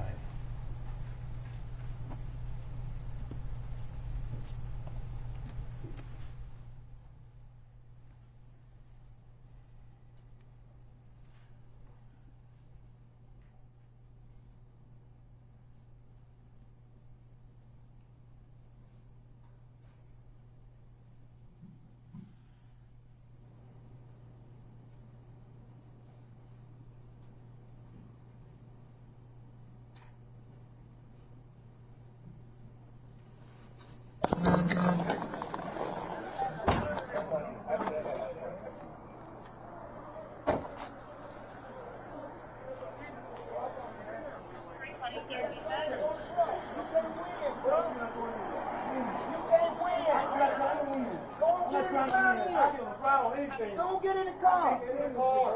He know it. He know it. Y'all hear me? Don't do me like that, man. Okay, I told you to please. You get in this car. What you talk? I am claustrophobic. I'm claustrophobic, You're not man. working with me. God, I'm claustrophobic, man. You In the ain't car, in man. whatever you Please, in the car. Can you get me in the front? Please. No, you're not getting in the front. I'm claustrophobic, so I was Get in the car. Okay, man. Okay. I'm not a bad guy, man. Get in the car. I'm not a bad guy. You ain't gonna win. Oh, man. Please, please. Take a seat. Please, man. Please. No. I can't choke. I can't breathe, Bobby.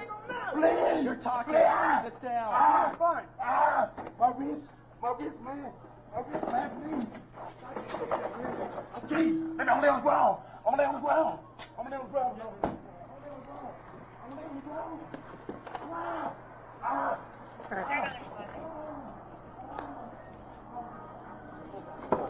I'm going down. I'm going down.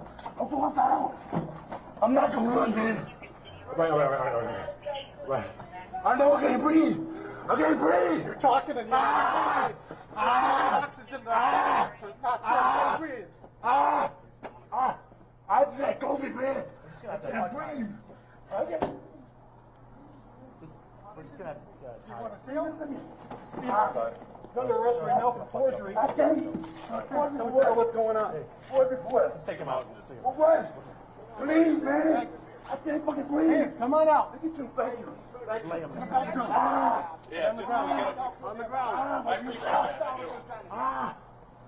Bro, you can't win, man. Now you worry. Right. You got your, You guys got one? strength. Okay. I can't breathe. I can't breathe. I can't breathe. I can't breathe. Not moving. Mama. Mama. Yeah. Mama. Stay up. Mama. One of the front couches. Mama. On my right side back. Mama. Mama. All right. All right. Oh my God. I can't believe. I can't believe. I can't believe. I can't believe, man. Mama, I love you. Reese, I love you. Get my kids, I love them. I'm dead. I can't breathe for nothing, man. It's cold blooded, man. There you go. You're doing a lot of talking. Mama, I love you. Are we calling for I EMS? can't do nothing. Yeah, EMS is on their way. My face is gone. Well, do you want to hobble at this point then? I can't breathe, man. Please. Please let me stand. No. Please, man, I can't breathe. Get up on the sidewalk, please. One side, please. My face is bad. Oh my God. I'm dead. Oh. Look at my face, man. Just to the south, 2100 14th Avenue South, I ain't keeping this in. Please. Across the street, parks watching. Please. Please, I can't breathe. Please, man. Please, somebody. EMS coming code 3. Uh-huh. Uh-huh. Uh-huh.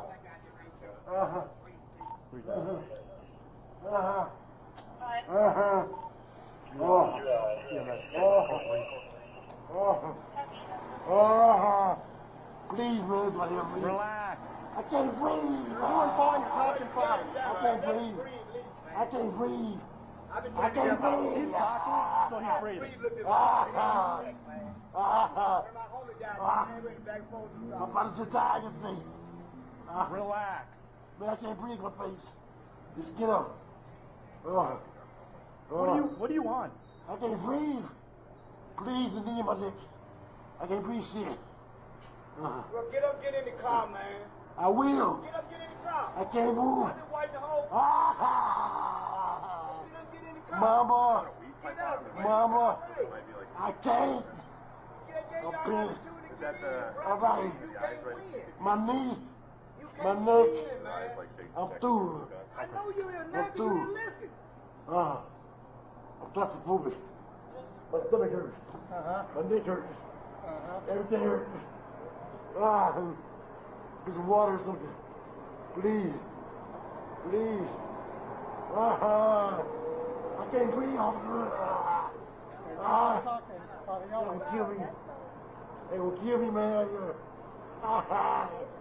Takes a heck of a lot of oxygen. Bro, with your feet on his neck, man, you get off the Come on, man. Yeah, that's it. That's raw right there. With his feet on his neck, man. Yeah, you got your feet right on his neck. I cannot breathe. I cannot breathe. Tough guy. Tough guy. What's that? Tough guy. He ain't even resisting You know how long you fought with him? He's being held down. They will kill me. I can't breathe. This is why you don't do drugs, kids. I can't breathe. He's talking, so he's fine. Okay.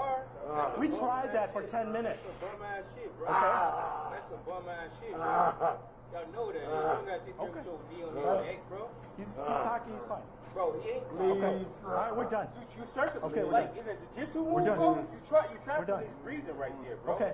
Like, you don't think that what it is, bro? You don't think nobody understands that shit right there, bro? I trained at the academy, bro. That's some bullshit, bro. You did. Okay. Right, Then do you that's understand? bullshit, bro. All right. That's bullshit, bro. You fucking stopping his breathing right there, bro. Okay, he's talking. It's hard to talk when you. Bro, but it's hard to talk if you're ground. if You're you're a bum not right breathing. now. You can get him off the Right? ground, bro. You can get him off the ground. You being a bum right now. Were you here the whole time? He enjoying that shit. He enjoying that shit. He a fucking bum, bro. He enjoying that shit right now, bro. You could have fucking put him in the car by now, bro. He's not resisting arrest or nothing. talking now? You enjoying it. Look at you. Your body language explains it, you Look at fucking him. bum. Bro, get the fuck off of him. But no, I already know that, bro. I trained with half of these bum ass dudes at the academy, bro. You know that's bogus right now, bro. You know it's bogus. You can't even look at me like a man because you a bum, bro. He's not even resisting arrest right now, bro. That's what happens to the Stopping his underground. breathing right now, bro. You think that's cool? You think that's cool though, right? What's your badge number, bro? You think that's cool right now, bro?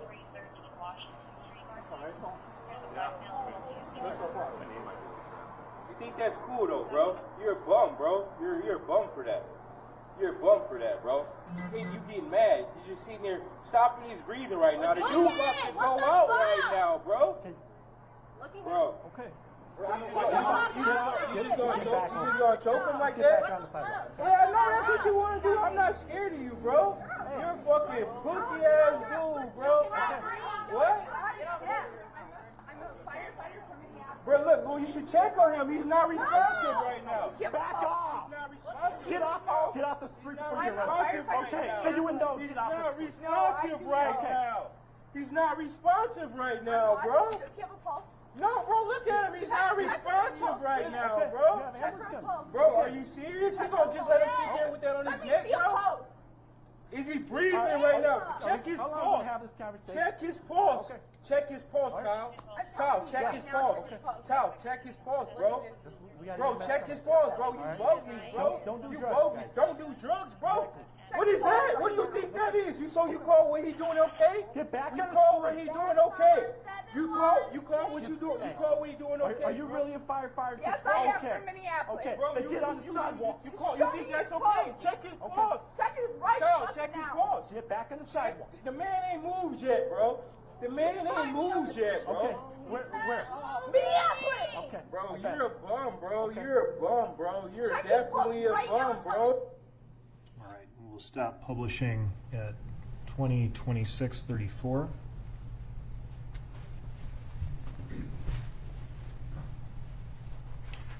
Officer Chauvin also had a body-worn camera, is that right? Yes. And based on your review, is that the box that we saw underneath the car at one point in the encounter? Yes. That is at Exhibit 44, offer Exhibit 44. 44 is received. Request to publish 44.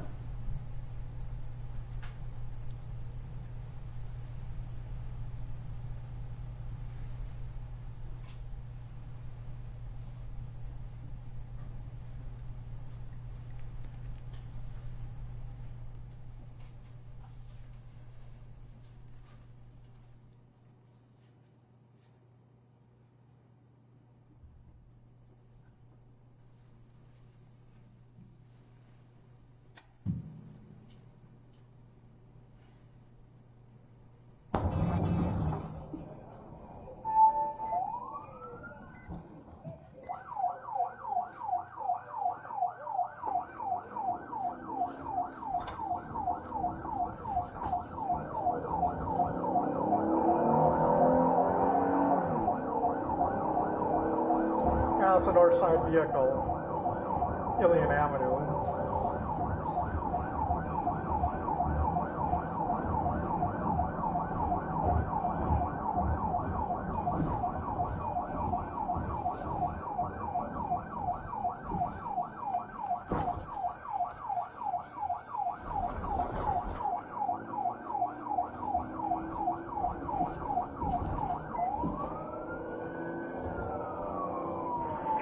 Code 4. Copy 320 South Code 4, 330 EP cancel at 2012. Spot 310, copy yourself behind for the property damage accident in 1924 Chicago at Subway.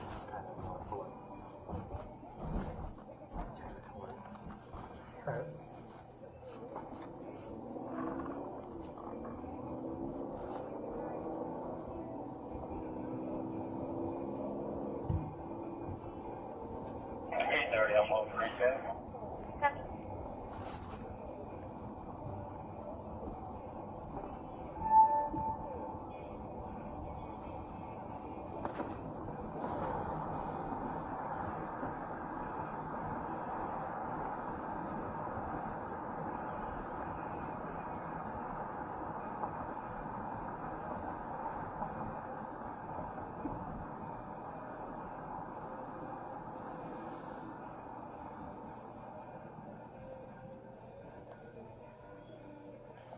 Oh, shut up. Till I get there.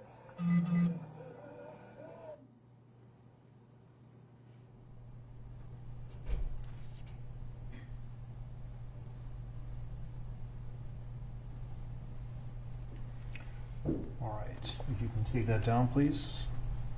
Now I'm going to be asking you about some items that we will seek to admit without publication at this point. Officer Pluger is a sergeant at the 3rd Precinct. You're familiar with him? Yes. He was also issued a body-worn camera, and his footage is, there's footage that was captured of the incident that's offered as Exhibit 48. No objection. 48 is received.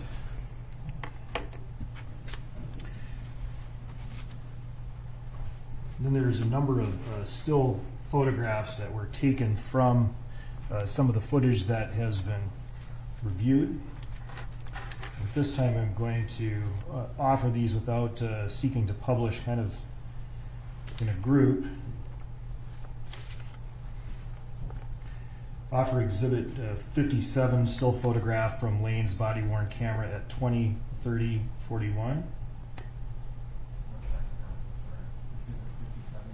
Yes, sir.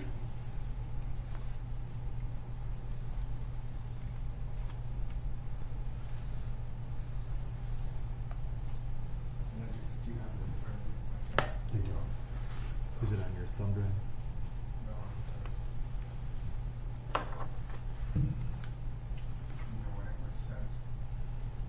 think in the first batch. One moment, Your Honor. I can just take a look at it on there. Or you can bring it up and.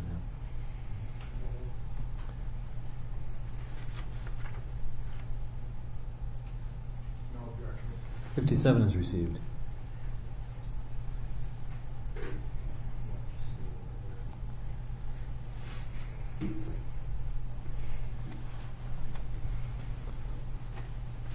Offer Exhibit 58, Lane's body-worn camera at 20:30:43. 58 is received. Offer 59, Lane's body-worn camera 20:30:47.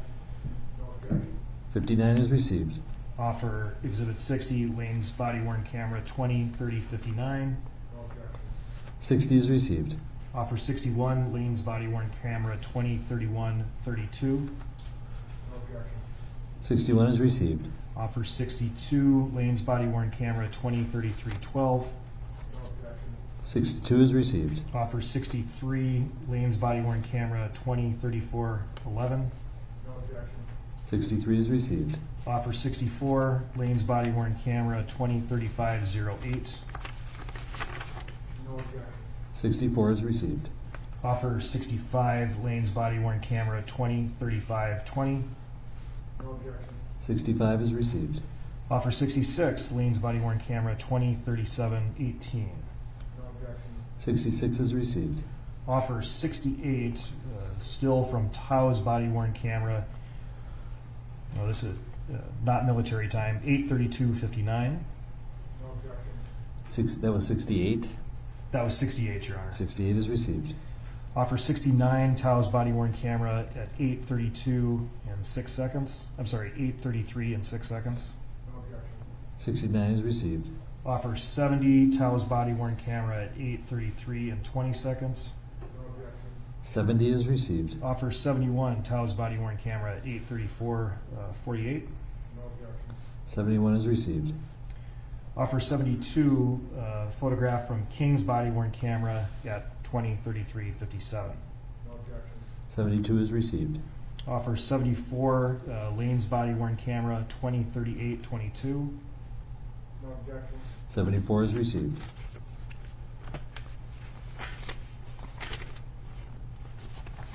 Offer 195, still photograph from defendant Chauvin's body-worn camera at 20:18:18. 195 is received. Offer 196, Tao's body-worn camera at 20:18:30. 196 is received. Offer 197, Tao's body-worn camera at 20:18:40. 197 is received.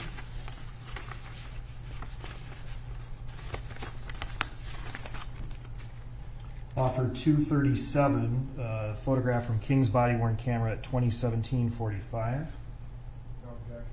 237 is received. Offer 238, defendant Chauvin's body-worn camera at 20:18:18. 238 is received. Offer 239, Tao's body-worn camera 20:18:40. 239 is received. Offer 240, King's body-worn camera at 20:19:27. 240 is received. Offer 241, Lane's body-worn camera at 20:19:53. 241 is received. Offer 242, King's body-worn camera at 20:23:50. 242 is received. Offer 243, Lane's body-worn camera at 20:26:33. 243 is received.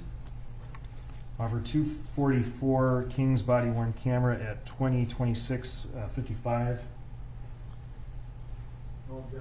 244 is received. For 245, Lane's body-worn camera at 20:28:23. 245 is received. Now to exhibit 248, Lane's body-worn camera at 8:27:41. 248 is received.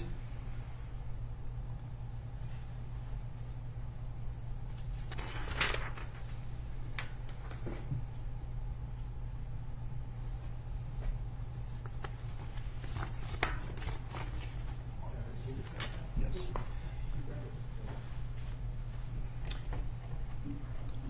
And then one final body-worn camera exhibit to offer and for publication. That's relatively short, Your Honor. Exhibit 45 is another segment of Defendant Chauvin's body-worn camera. Any objection? No objection. 45 is received. May be published. Seek to publish 45.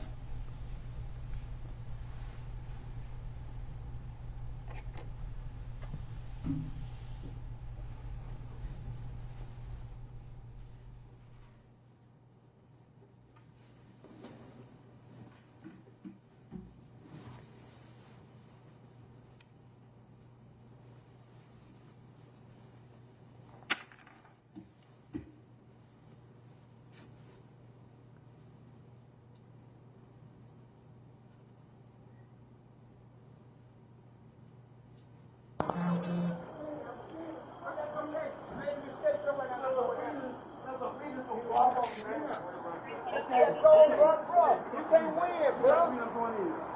You can't win. I'm not trying to win. Go and get in the car then. I get on the ground, anything. Go and get in the car. He know it. He know it too, Mr. Officer. Y'all hear me? Don't do me like that, man. Please. Okay, can I talk to you, please? So you get in this car, we can talk. I am claustrophobic. I'm hearing you, but you're not working with me. God, I'm claustrophobic. Get in the car. Get in the car. Get me in the front. Please. No, you're not in the car. I'm claustrophobic, Mr. Officer. Get in the car. We're gonna pull you in. Okay. I'm not a bad guy, man. Get in the car. I'm not a bad guy. You ain't gonna win. Please, officer. Please. Please, man. Please. Pull him in. No. You take a seat. Pull him in. I can't choke. I can't breathe, officer. Please. Please. Fine. My wrist, man. My wrist, man, please. No, I can't take that, man. I can't. I'm gonna lay on the ground. I'm gonna lay on the ground. I'm gonna lay on the ground, bro. I'm gonna lay on the ground. I'm gonna lay on the ground.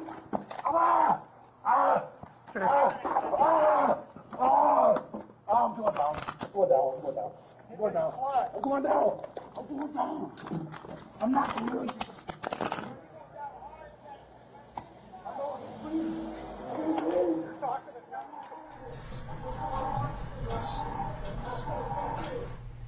And then we've reached the point where, based on your experience and observation, that the camera is now on the ground underneath the vehicle. Is that right? Yes. Thank you very much. I have no further questions. Mr. Nelson? Yeah.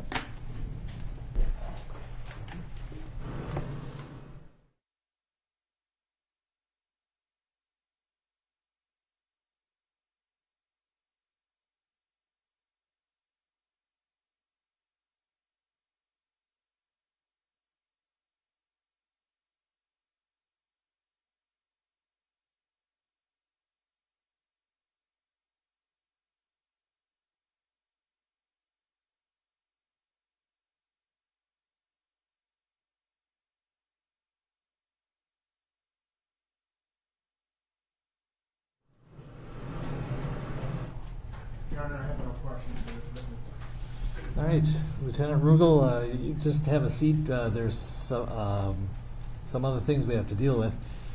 But members of the jury, we're going to excuse you for the night.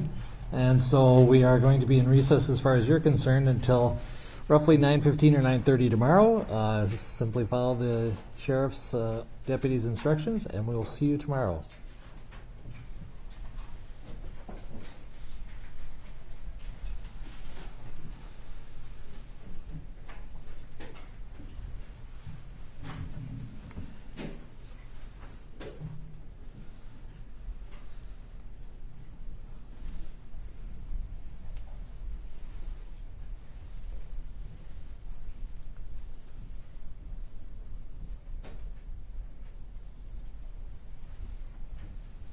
seated. All right, Mr. Nelson, did you want to proceed?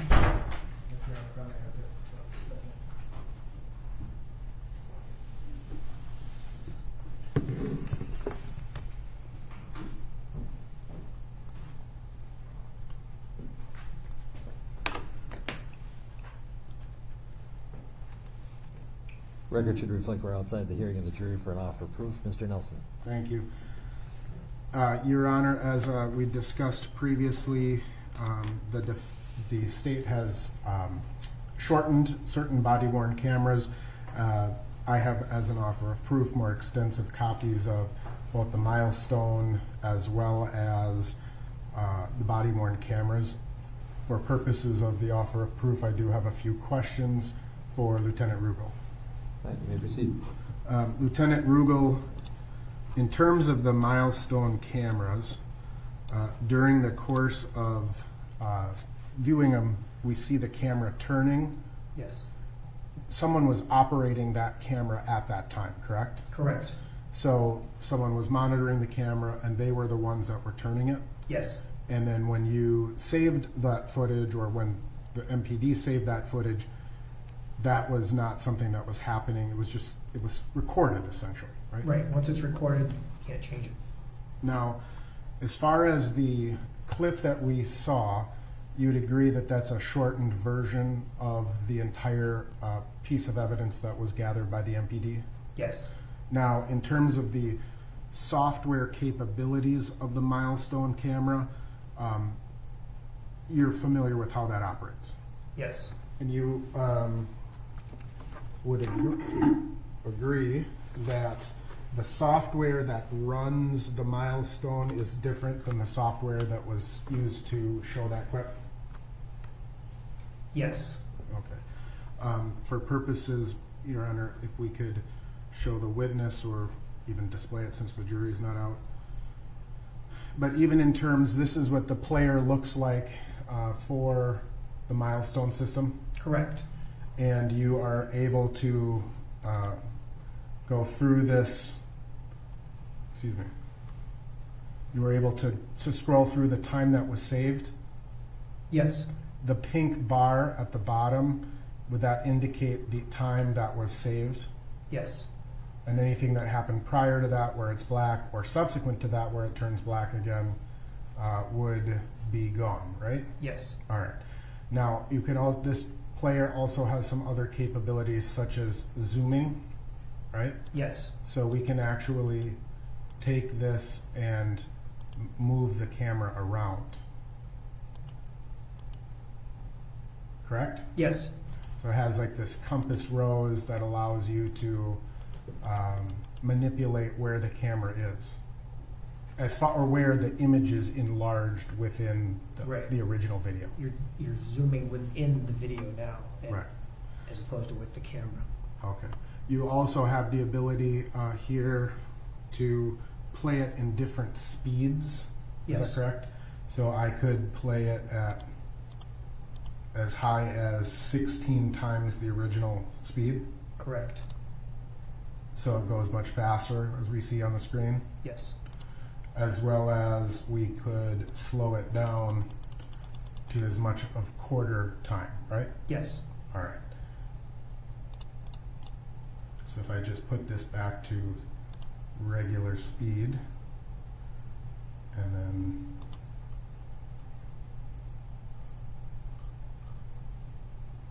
scroll, for example, you can actually zoom this in or zoom it out, as we discussed earlier. Yes.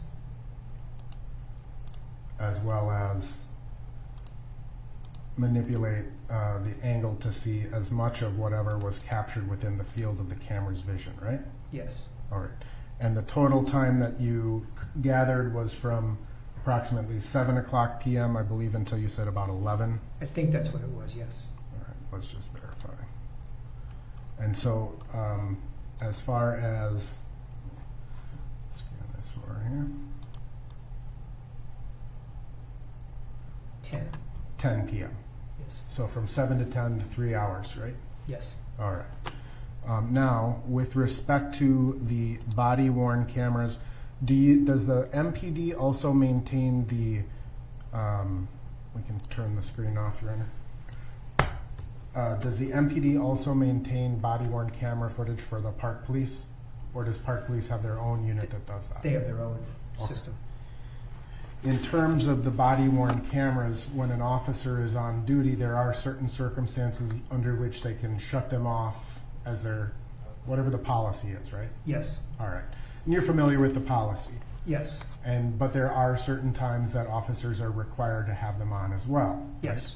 Right? And so an officer may, in the course of interacting with his partners or talking with various people, he or she may turn off the body-worn camera at a certain time, right? Yes. And then once the circumstances change and they're required to turn their camera back on, they hit it, and every time they turn it off and on, it creates a different segment of video. Is that correct?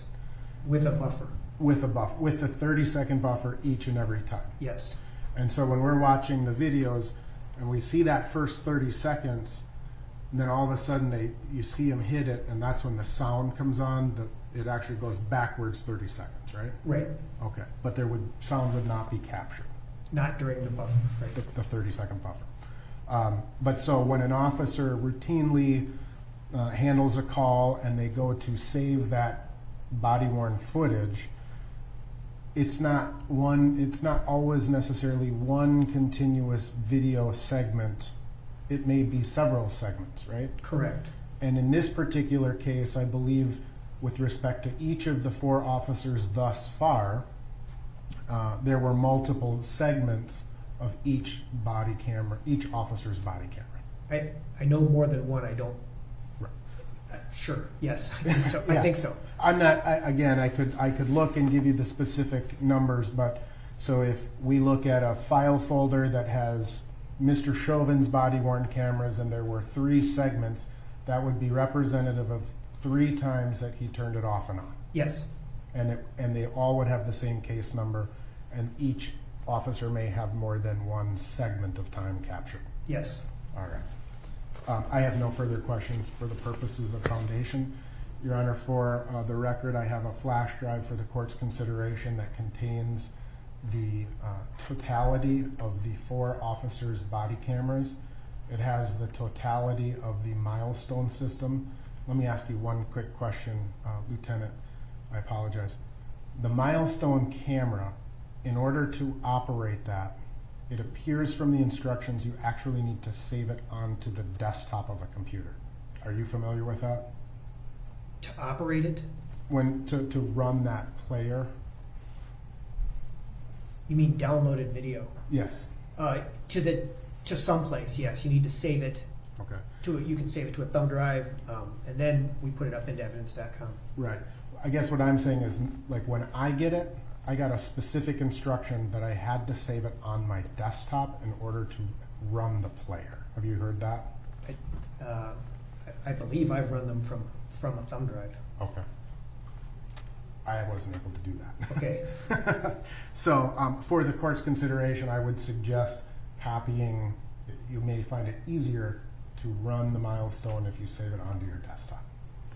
I would note, Your Honor, and I don't know if the state is intending to object as on foundational purposes, but it is the defendant's intent to call Peter Chang, the Minneapolis Park Police officer. On the thumb drive also is Peter Chang's body-worn cameras. If there are foundational objections, I would appreciate knowing that. Alternatively, you may want to view that if there are admissibility objections. Are you going to object on foundation grounds? I don't anticipate that, Your Honor.